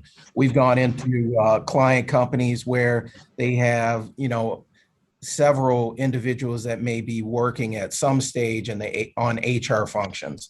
And after we come in and provide certain level of efficiencies, they can either redeploy those employees' efforts and have them focus on other opportunities within an organization, or they may find that from a budget standpoint, they have an opportunity based on the services and support that we provide, that they may move to eliminate positions. But, that's all in the framework of whatever that particular client company's need is. But we'll have, through our attorneys on staff and staff of HR professionals, you'll have support that you need on all levels of HR. So that, again, reviewing employee handbooks, it anywhere from, supporting a termination to working on FMLA issues or whatever the HR related need is. And most often that's communicating with one of our team members. We have team members that show up on site, and we can make that depending on your needs. If we need to have someone there weekly to have a visit, and then we can go from there as we expand the relationship. David, can you talk a little bit about? And I'm sorry, real quick, Maria, and just to add one to your point about staffing and recruiting, we do have a Tryon staffing that provides support to client companies to attract and retain talent from a staffing service as well. David, can you talk a little bit about our relationship with Hungry Howie's and how he literally came in January 1 of this year, I believe, and we've come in and we've helped them with all of their human resources? Yeah, so, that's a good point, Maria. So Hungry Howie's is, and we have about 100 of their locations, and it's in the exact same situation. So they went in and they were managing their payroll function and certain other items that they were maintaining, and they were looking for a solution from an HR standpoint, HR solution standpoint. So that's exactly the solution that we provide to them today. They have access to all of our professionals. They can log in through our client portal, access HR professionals in that manner. We consult with them. They consult with our attorneys on staff for any of their number of HR related needs. But, this is a very similar fashion that we do for not only Hungry Howie's, but for a number of other clients that we just specifically provide an HR solution to. In that particular case, one of the team members will go out to that location. the employees know the exact time and schedule that our team is on site. They may approach them with different needs. We've had an occasion where they've had more sensitive issues and they have access to our corporate headquarters, no different than your team members would have with our Traverse City office. If you need to use that office, if we needed to handle a more sensitive situation, if employees felt that they need to access the HR professionals at that location, we would certainly make that available. But that is, Maria, thank you. That's a perfect example of the Hungry Howies of the way they operate and utilize our services currently. And we certainly make them available, and they'd be happy to speak with you about our level of service and commitment that we provided. And we're currently in discussions with Michigan Urology for the same reason. Unfortunately, there was an incident where their HR person that oversaw 500 employees could not assist them with HR. So we're speaking with them right now. And it's much the same where even though we're not in the business every day or in the location each and every day, they have access to our people 7 days a week. And I always say there's a reason why mine and Kimberly's cell phone numbers are on our business cards, because things may occur. You may want to speak to Kimberly on a Saturday afternoon about a situation that's here and you'd like to speak with somebody immediately. We have access to provide you with that support. But even though we're not here 40 hours a week, an employee always has a person they can call if there's a challenge or to discuss something. We do this for businesses throughout 48 states, and we're not in their location, and sometimes we're not even in their state, but we provide them with the support that we need. And because of the expertise that we have at Triant, we have the ability to provide them the support from the clerical team that can help them, whether it's a verification of employment or something along those lines, to the more challenging issues where our legal team would get involved. So this is where we could be there to help you. I know. I can certainly see where, for businesses, and particularly businesses that have multiple chains that are trying to be managed, that are spread across regions or across states, that your function would be useful. As a governmental entity, I'm sorting through, trying to figure out how you interface with the existing structure. For instance, you're mentioning compliance. You're mentioning assistance with policies and procedures, regulatory compliance. We do have, as many, probably most, counties would, we do have attorneys on retention. And of course, the ones that we go with have a majority of counties in Michigan. So they're very familiar with changes and what's coming down. Our health department is right on top of letting us know from a COVID standpoint. They've been outstanding in terms of tools and what's happening and guidance and this kind of thing. So as I'm looking through this list of functions that you offer, which are excellent for businesses, I'm having a real hard time seeing how they apply to a county, particularly a county of our size and a county that already has a structure in place that is operating very effectively. So I don't know how you interface in that case. So what's different in us being here today is that typically when we're meeting with a client, they know what their needs are and what their wishes and desires are in terms of the relationship with us. It's a little different walking into this environment, quite frankly. You would almost want to take a look at the services that we provide and see if, Deborah's raising her hand, and see if that's a model that you are interested in moving forward with. As David mentioned, most of our clients are in states that we're not even in, we don't even have a presence in. I think COVID has taught us that a lot of things can be done virtually. There's a fair amount of people who prefer to do things virtually or over the phone versus in person these days. But again, assessing your needs, if you were to say to us, Triant Solutions, we would really like an on-site HR person for our employees to talk with, meet with. That's part of what we can provide you. But we're coming into it a little backward than we would normally. I can appreciate that. That's a feeling that I'm comfortable, I'm sure. The other half of my question was costs. That's something that can you give us some examples of what it would cost? Let me preface by saying, if I asked you, how much is a road going to cost, but I can't tell you how long it's going to be, how wide it's going to be, how deep it's going to be, and the quality of the materials involved. And so we could give you a range, but without truly knowing, getting a better handle on your needs, to David's point, doing some more due diligence and talking with all of you, it's a little different. It's a little challenging or difficult to pinpoint an exact number for you. And I think a perfect example of that is clearly the cost will be slightly different if a lot of the work is done virtually versus we have somebody in the location one time a week for the employees to come and visit. There's a little difference in cost. However, we've gone through and we've really massaged the numbers. And I know that you've had some conversations with David. I have as well. And David, I know we talked about a couple numbers, just a range. Do you feel comfortable talking about that, or? I don't know. She'd like to ask a question first. Okay. Before we get to the cost of this, if I may have a minute, first I want to make a correction, you might say, to Mr. Stowe's reference to the location. It's not a Traverse City location, it's an Elmwood Township location. So it is within our county of Leelanau, that's number one. Number two, under the current structure we have right now, I think one of my biggest concerns is the employee and their autonomy and their level of confidentiality. I think that we can improve and provide our employees with a little bit more opportunity to have a certain level of autonomy.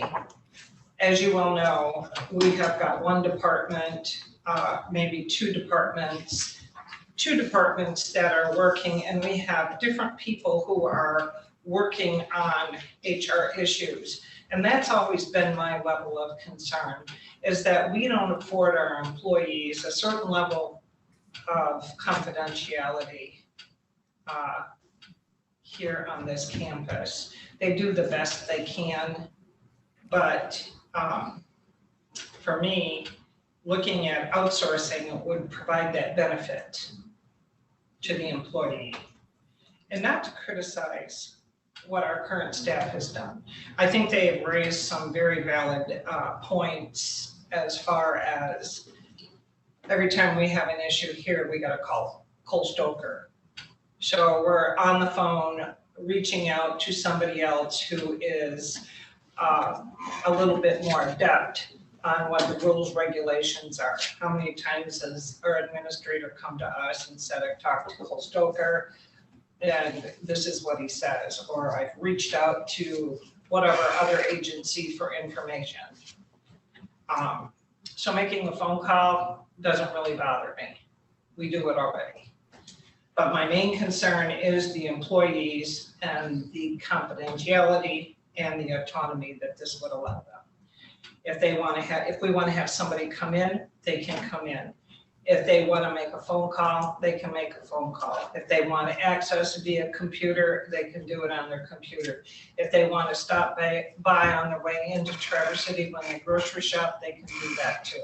I think it gives us a lot more variety and opportunity for our employees. Thank you for being here today. I appreciate it. Thank you so much. Thank We you, Deborah. appreciate it. Then we can go back to what Commissioner Silverstein asked about the cost. Yeah.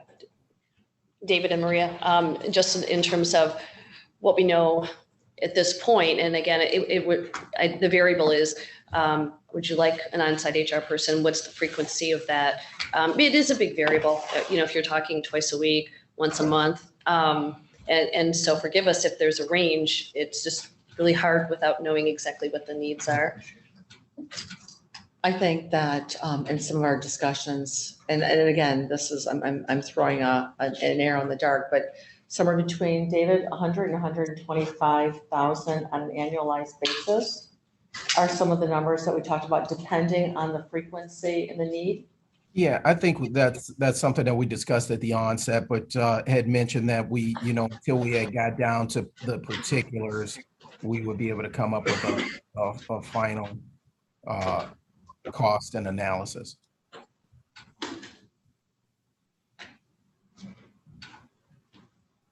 Any other questions? Any other questions?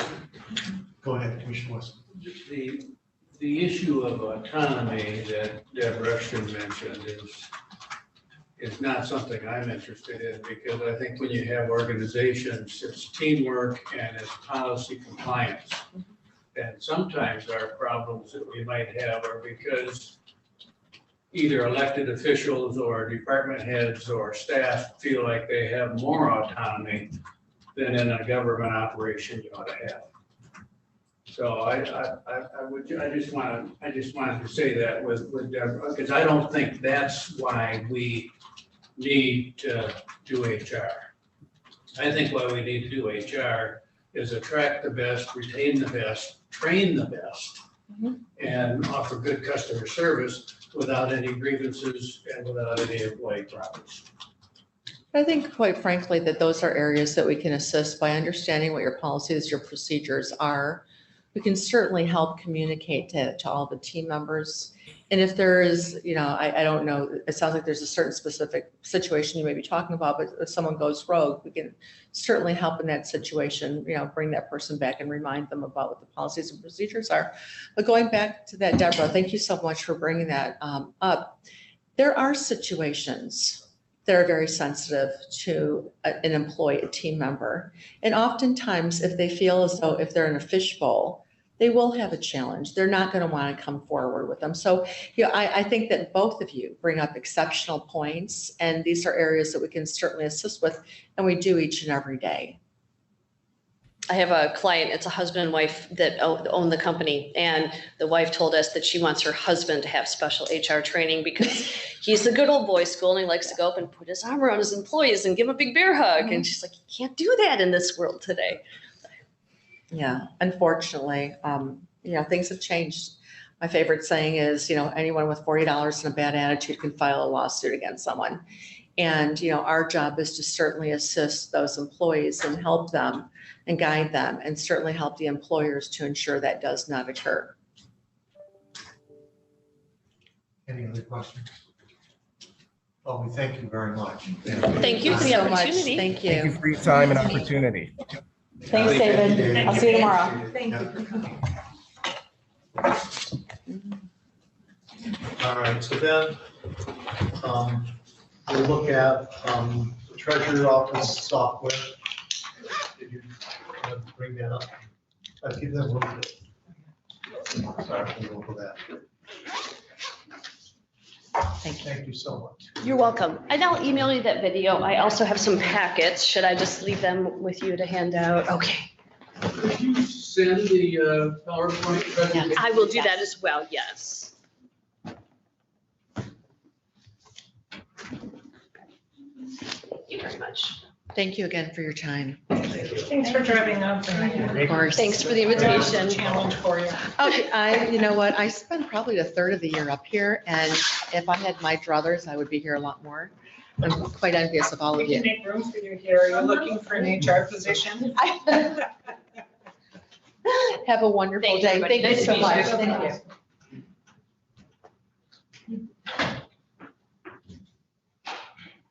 Thank you. Afternoon, Commissioners. Afternoon.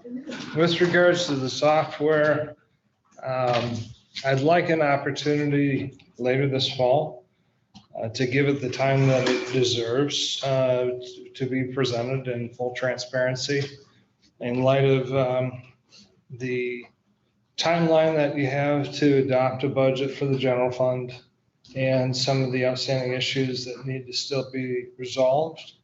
I don't think it's prudent to present.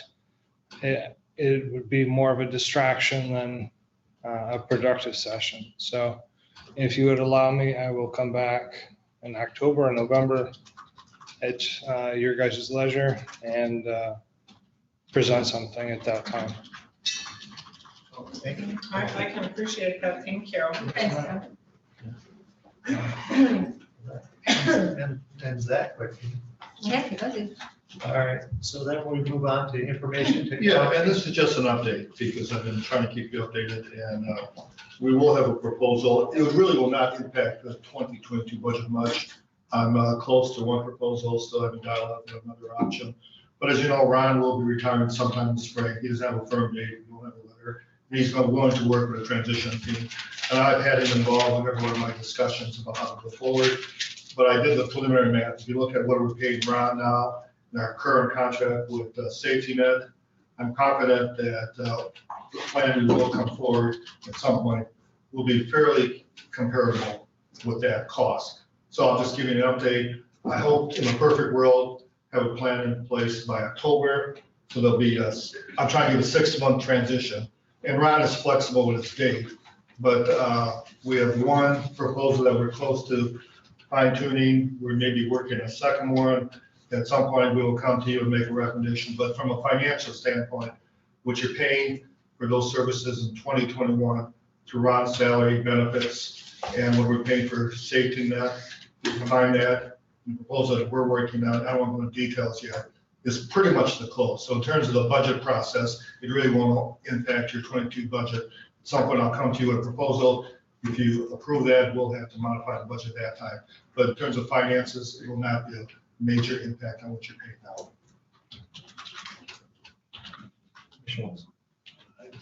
I understand why in this day, we can't find a person that can do all facets of it. But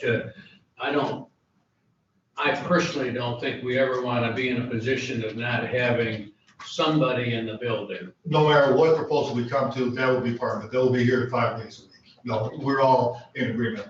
And individuals, potential parties we're talking about, they know that up front. So that's a given. Yes, you never know when things do. Now, much of what is being serviced now is being done externally, and that will continue. But you're right, we're looking for the mid-grade to the lower, not to say lower function, but the basic functions will be covered here by someone that will be assigned full-time, either through a contract or through employee status. Somebody that's here when the presenter comes with a Yes. presentation and Yes. can't make the equipment work. Yes. Yes. Yeah, so we will have that service. We did give them the opportunity to present to us that PowerPoint first so we could put it on the screen ourselves. But I don't, she didn't have time to do it. But so from a budget perspective, it really will not impact our 22 budget. You don't have to make a decision about the budget going forward. Ron will be here for a part of the year. We're going to just take those dollars and maybe commingle them in a different format, but the total cost will not be significantly more. I'm pretty confident by the numbers that we're looking at. So do we put those under safety net and? I would say you keep it exactly the same. Okay. And we may have to juggle those numbers around. All right. But going forward, I will not surprise you with a large request in the fall saying, now we need X dollars. From the information you have already. Right, I didn't know that. yeah, I'm pretty confident we could work something out. Great. But I want to just keep you updated on the situation. We are taking, and we do want to have a transition period, and Ron is flexible, and we will have a plan in place, and it'll be a smooth transition. Hopefully. I'm very optimistic. All right. So then that will bring us to the county website redesign. I don't know if there wasn't a proposal on it, but we've been talking, and actually Trudy Gallo talked about that. At some point, we will have to redesign our website. It's been quite a few years since we've done it. There's some things you could do to be more interactive and so forth. So it's just kind of a long-term plan to look at. Our last design was, Jen, do you remember 2015 maybe? Maybe even prior. Maybe even prior to that. Do we have to put money into contingency then for that? Well, we don't have a plan yet. I'm just telling you, at some point, we're going to, and it doesn't have to happen right away. Right. But at some point, I just want to give you a thought that there will be some dialogue going forward about redesigning our website. Good. And there may be some costs associated with that. Ours is, at one point, it was state-of-the-art, and as things change, we're less state-of-the-art now than we are. And you got to remember, we also do all the townships too, so it's not just ours. The townships, there's 11 townships, and there's different levels, I would say 11 different levels. Some of them do a great job of being very current. and some hardly ever update their website. But that's something that they control, but it is through us. So it's just not our website. We need to work with the townships also and come up with a plan to see what they want. And that may happen after we have a restructuring IT team too. So just want to give you an update that some of it's coming down the horizon at some point. So basically, it doesn't impact the budget No, today. no, no. Any questions? This is one of the things that we put as a topic of discussion, just so you know it's coming down the road.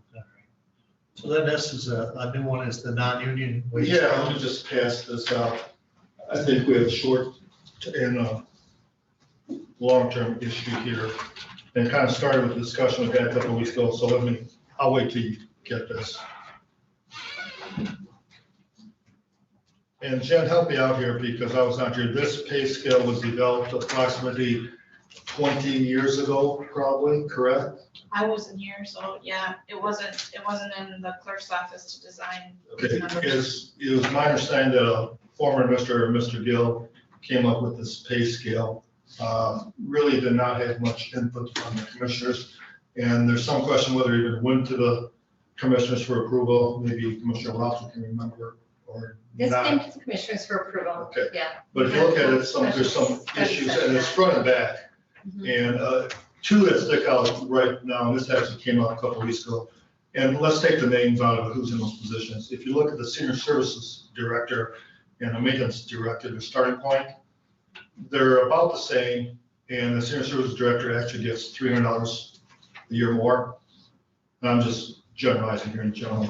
But if you look at year 4, even though they started off the senior services director being a little higher, at the end of 4 years, the maintenance director gets $3,000 a year more than the senior services director. So the steps are not equitable. So then I started looking at, and actually Jen did a great job. If you flip the back over, if you look at what the starting page are, which is on the front page, and then go to year 1, year 2, year 3, and year 4, and then the total, you see there's not a lot of rhyme and reason. They range from single digits increases to the courts where they have between 28 and 34% increase in 4 short years. And so you look at that, so across the board, you look at the planning director in the total 4 years, they get a 10% increase. The maintenance director gets 20% increase. And the courts, many of them get between 28 and 34% increase. Which we don't control a lot of those though. We do some of it, some of them we do Yeah, not. some we do not. So I'm just bringing this as a FYI for you, when you look at it, and you look at the other positions, and they're all listed here. So these are the But non-union you look at, positions. we always are, this is always an issue when you look at percentages when it comes to raises. If you don't look at our drain commissioner. Holy cow, he's a 50% increase. Oh, well, look at what he's based on. Yeah.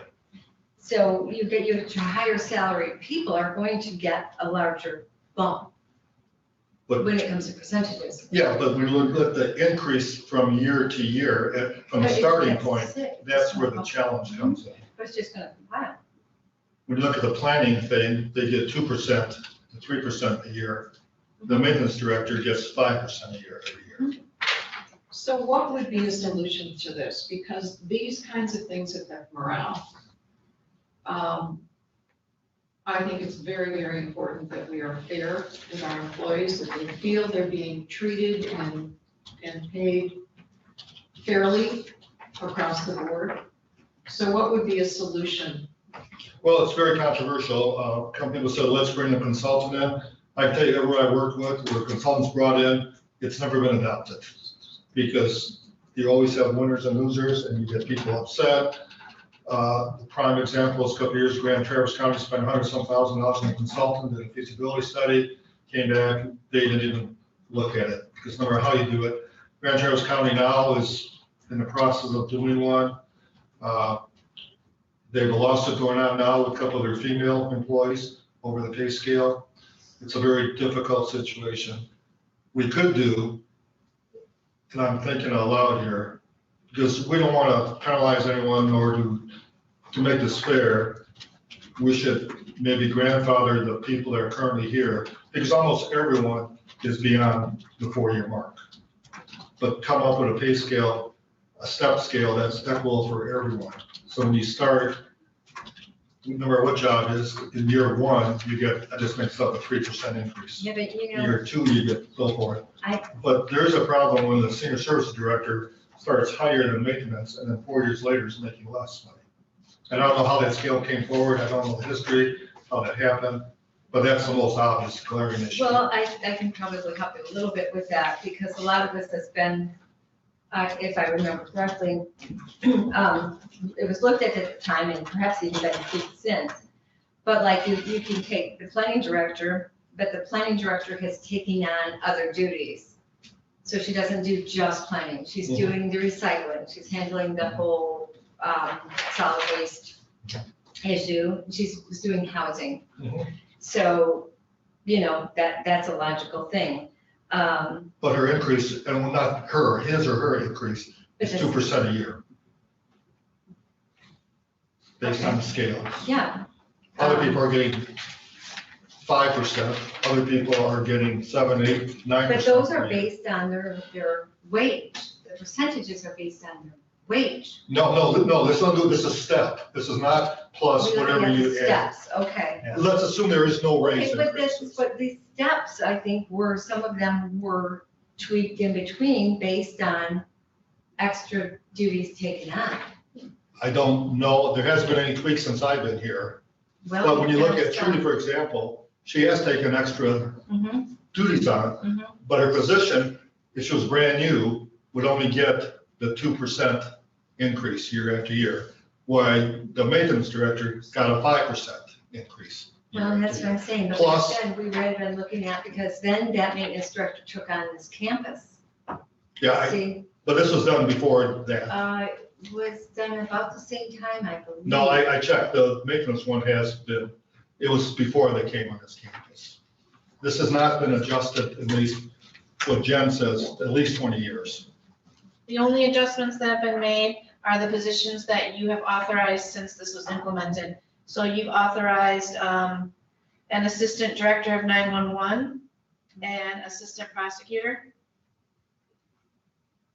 Well, we changed your position, and then we changed Laurel's position.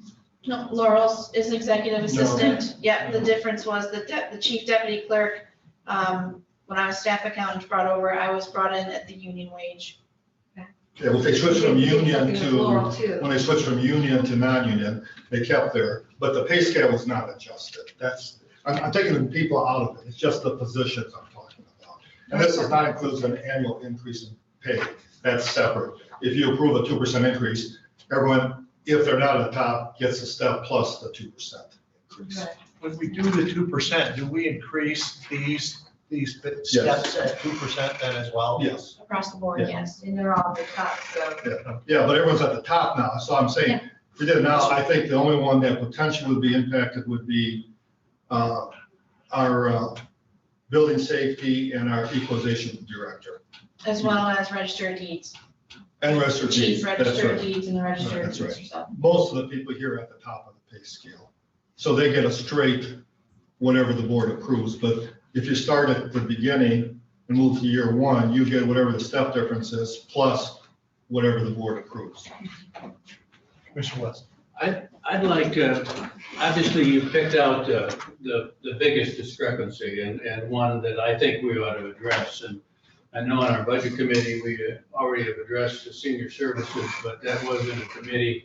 I think we ought to add this to the executive board and see if we might come up with a more fair compensation package for this particular position. I think that would be important, but I don't think it's budget related. I don't think we have to deal with it at our budget meeting, but I think we ought to do that as a matter of business. But we're talking about next year anyway, Yeah. you know, and so, and I think what the administrator's talking about, and I think I've consulted with him about this a little bit, is that we look at changing this scale and making it more equitable. You know, and because, and maybe we don't, we have to look at the ones who are less than 5 years separately from this scale, but all those who are over 5 years, we don't change their wages or whatever they're getting, but we change the scale. So it doesn't really affect them unless someone new comes in. That's who it's gonna affect. It's not gonna affect the person who's there. Then we can look at the director of senior services, we can look at, whichever ones, the register fees or the other ones that are mentioned that are less than 5 years as a separate issue. Do you understand? I do understand, and I agree with that, except if in that process, we find that there has been a position or two that have been here more than 5 years, but are a product of that problem, then we ought to correct the historical problem. I for one, for example, don't believe that when we see the difference between 60,761 and 63,748, I see that as a problem. And I think that if there are people in that existing position beyond that fifth step, we ought to correct that problem. Well, I think we can discuss that at a time. I'm just trying to get the scales, that would be something that this board has to discuss at that time. But I'm saying, without affecting people's pay, we can change the scale. That's the initial thing I'd like to do. And I think that's what the administrator is talking about. Because, but I guess our purpose is, when we looked at this, and the reason we back then changed a couple of these, and because I know I didn't agree with it at the time, the one big one was the prosecutor, and it was all about attracting talent. But you take any of these positions and look at who's in those seats, and you can't tell me we haven't attracted talent. So, there you have it. We've attracted talent, and we have good people in those positions at these rates. But to Ty's point, I think, Mr. Chairman, what you were saying, if I heard you right, was can we adjust the scale and then look at the differences with individuals within those positions? So you're suggesting. Yeah, I don't want to. You don't want to mix them, but do them independent. They were there. That's what I thought. I think they're two separate issues, and if Yes. we try to do both, I think then we'll have problems. No, I agree. You So you're won't get talking, anything accomplished. just wanted to clarify, you were dismissing the other, you were simply saying handle it separately. Correct. Commissioner Allen. Yes, I would for sure want to handle both as well, because we're not only talking about attracting, but retaining. And to retain, we have to be seen as fair and have equitable salaries for our people. That does affect morale, and it does affect reputation, and affects our ability to attract as well. I disagree. Well, the point is, if we hire two people, two different jobs with the same starting salary, and we agree that this is their starting salary, and then year one and year two, they should be treated equally. If we hire them and say they're worth X dollars, then in year two and year three, and year four, they should be equal. Yes. But Not that's necessarily. not, I disagree with you, Mr. Administrator, because I think they have different duties, they have different expectations. yeah, I agree, but then the pay scale should reflect that from the beginning. Well, it does. If you. Well, it's just two Yeah, examples. We hired them exactly. two people, exact same pay scale to start. If we agree there's, every job is different, everyone has different skills, should be a different scale. Yeah, But that's right. if we say we have position A and position B, we hire people and let's say $60,000. And we agree that's the starting pay. At the end of year four, they should be paying the same. So I disagree because you have your, say your maintenance director, or if we look at it being a facilities director, we're gonna hire them in at this rate. We don't know what they're going to be able to, where they're going, but in the meantime, they are, by year four, they're already taking care of campus, they're already doing our disposal system, they're already taking care of our jail, they're already taking care of contractual, outside maintenance, they're already, so by then, they've had to learn all those hats, is my opinion. And if that's the case, then we would adjust that according, if they take on extra duties. But if we What's post his a job and expectation? hire them to do a certain job, and we have this as the pay scale, if we have two positions, they should be the same. as That's before. built in. That expectation is built in. If they reach by year 4, that expectation is they're going to wear all 4 of those hats by then. Well, And be that could be, I don't know the compensated history of this, why it happened. Well, I'm telling you the history of it. Well, I think we gotta get the scale set right anyway, and then we'll see how it goes from there. I think that, and then if we want to talk about individuals or individual positions, then that would be a whole different thing.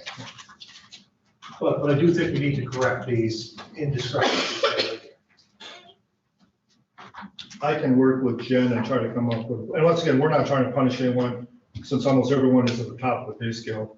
We're just trying to go into the future as vacancies become open, so we don't have an issue.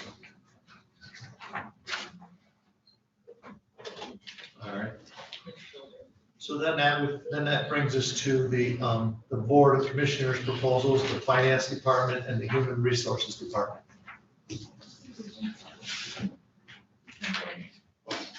Oh, I thought we had to end because another meeting was started. Oh, I think you have to leave it with, No, 1:30. Oh, so we're done at 1:30. Yes. there's an airport commission meeting that two of our commissioners had to. Yeah, at 3 o'clock. So I pushed it 1 hour longer. Initially, she wanted to be done at 12:30, but we're going to 1:30. I hope that doesn't mess anybody up. Trying to get something accomplished. I do have to do a text to change it. Okay? Okay, that's what I'm doing. Okay. So I think we will start with is there any proposal concerning finance department here at 10 a.m.? Mr. Robin? Yeah, I'll start it off on finance. Since I started this back on May 11th, it's kind of gone in some different directions. Originally, my plan, and it still is, here down the road, we're going to be looking for a new administrator. And I kind of look at it as a triangle. You got your administrator at the top, and what I'd like to see is independent HR and independent finance. I want the 3 of them to be the team and work together and work with us. So I've had some time to think about it, and I'm going to make a motion. I move to appropriate $88,788 to create a finance department head for 2020 budget, starting wage of $60,762, with a benefit package of $28,026. Total package would be $88,788. I'm sorry, that was for finance? Yes, that's for finance. I'll support. And you have a copy of that for me? You want it right now? Yes, I'll put it on the record. 88,000 what? 800, did you say? I did it back. I'll make a copy. 770. He's gonna speak to it. You know, And I think he gets to speak to it. Commissioner Weston, Did you want to yeah. speak? Did you want to speak to it, Rick? No, I'm done right now. Okay, that's what I thought. Commissioner Wilson. I feel the same way that I had before, and I won't restate all that. I think we're finding all sorts of solutions for problems we haven't identified. But I did some searching on available finance positions for county government. And I think the proposed salary range is unrealistic, where you don't bring a finance manager in for the same price you bring a senior services or maintenance director in. And I have a real hard time with creating you don't create another department without also saying we got space, we got secretarial staff, we got computer costs. So if we have this on the table, we need to have realistic numbers that we're talking about. And probably your proposal, if we implement it, would be double what you just proposed. So I think we have to be careful about throwing numbers around. And I'm right back where I started. We don't have a finance problem. We had a clean audit. Let's move away from this. And we just argued about $15,000 for Parks and Recreation. That's taking care of facilities we already own where we know we have a problem. Let's not talk about 100 and 200,000 and a total reorganization for a problem that we don't have. Ty, I've been listening to you the last two meetings. You wanted numbers, so I gave you numbers. My numbers came in lower than what the administrator gave us 3 months ago of 270,000.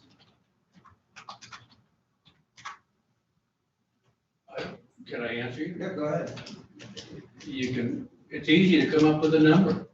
The number's gotta be based on something. The number's gotta be based on availability, training, and the market. You're not gonna find a finance director for $60-some thousand plus benefits. How do you know until we try?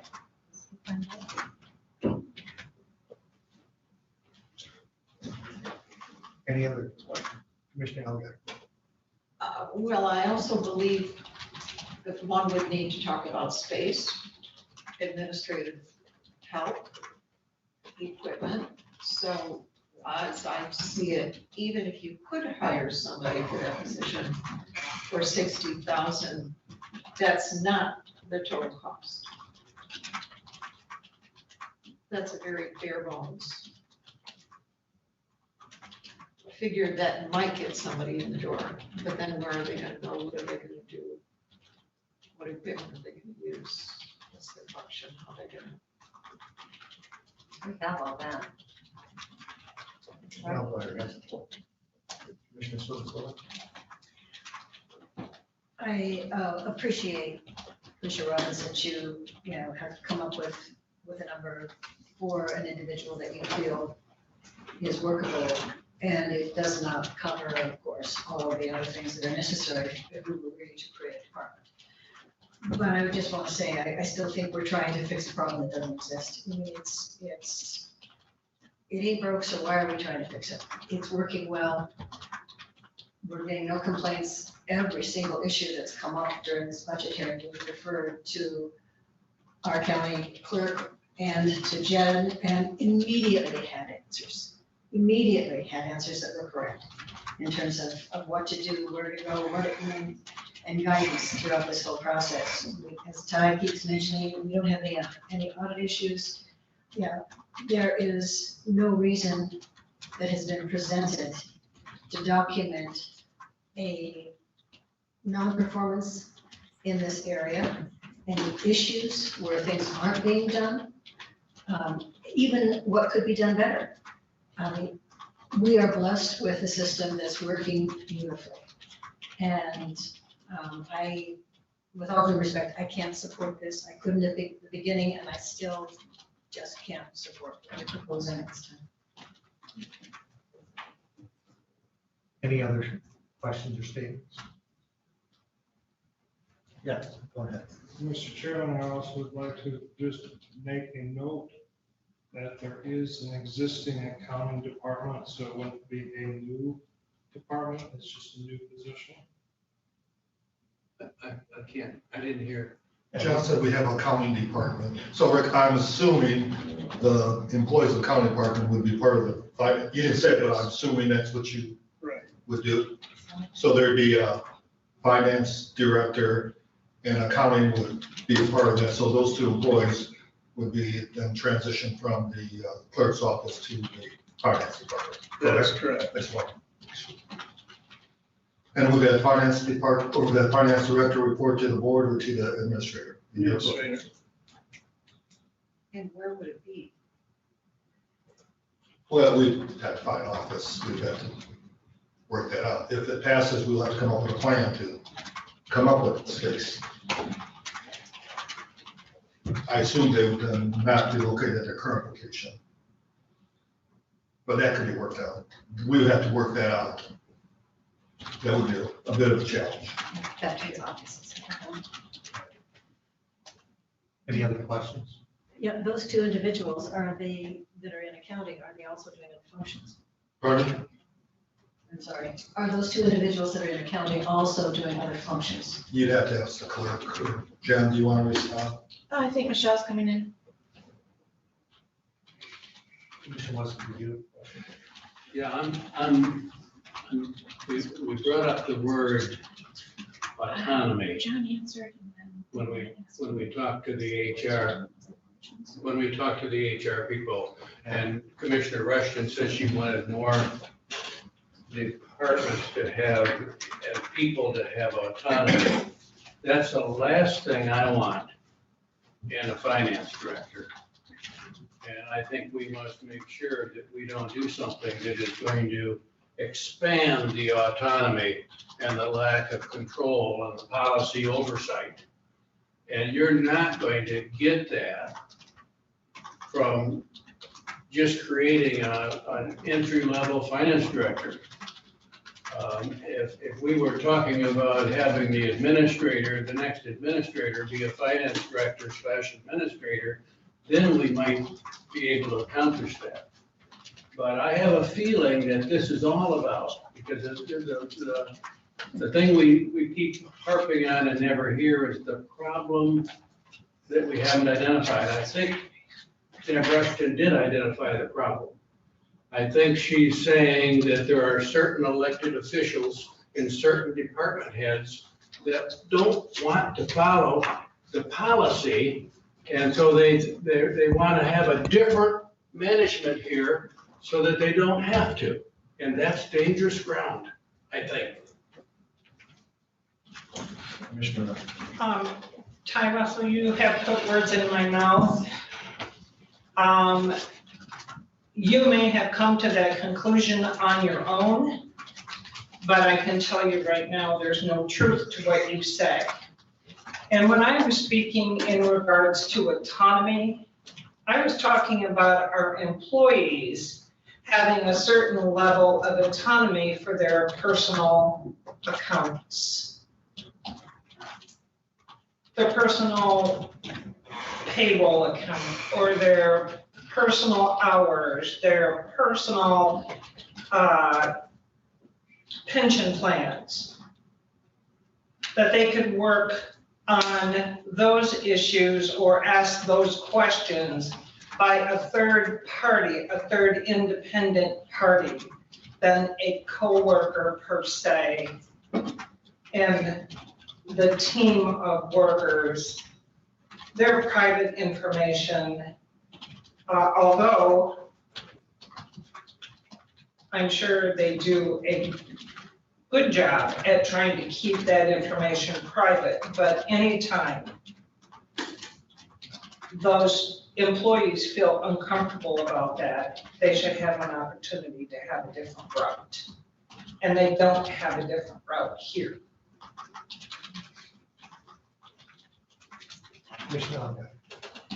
So far, if we entertain both of these things, we're talking about $15,000, again, for a problem that has not yet been named. So that's a lot of money as we consider our budget and we consider our priorities. I also think, again, we have to think about morale too, when we are willing to spend that kind of money for some undefined reason, just cause, I don't know, that doesn't indicate real good planning and commitment on our part.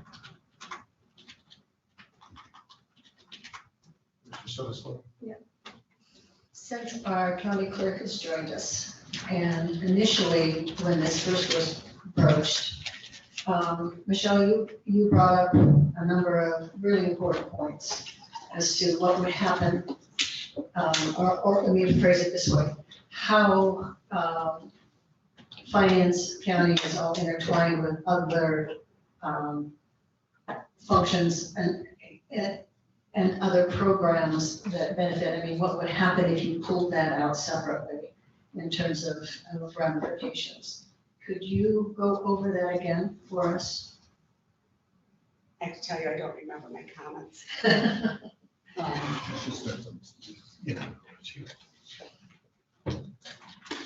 Because you were talking about retirement, you were talking about a lot of different things at the time that are interwoven, that are handled in finance besides actually payroll.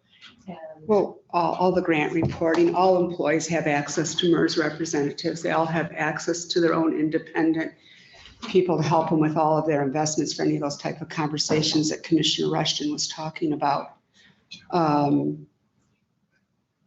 There is a lot, no one's come to us to ask us actually what is done in each of the departments and who handles what, whether it be COBRA administration, administering of grants, the portals that the employees have.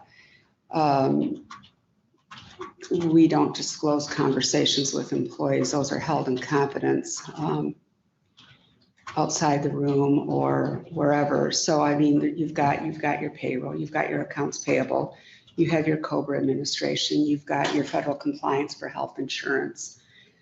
You have your budget, you have your amendments that are done through the year, you have to get ready for your audit preparation. So I don't know, I just don't remember what I said. I wasn't prepared. I was just listening and came in. I couldn't hear the treasurer speak, so I didn't know what he was saying.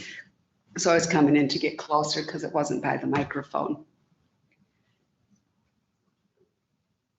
So Michelle, the motion was to create a finance director and create a department with that, and accounting would be transferred. Okay, I didn't hear, all I heard was a motion Correct. to create a finance director. Right, that's. Right, we're not talking about HR. No, so that's the motion that was made, to create a finance position at a salary that Mr. Robbins came up with. And then part of that would be take the accounting functions, the two people in your office, put them under the control of the. Yeah, I didn't hear that bottom portion. I just heard the portion about creating the finance director.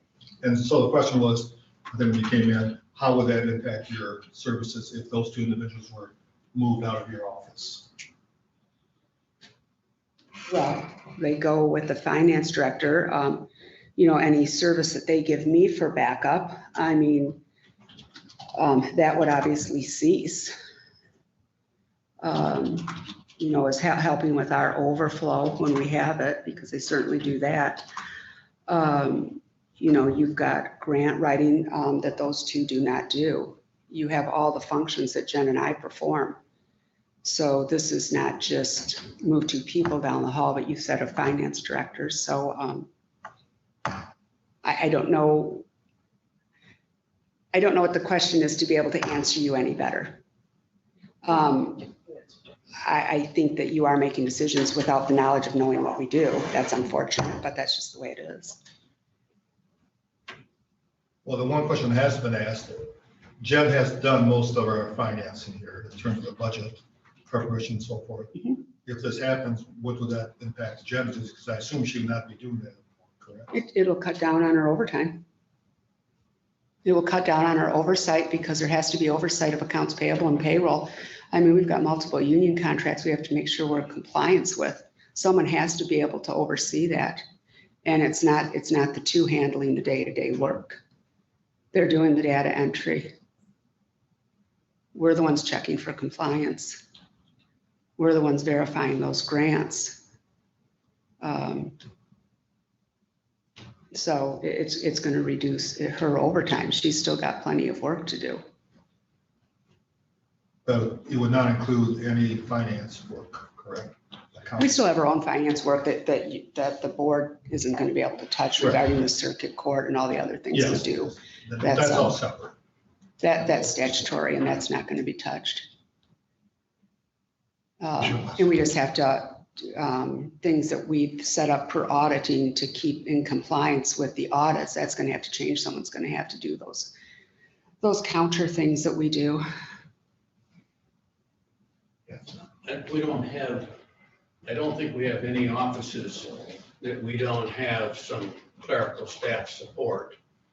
If we were to do this as proposed, would you, the people from your office that are currently doing the accounting function also provide the clerical support and all For the of that? finance director? Yeah. That's up to them. But that's my point. We're not going to, I don't think we're going to, if we create an office, it's a manager and it supports staff.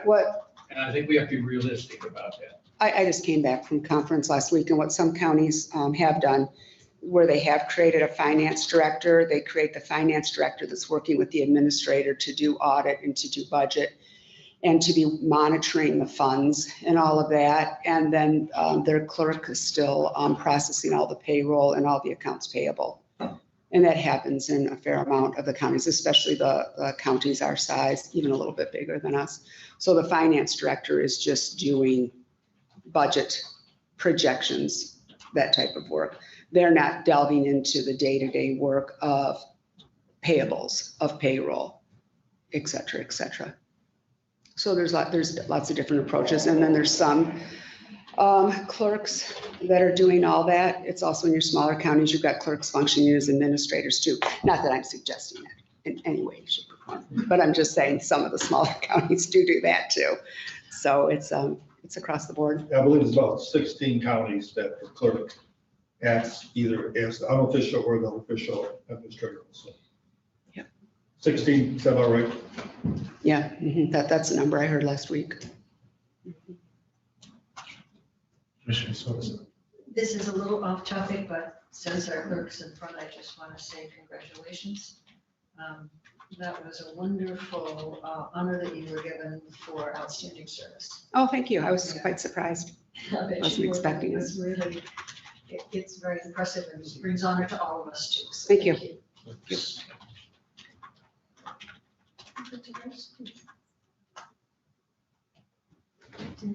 Yes.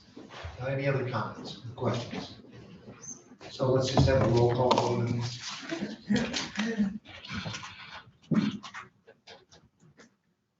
Commissioner Robbins, Yes. Commissioner Rushton, Yes. Commissioner Sotis Little, No. Commissioner Wessel, No. Commissioner Elguyer, No. Chairman Bunnick, Yes. Commissioner Lautner. Yes. Passes 4-3. Okay. All right, then we'll move on then to the Human Resources Department. Hey, Jen. There you go. Yeah, I'll get a copy after I ask Yeah, for I'll it. make Yeah.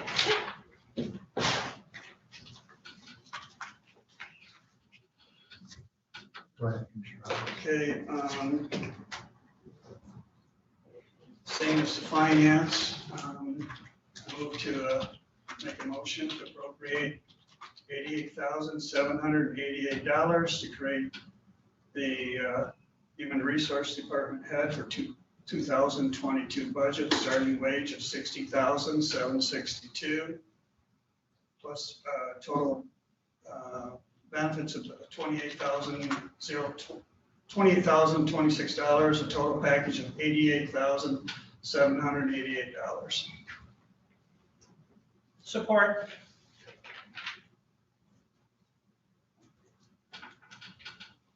Commissioner Watson. Once again,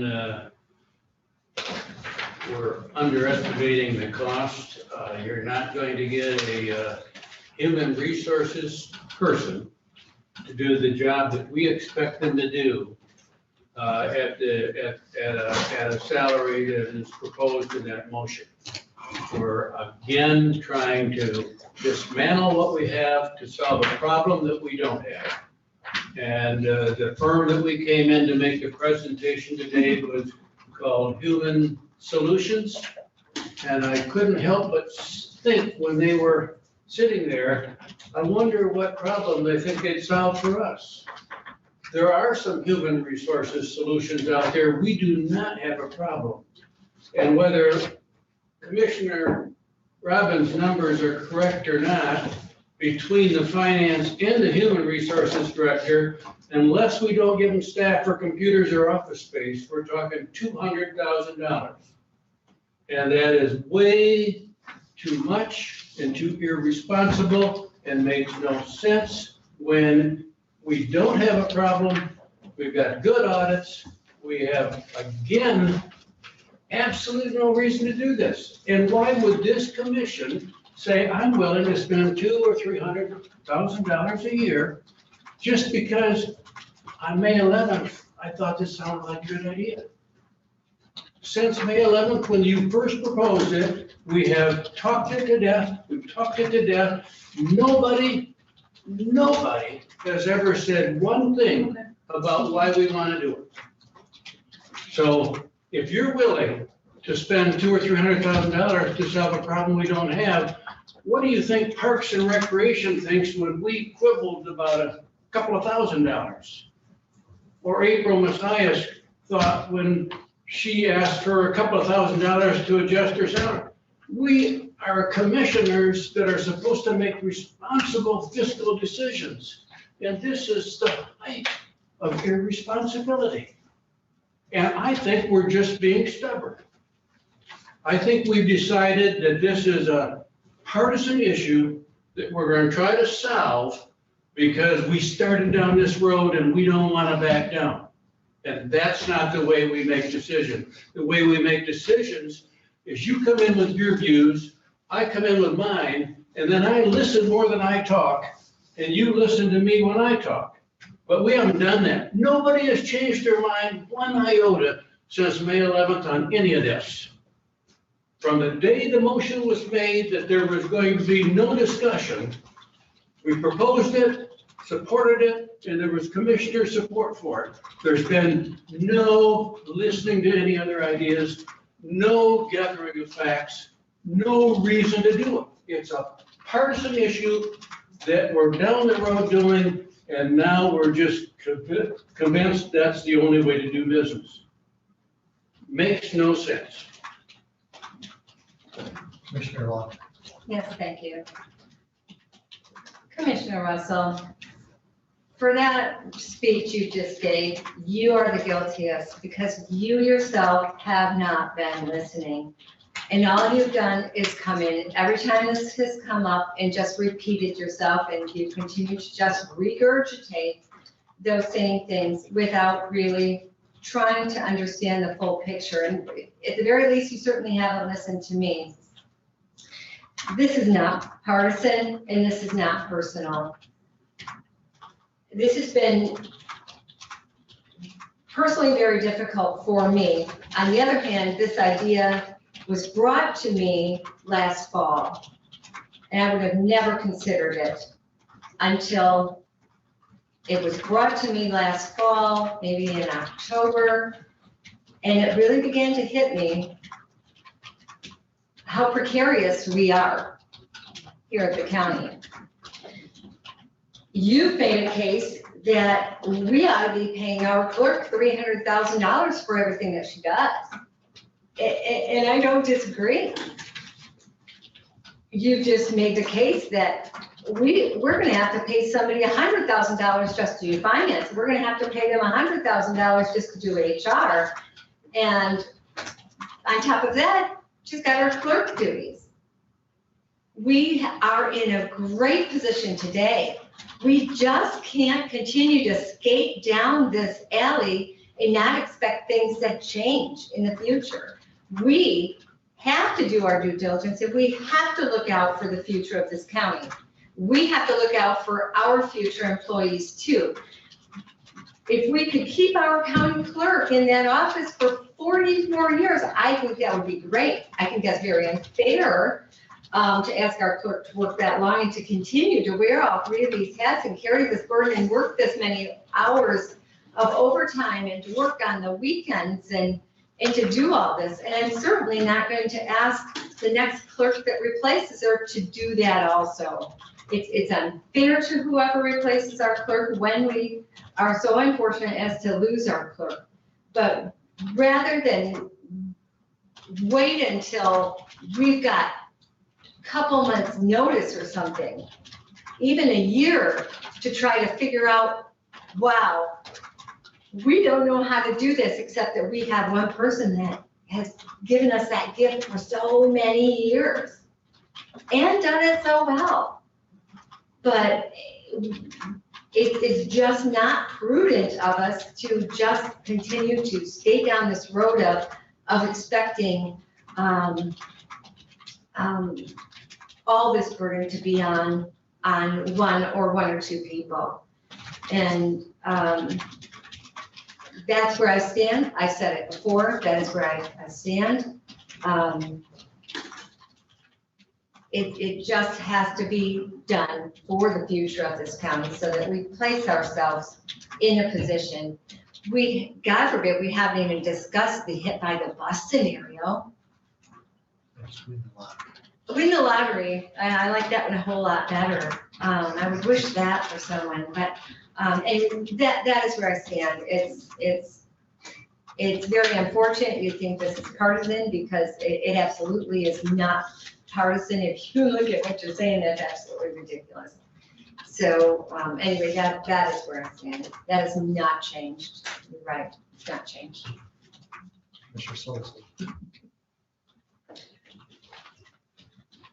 You know, it's a little bit tough to even know where to start. Precarious, we're not on a cliff with things crumbling.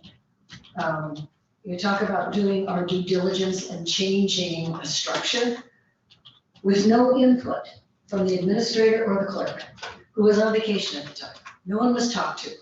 They weren't asked. Our clerk just sat here and said, "You don't know what I do. You don't know what she does in her office in finance." We're not in a precarious situation. We don't know whether our clerk is running again or not, but that's regardless. It's discrimination to gut a department when work has been outstanding. She just received Outstanding Service Award. I will say again, we haven't had a single question that hasn't been answered through this whole budget process. We have an excellent audit. We have excellent people doing the job. So what are we going to do? Are we going to reinforce that and give them an applause for what they're doing? No, we're going to give them a huge slap in the face and pull those functions out of the department without so much as even the courtesy of talking with her. And I'm saying her because we're talking about an individual. We don't know that she's not going to run or she is going to run. It doesn't matter. It is discrimination to do what was just voted. I won't say we, what 4 people just voted to do. And it's very upsetting, and I hope she has a good lawyer, quite frankly. It is unsound to move forward and change a problem that does not exist and has never been shown to be a problem on the basis that we're precarious and things need to change in the future. If they need to change in the future, the wise thing is to change it in the future when we get there. Right now, everything is functioning fine. So I don't support an HR director any more than I support pulling things out. I think this is a terrible disservice that we have just done. And it is a terrible message we're sending to our employees. And I am just astounded that that just passed. I really am astounded.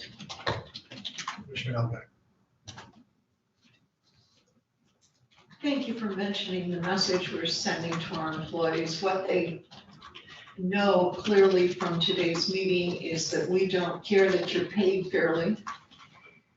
Too bad, tough luck. If you are paid quite a bit less than someone else, we don't care. Too bad, you shouldn't have taken the job. That we will make changes to departments and functions without talking to people. If we're not building trust, we're not building teamwork. And I think that those are imperative if you are going to have a county. We have a tremendous team here. We have a tremendous team of employees. We need to be building trust.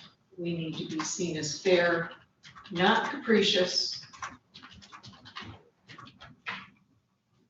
We need to be seen as respectful. That will build morale. That builds teamwork. That is the way we serve our residents the most effectively.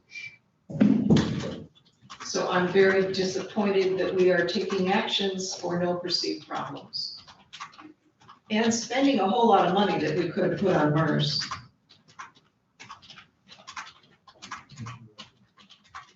Yes, thank you, Mr. Chairman. Whether we like it or not, change happens every day. Some can be controlled, other things cannot be controlled. I take umbrage to the language of, or the accusation of discrimination. There was no intent for any kind of discrimination. We all have stated historically, our clerk has done a stellar job, but times are changing.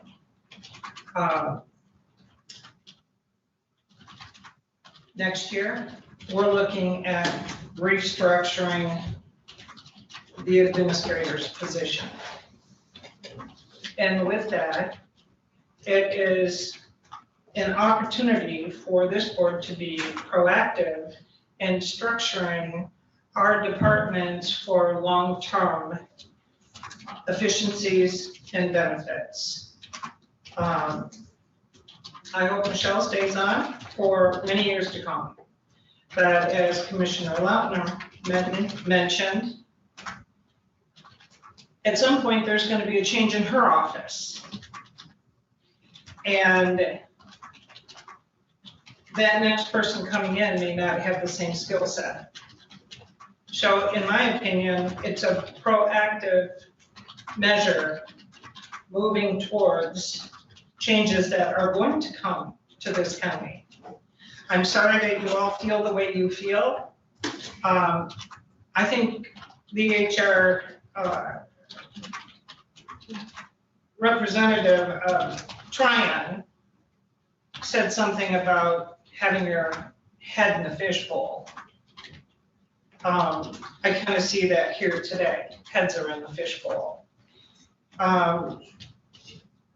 I think it's absolutely the most appropriate time for us to look at these two positions in 2020 as we begin the process of looking for a new administrator.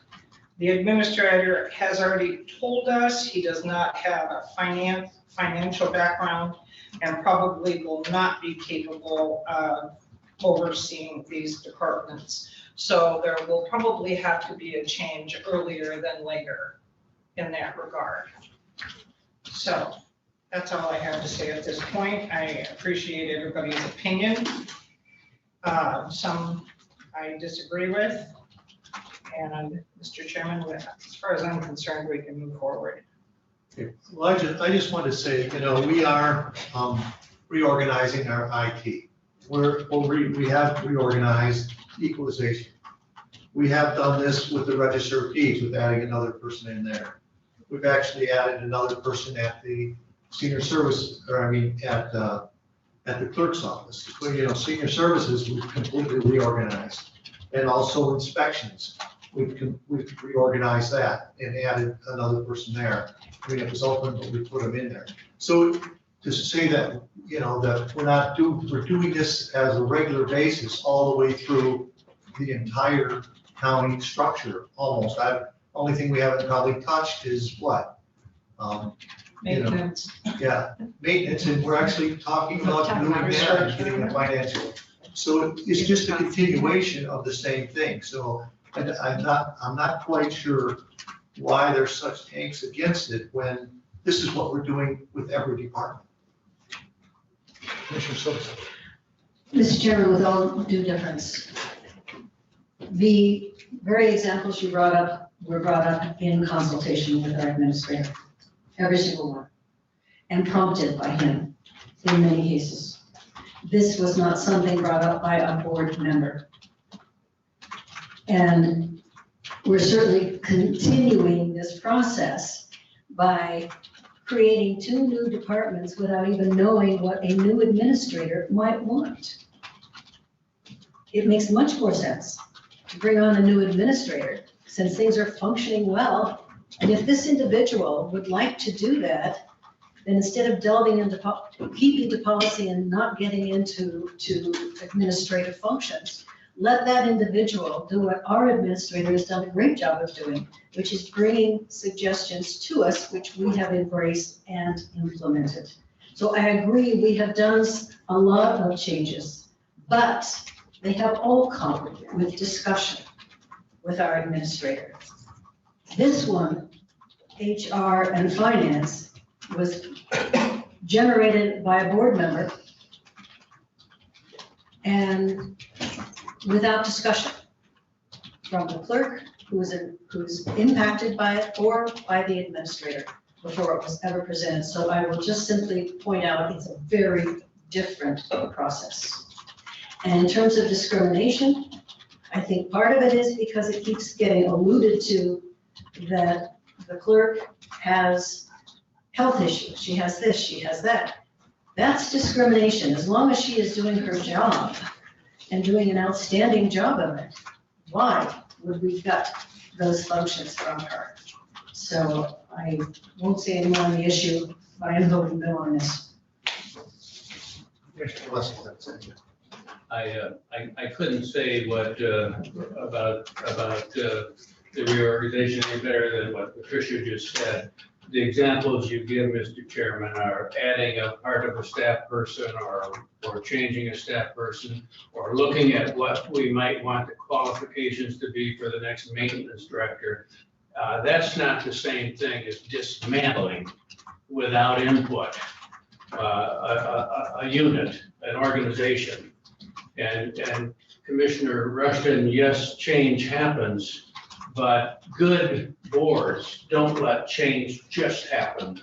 They make plan change, and they do it with research, and they do it with evidence, and they do it with teamwork, and they do it with consultation, and we haven't done that.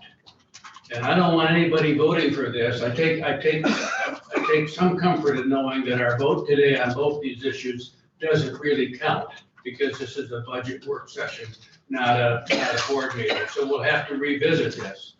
But I would urge you, before you vote yes on this motion, it kind of ties our hand on our future administrative search. If we've already got this in place, we're going to have less flexibility to talk about the kind of county administrator we want. And if we spend $200 to $300 on these 2 motions, that's $200,000 to $300,000 that we can't put toward MERS. We're going to create staff problems. We're going to create potential issues with our budget, and I don't know why we're doing it. The examples you gave, Mr. Chairman, are not the same, and I know you know that. Adding a half a position to the clerk or to the Register of Deeds office does not qualify as a reorganization. Changing the safety department, that was a name change, but their function and their responsibility didn't change. You are talking about dismantlement, you were talking about reallocation, and you were talking about all these things without the people that know what they're doing having input into it. I haven't seen anything from the clerk's office or accounting or the administrator about how we ought to be doing this. Boards, commission should not be taking action on stuff they don't even understand. And we do not yet understand it.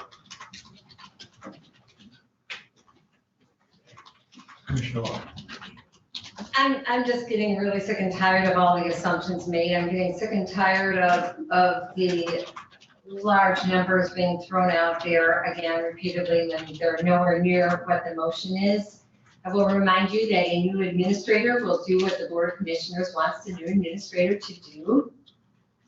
I have not heard anyone here mention health except for Commissioner Sotis Little.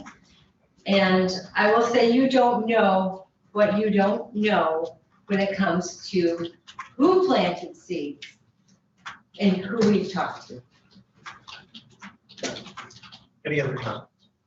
We'll have a roll call vote. I gotta react to that, Mr. Chairman. If this board has information that isn't shared amongst the rest of the board making a decision, there's something wrong with our process.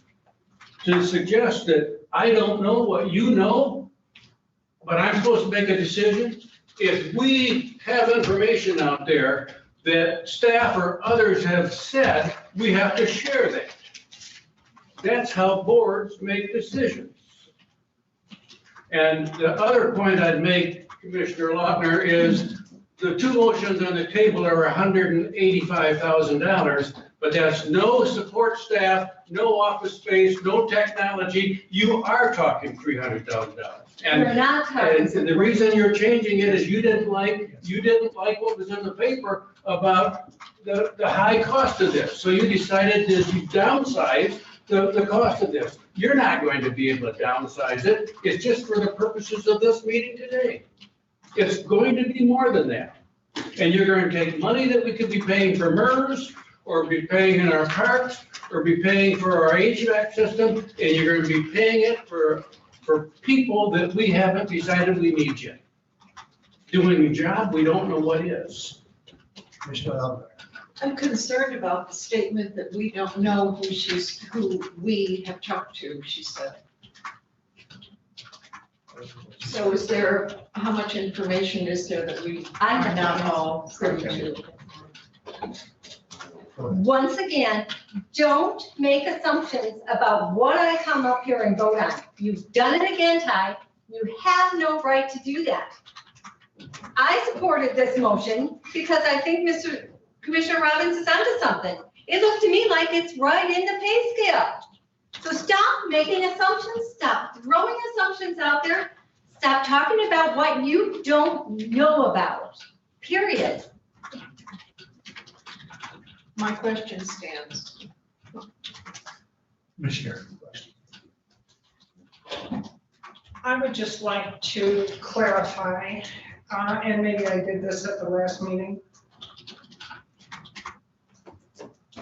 Not knowing enough about information in regards to HR, I reached out to a company. I explicitly explained that this is a board of 7. I had no authority to make any decisions. However, we were looking for information. They offered to come and present.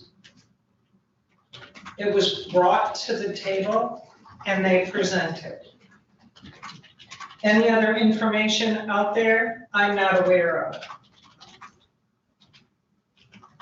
Commissioner Robbins brought it to the table. We all heard it at the same time. There's no other information out there that I am aware of. Call the vote.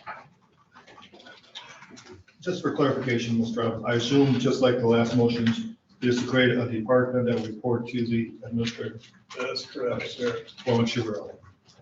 And both of them were for 2022, is that correct? Both of them were for 2022. You're putting the funds in the budget for 2022. That is correct. Once you approve the final budget, you have to make the motion to. Yes. So we'll just do a roll call, please. Okay. Commissioner Robbins, Yes. Commissioner Rushton, Yes. Commissioner Sotis Little, No. Commissioner Wessel. No. Commissioner Eldar, No. Chairman Bonick, Yes. and Commissioner Lautner. Yes. Passes 4-3. All right. Thank you. So then that brings us to future budget work session topics. Other issues that we have not covered, we really haven't gone through the books. We have not made any changes in the board rules.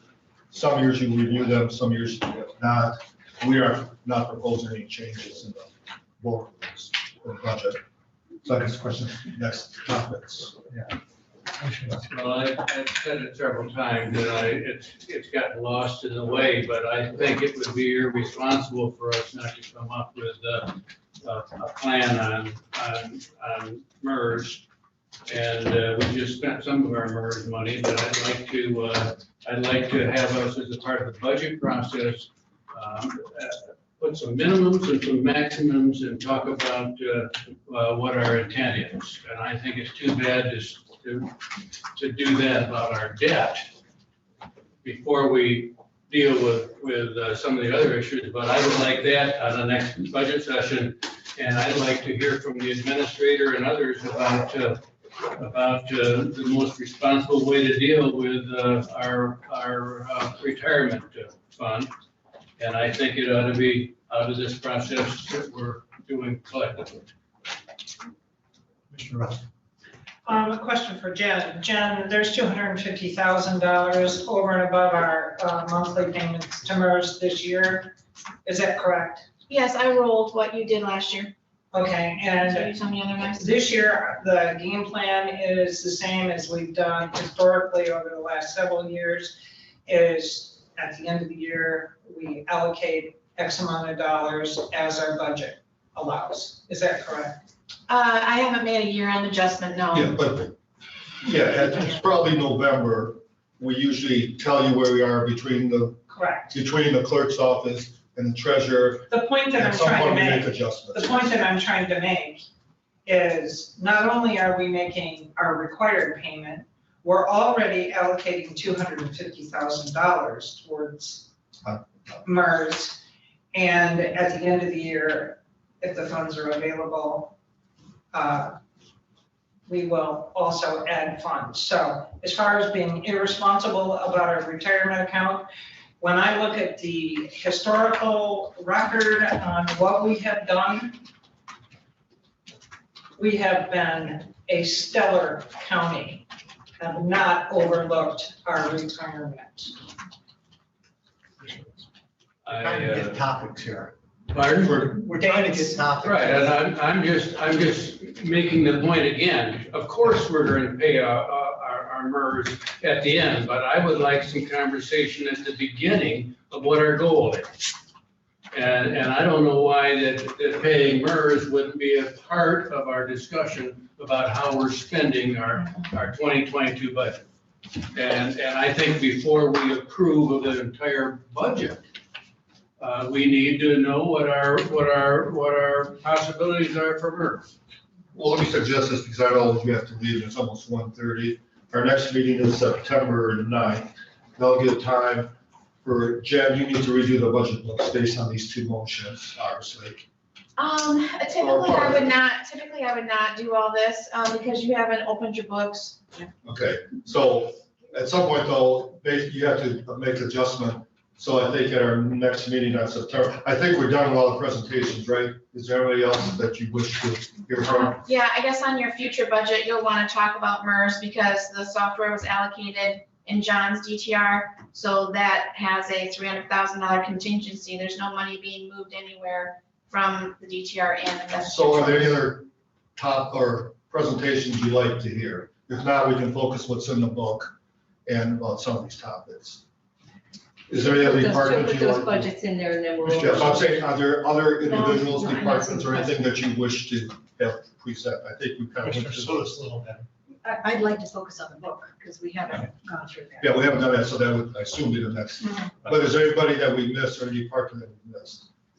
Oh, we can bring that forward in an email to you. Okay, if there is, look, I mean, we have some time to come up with the Right, agenda. that's what you need. Let me come up with a draft agenda for the 9th and get it out there. Commissioner Wessel. Okay, I have a request that we take and have asked the administrator to take the two motions we approved today and really know what it's going to cost us before we approve these finally. Because I think there might be some surprises, and I would just ask that we now know that this commission wants a finance department and an HR department. So I think we need, before we submit our budget, to know exactly what we're talking about, so there aren't surprises. And I think that's important that we do that. And if you think the finance person might need a secretary, build that in. And if you think the human resources person might need a computer, build that in. But let's see the total package and see what it costs, please. Does that not fly in the face with what the motions were? So I think we just direct finance to create those budgets and put them in the book, so we can open the book and lift the book and have numbers. This motion only says to create the position. Right. There's no, it's a position, it's a department head. But it's got the dollar amounts for it for 2022. He's got a maximum, I'm not sure, I didn't provide those numbers, so I. What is he'd that, have where's to- the written motion? The written motion is by Robbins to move to appropriate 88,788 to create the Human Resources Department Head for 2022 with a starting wage of 60. Benefit package totaling 88,788. We'll confirm Yeah, those they're both the numbers. same motion, just different But we department heads. we have to see those budgets in here. No, I can Yes. put together numbers that I can propose to you if Chet wants to meet and put together what a computer costs. You'll have to decide where you're gonna put them, who's allocated right now to that space. There's all kinds I of can variables. work it out. Yeah. But just say it's, when you get the final budget, those will be in the proposal. That's what you're. Yeah, the final October will have that. I can do estimations, but. But we have to see it before then. No, yeah, that's what I'm saying, but the final, We'll have to see it. I guess the answer is yes to both. of you. September We have to 27th. do this. Okay, It all has to be figured out. okay. All right, and if you have any other ideas for topics, then please forward those or email them to the administrator. Let me try by Friday, get a draft agenda out for the night. And our next meeting then will be on the 9th, and then the next one after that is the 14th. So maybe on the 9th, then we can look at other dates. Yeah, I'll be at the administrator's conference tomorrow on Thursday, so I'll be back Friday, so I can get an agenda out by Friday. A draft agenda. All right. All right, do you have any public comment? Seeing none, any commissioner comments? Seeing none, we are adjourned.